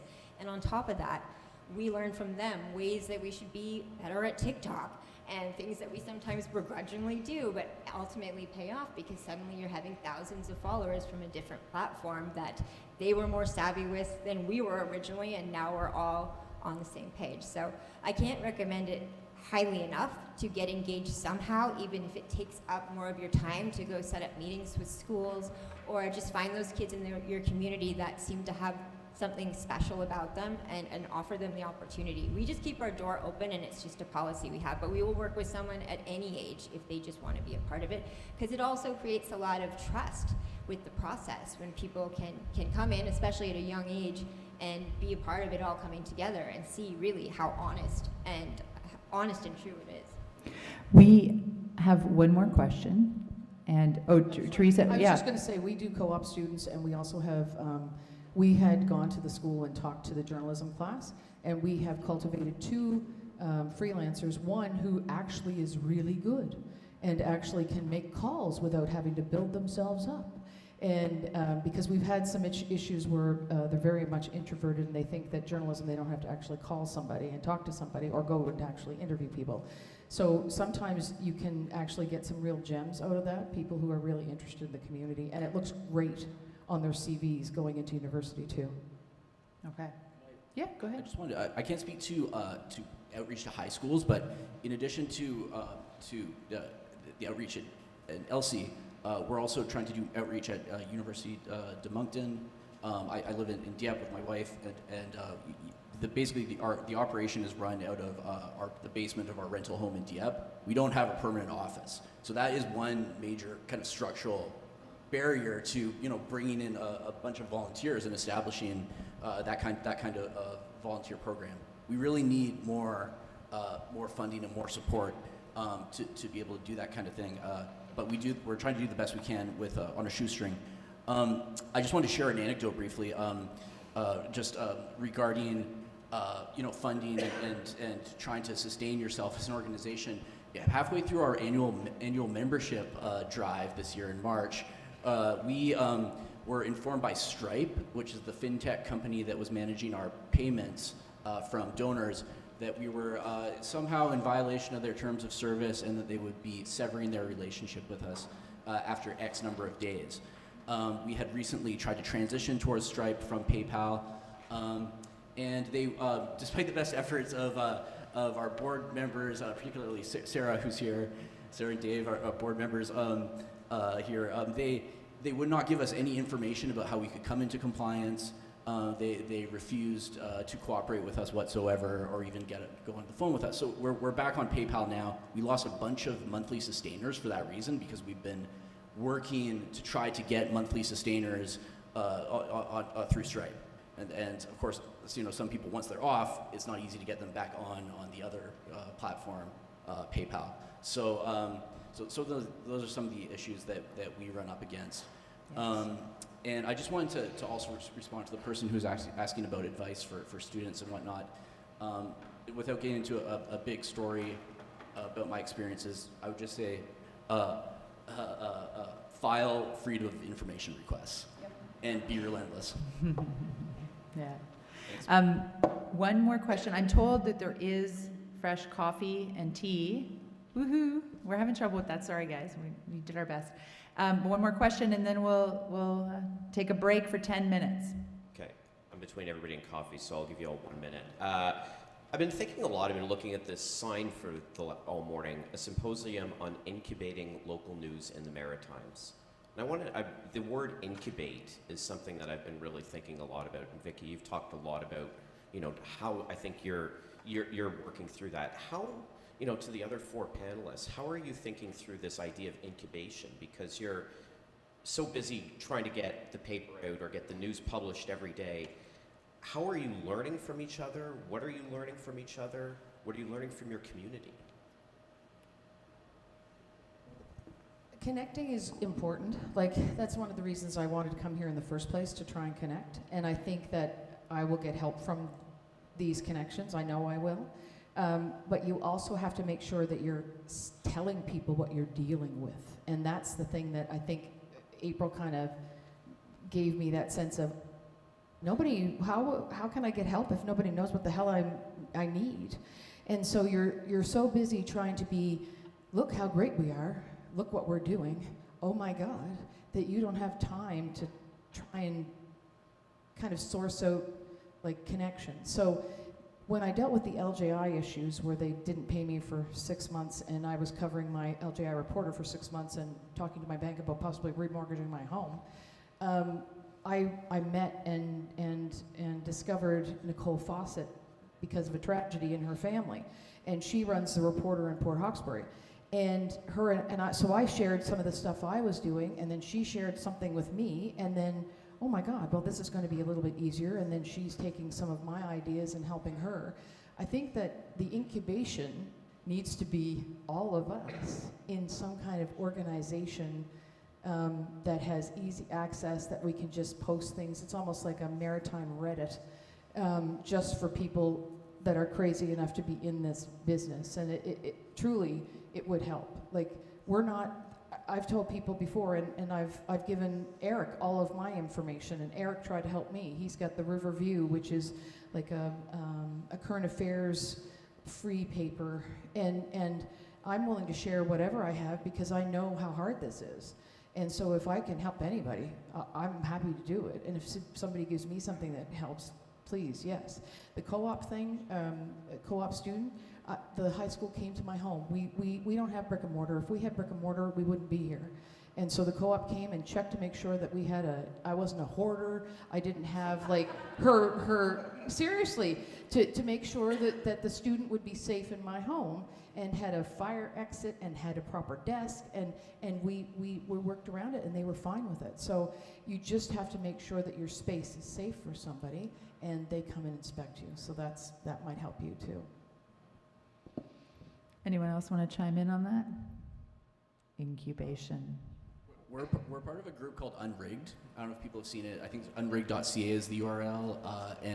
So it's a bunch of different kind of like-minded groups from across Canada. And there's regular meetings among members, and they talk about, this kind of thing. Okay. Yeah. Unrigged. Unrigged.ca.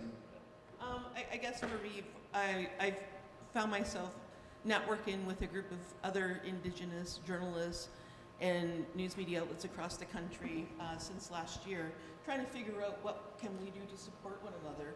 And what we wound up doing in December, we decided to form the Indigenous Media Association of Canada. So we've been incorporated since January, and we meet weekly every Wednesday night where we're talking about what can we do to support other Indigenous journalists in the country. That's what I've been finding. What works for me is connecting with these group of 4 or 5 women every Wednesday night through Google Meet. That's what we do. And it's for me, it's refreshing to hear that Indigenous News on the West Coast is having the same issues as Google Quest News on the East Coast, or Eagle Feather News in Saskatchewan. So I've been, it's great to know that you're not alone, and that we're trying to problem solve a lot of issues of sustainability. So just wanted to mention that. Okay. Vicki, Maureen, David, Larry, and Theresa, thank you very much. So we're going to try to do this break in 8 minutes, if you can manage that. Get yourself a coffee.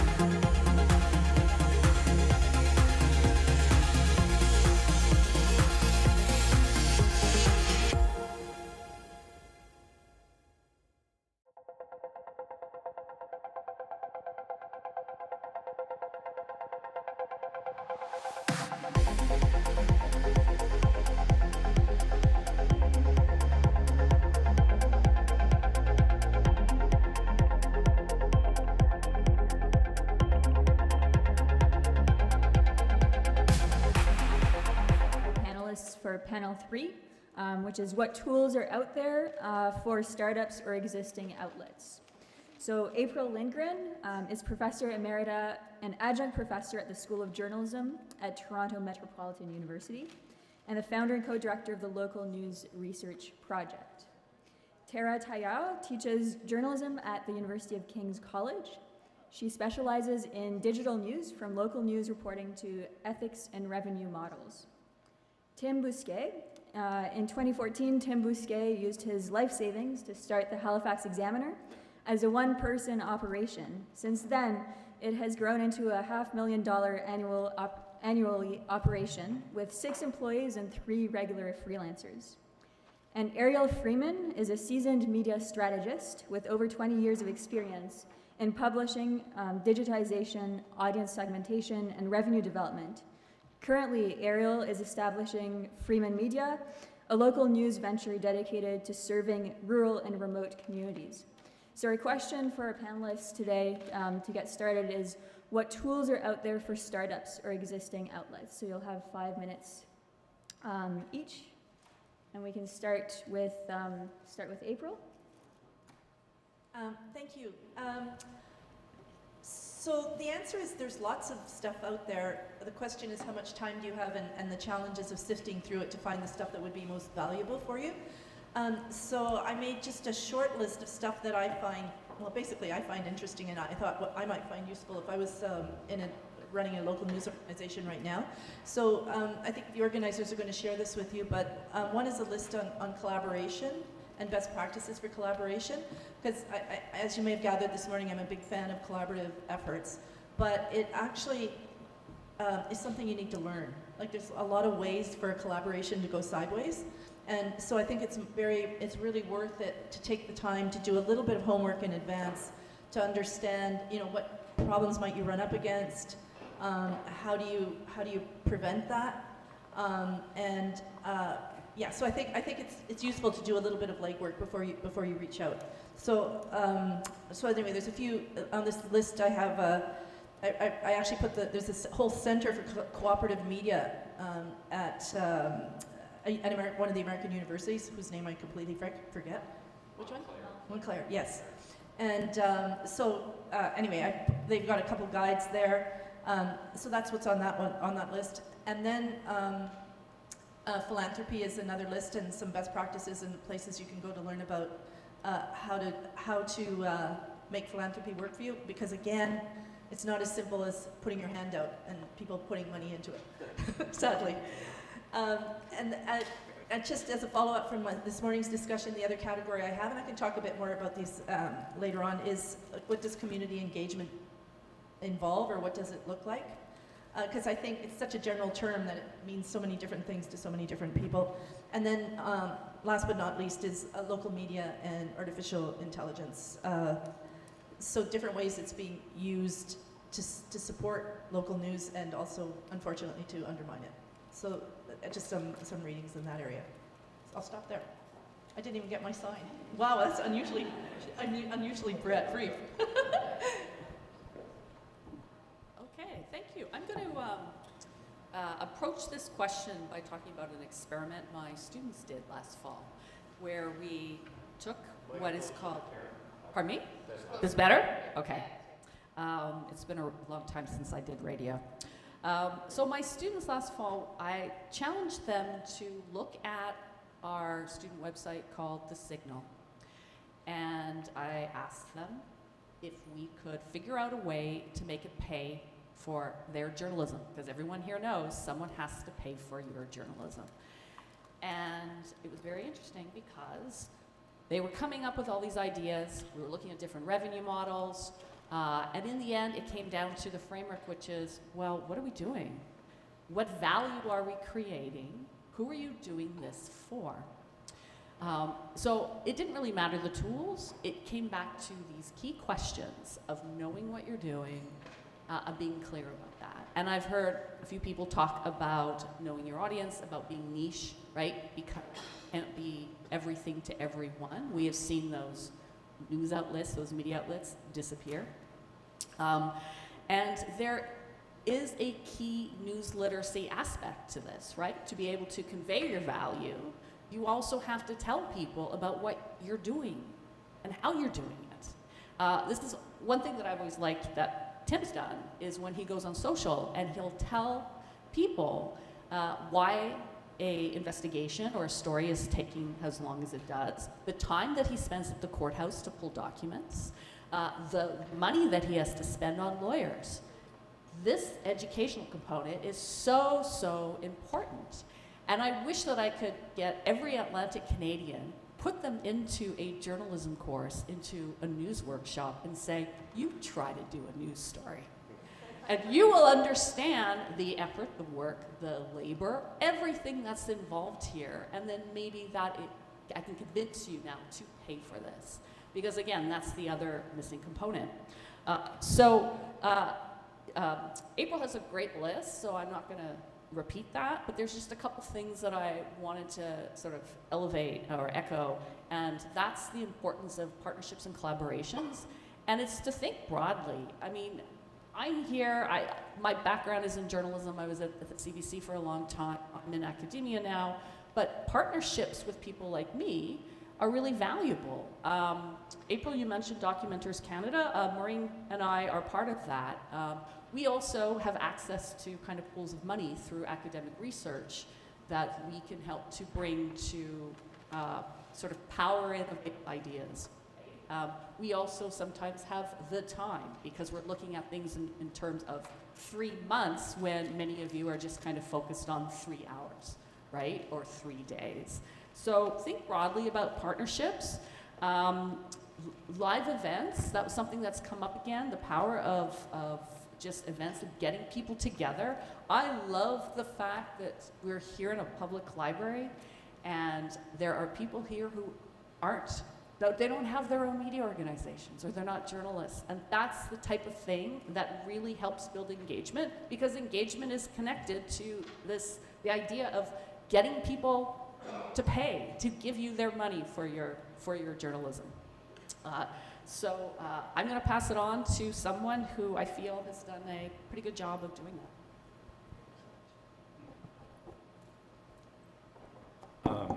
Thanks to the organizers for inviting me. Thank you. I was given this. Erica sent me my topic is about what tools are out there. And I was like, well, I have a notebook and a pen. And so I sat down, I made this big long list of stuff, about cameras and audio equipment and website hosting, email, insurance, lawyers, all this stuff. And I'm like, that's really boring. If you really want to hear from me about that, I'm happy to talk to you, but that's a waste of time here. So I'm going off script, which would not surprise Tara. I don't know that I want to call it tools, but I think the most essential elements of the Halifax Examiner are people. And there's come in 2 categories. And the first is staff. I cannot just stress how important those reporters out there doing the work are in so many different ways, and of late, how they're collaborating with each other, especially. As I think about how old I am, they're filling in all the holes that I can't do anymore. And someone mentioned succession. My plan is just simply to give the Halifax Examiner to the employees when it's time for me to step off the stage so they can continue doing it. It's been important to me to pay them until this year, I was the lowest paid employee at the Halifax Examiner. We've hired some younger people that make less now, but I pay them just as well as I possibly can. And on the staffing element, what's been really important is having a full-time administrative person. Iris, our office manager, the Halifax Examiner would not exist right now were it not for her. And I can tell you of all the stuff she does. That's a long conversation if you want to ask me about it. But I wouldn't be able to do it. Second category. This might be a little bit provocative. I recognize that I'm in a quite privileged position relative to everyone else in the room in that the Halifax Examiner is in Halifax, which is the largest city in Atlantic Canada, and so there's a population base that can do things that probably can't happen in Miramichi or St. Andrews or wherever. So I'm telling you my experience because I think it's the takeaway that I'd like you to take, the broadest takeaway is that you have to do what works for you, and that may not be what works for me, but just to hear me say it may be of some use. And the provocation here is I want to flip everything you've heard on its head. I've been to a lot of these conferences like this, and I've learned all about advertising and funnels and newsletters and you know, this and that, and I do not give a shit. I just don't. The Halifax Examiner has always been about doing the news. I was so pleased this morning when Jaya, the young reporter, talked about just getting the news done and people will find you. I don't want to treat my relationship, so first of all, the Halifax Examiner lives entirely on subscriptions and now with the government supports that are related to the number of people we have working for us. But that relationship is paramount between the Halifax Examiner and our readership. I don't want them thinking that we think of them as a data point, as something to be traded, something to be fooled into giving us their money.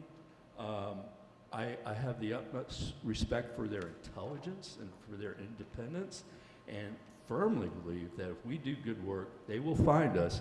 I don't need to be fucking around with TikTok. I don't need to be chasing people on the Facebook, a platform that's destroying the earth anyway. You know, they'll find us if we do the good work. And that is what the Halifax Examiner has been about from day one, and it is now. So we have, again, we're in a large city for this part of the world. We have slightly more than 3,000 subscribers active at this time, and that's enough to keep us going. Far wider readership than that because a lot of our material is free to the world. We often have news stories, well, not often, sometimes have news stories with over 100,000 hits on them. I do not track any of this. That's Iris's job to pay attention to all that. I could not tell you who subscribes to the Halifax Examiner. I don't want it to interfere with my interpersonal relationships. And so when I meet someone on the streets, you know, sometimes they apologize for not subscribing. I don't care. Yeah, you know what I'm saying. Anyway, respect your readers.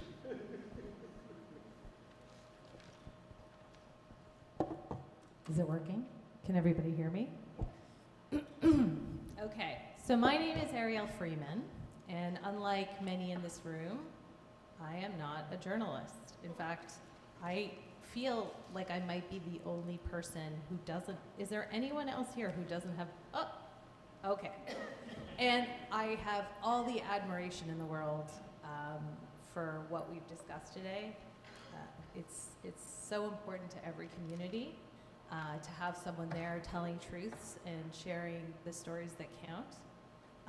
But my mind lives with advertising and partnerships and content strategy.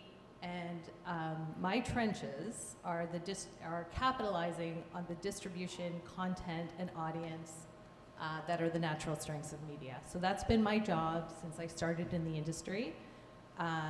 Basically go out and figure out how to stop this absolute loss of money in the advertising business, which started for us in classified and then moved into what we call display advertising, and then one vertical after the other. So how do we replace that revenue? We start to look at distribution and audience. And so that's where, I started my career in the UK working for the Financial Times and Telegraph Media Group. And of course, we were very experimental about how we did this. And I can tell you, we didn't only just make friends, because they have watchdog organizations in the UK that would watch us quite carefully. When I got to Canada, unfortunately, those watchdog organizations no longer existed. And so in terms of the transparency, it is completely up to every publisher in this room, every journalist in this room to be factual and accurate, but there's no one watching you. So if you ask me what the tools are for new and existing platforms, I want to do something where I split up journalism and publishing a little bit, because I think grouping them together is part of the challenge. So journalism being, the very important role that you all want to play, the role the important information that you bring to your communities. That's the journalism piece, the crafting of the truthful stories. But I concern myself more with the publishing tools. And when I think about publishing, I think about sustainability and the art of sustainability, the art of succession, and very importantly, the art of archiving information, which at the moment, because we've had to focus so much on journalism in Canada and the loss of journalism, we haven't really been able to loop back to those three very important issues. Can you actually build a business that you can sell, that you can retire with the sale from? Is it a career that will result in a sale? Can you find a way and time in your schedule to make sure that the stories that you're writing will be protected for future generations? And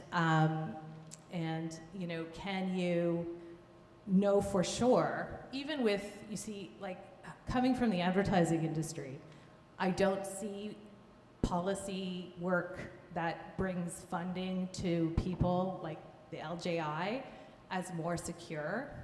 Actually, personally, I know this is a bit of but they will one day sunset. And what is the sustainable result of what will happen in that time? You have support right now. Will it last? Nobody knows. So, for me, one of the things that I have always liked about advertising is that you can take small amounts from a whole lot of people, which gives nobody control over what you're doing, right? And I would also argue that the market's really showing that subscription. If you're looking at successful platforms at the moment who are moving the needle, who are finding innovation, who are finding stability, they're really focused on subscription. And subscription means exactly what I know everyone in this room wants to do, which is serve your audience.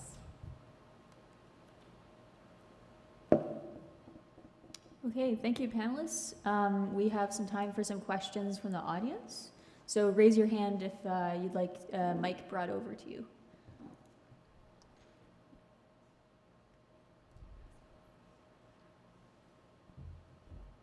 Hi, thank you. How do you work with universities to develop the tools? Like you were saying, you have more time to develop tools that can be integrated into the community level that those journalists don't have time to do. Like at the student paper, I was able to develop a access to information generator that's bilingual and trained on Canadian post-secondary institutions. And another one of my professors has generated a tracker that would be able to tell what motions were kind of dropped and what discussions were brought up at municipal councils that maybe reporters aren't able to be at. How do you see, I guess, better communication with universities and community outlets to be able to tell news better and get more reach?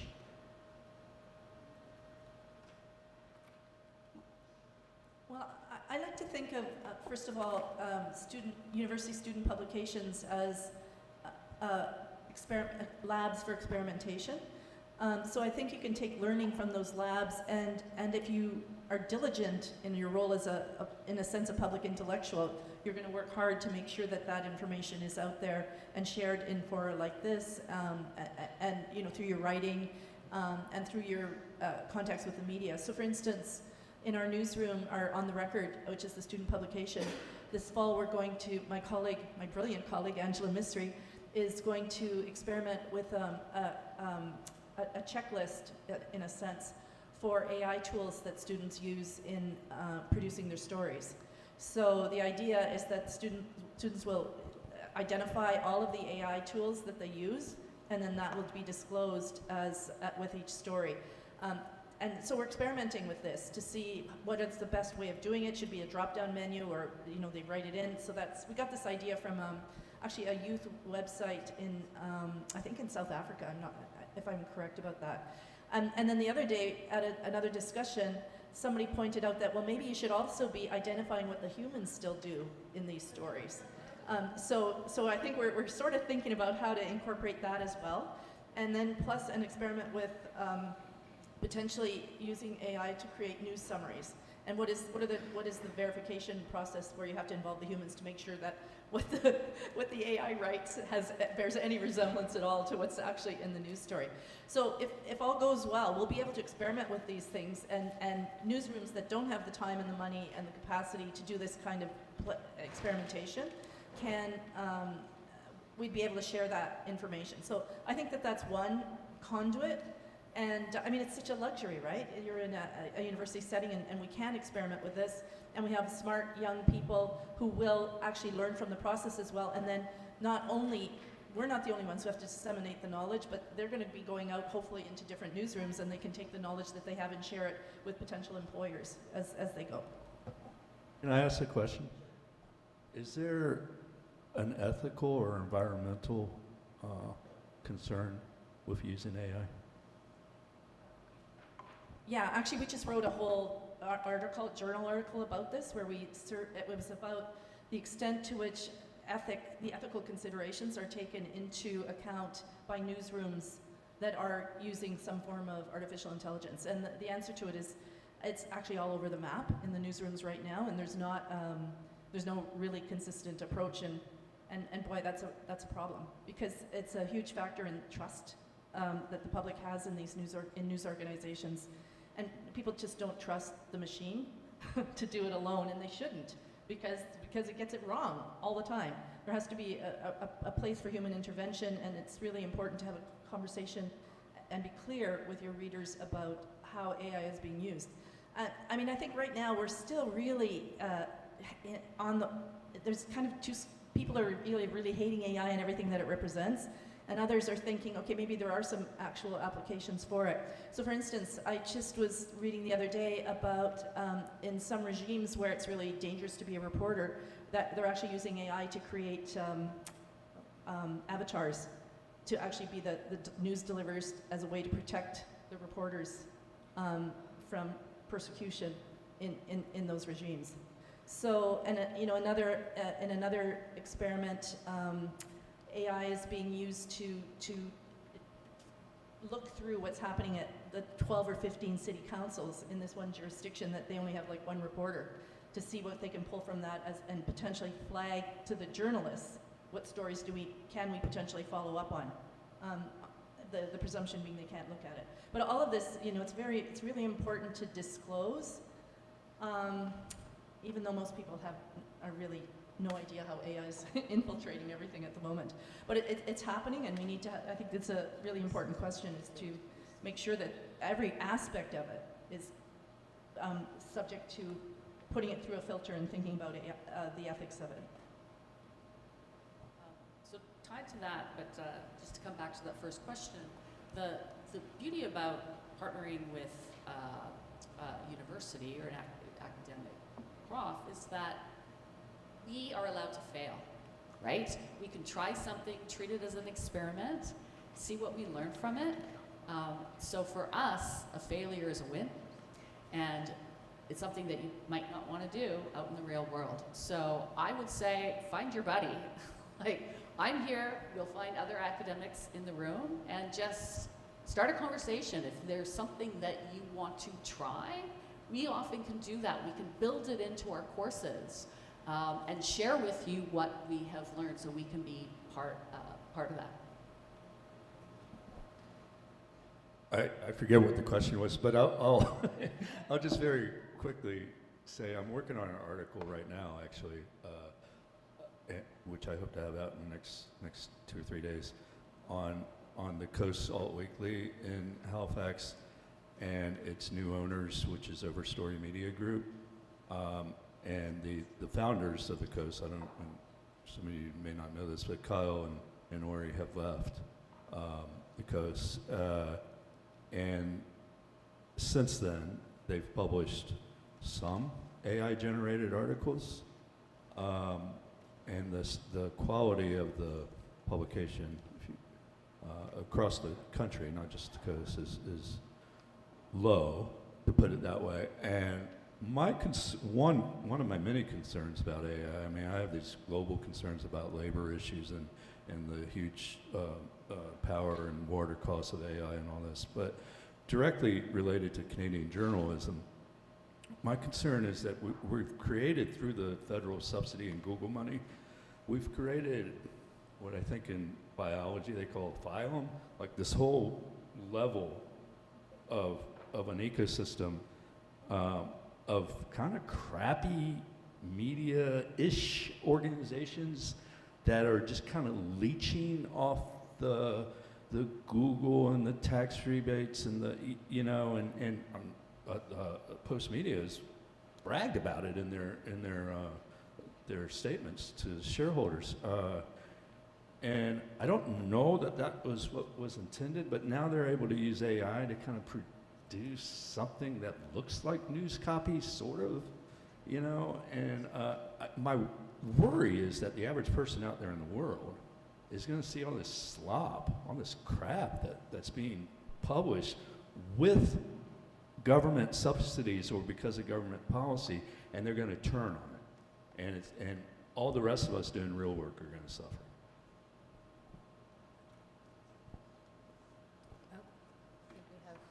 Can I quickly comment on the Google piece? I think there's without a doubt, it's very odd in the sense of the subsidy that's available at the moment creates a really unique opportunity in that there is access to money for the journalism piece. So, while you're working on that, I think the call to action might be to think about what the sustainability is, because you might have, it's hard to imagine with everything that you do as journalists and publishers, but you might have the opportunity to think for a second about what those systems are. So an example is that in Ontario, the Ford mandate, the Ford government has released a mandate where 25% of all of the crown corporations in the province now have to spend they have to spend 25% of their marketing dollars in local and community press. And it's just starting to filter down. It's about a year in. And I was able to visit the Ontario Community News Association and sort of see how that's working out. From an infrastructure standpoint, it's actually very challenging.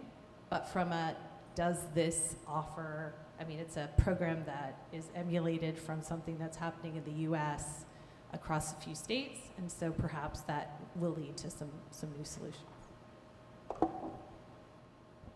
Yeah, I actually share your concerns about the quality of many of these news organizations, and things like that government mandate from the Ontario government is some of the money is going to go to these publications that are either to put it politely, ghost publications, because they don't produce any news.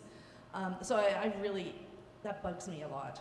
And meanwhile, news organizations that are working hard are going to get, whatever it is, 1/8 or 1/10 or whatever their percentage is as they share it around evenly, and the rest of and a bunch of the money is going to go to basically news organizations that don't deserve it. And so I think that there needs to be some thinking about what are the news organizations that are going to get this money? And the number one criteria for that is who's actually looking at them. You know, is it this ghost newspaper that has like 12 and a half readers, but they can sell some advertising and do one story every month and get, you know, government subsidies in various forms. So I do think that's a problem. But I would also point out that even before AI, there was a lot of bad news organizations not doing a very good job and not serving their communities well. So this is just a new take on shitty journalism, I would say. I don't even think you can call it journalism. Anyway, okay, I'll shut up now. We have another question just over here. Hi, Don Lockhart, retired, and I spent a lot of time in CBC and radio. And one of the things I haven't heard a lot about today is what I call quality control. We're talking about journalism, but what tools would you use to provide good journalism? Not just for print, for writing, because we do see good journalism, and although at times it's not as good as it used to be, that's just an old fart's perception of journalism, not just in print, but in radio and television and film. What tools are there to make sure that we're getting good journalism, especially in the local communities, in those smaller organizations where you don't necessarily get as well-trained staff, you don't get as experienced. If you look around and watch even the major outlets in the Maritimes, you'll see, you know, all us older folks are retiring, and the younger folks coming in, I don't think they get the same kind of mentoring. I don't think they read the style books that we used to see, or those kinds of things. Are there tools available to talk about quality writing and production? Sure. So in journalism schools, we still use the Canadian Press Style Book. We also have a range of other language guides, writing guides. So we use proper terminology, for example. But I could tell you, sending students out these days, often they're the only ones in court. I've sent students to cover trials where we were the only ones reporting. So, you know, and part of this means it's more work on our end as profs and editors to be able to monitor, just double verifying, going through their students' notes, their audio recordings to make sure that the quote that they're paraphrasing actually has that same meaning. But I'll tell you, it's really hard, and that mentorship that you're talking about is disappearing because there aren't the journalists out there who have the time to work with a new journalist to say, no, here's how you not only fix your copy, but here's who else you should talk to. So this institutional knowledge of all these reporters who have decades of experience, right, is gone. And it is such a shame. And you just, in my situation, when I'm working with students, you're starting from the scratch, and it might mean that you're spending more time. So those deadlines don't matter as much as they might have before because we're starting from scratch. I'm also noticing students who don't consume news, right?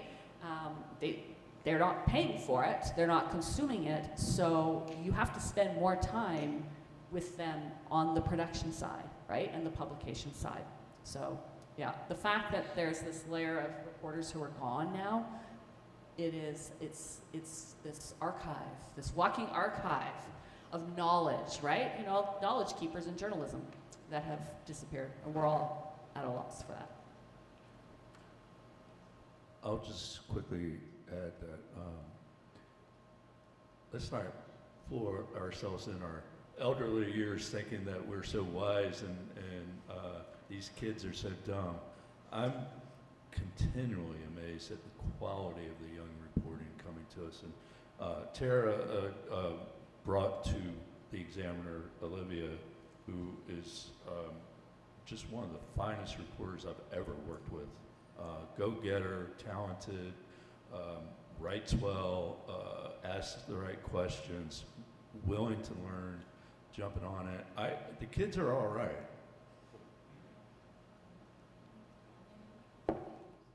Yes, another question over here. Okay, here and then over there. Okay. My question relates, April, to your idea about collaboration. And I'm wondering, we've got Canada's largest journalism organization is the public broadcasting, is the CBC.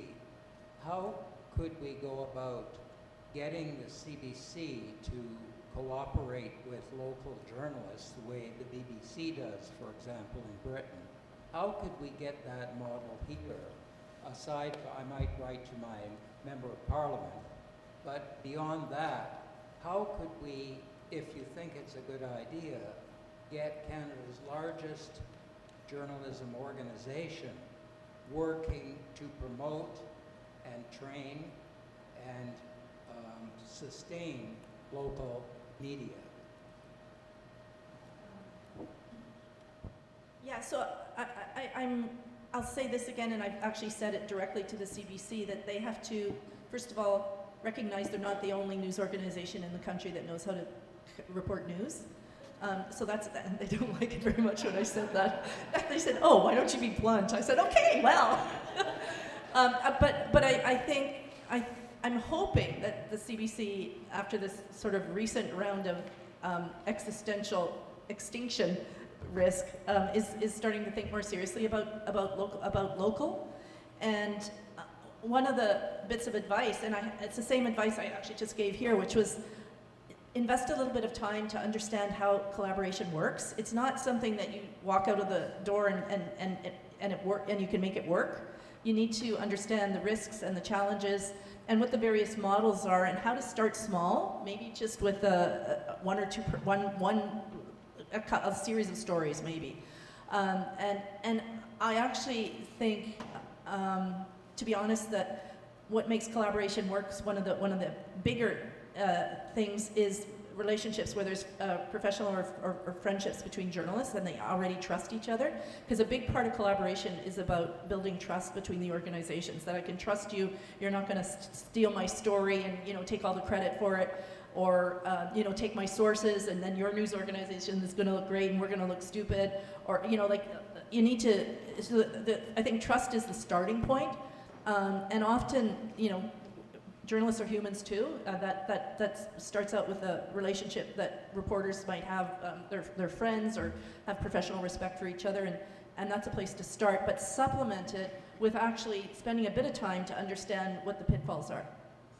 And sometimes you can't even imagine the pitfalls. When I started running the Local News Data Hub, which was this experiment where we would take big sets of data, local data, and write local stories for multiple communities based on that data. So we did one on, a percentage of women police officers in police forces across Canada, and we produced stories about the communities that had the worst record and some on the best record. So you need to understand who your partners are, and some stuff. So we partnered with 2 different news organizations, as well as having our stories put out on the CP Wire.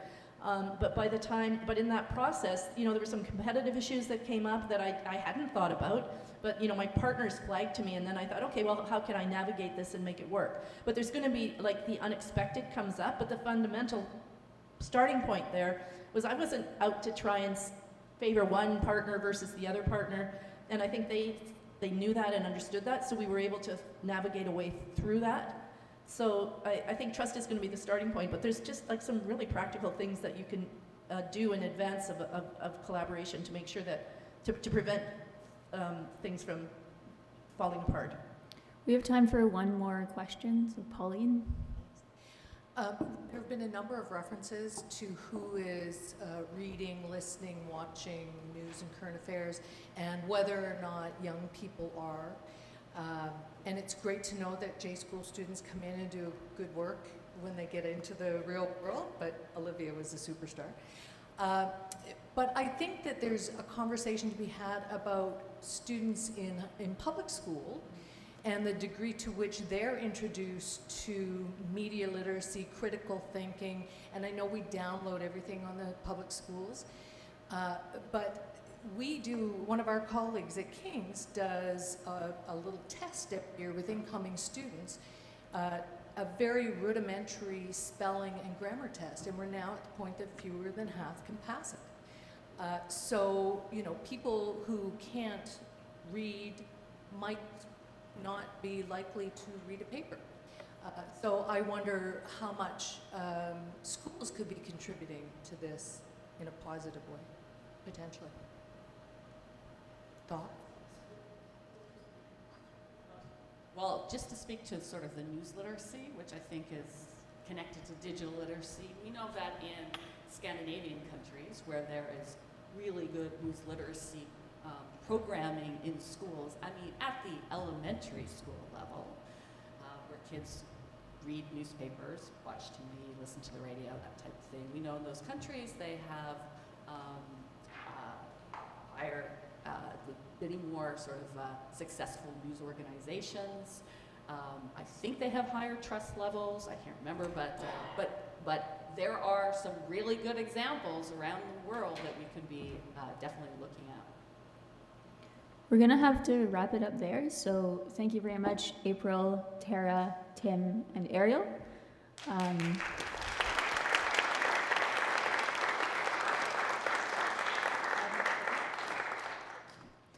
We'll take a 5-minute break now, washrooms, refill your coffees, and then we're going to move into the final part of our day, which is going to be talking about what do we do, where do we go from now, from here.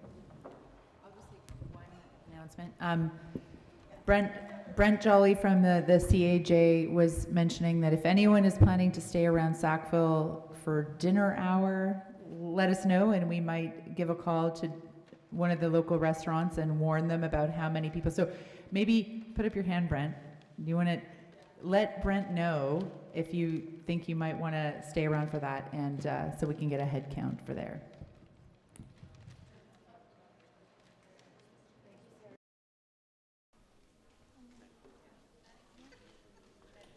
Thank you for joining us at the local news symposium in Sackville, New Brunswick. Signing off, I'm Jigmet reporting for NB Media Co-op.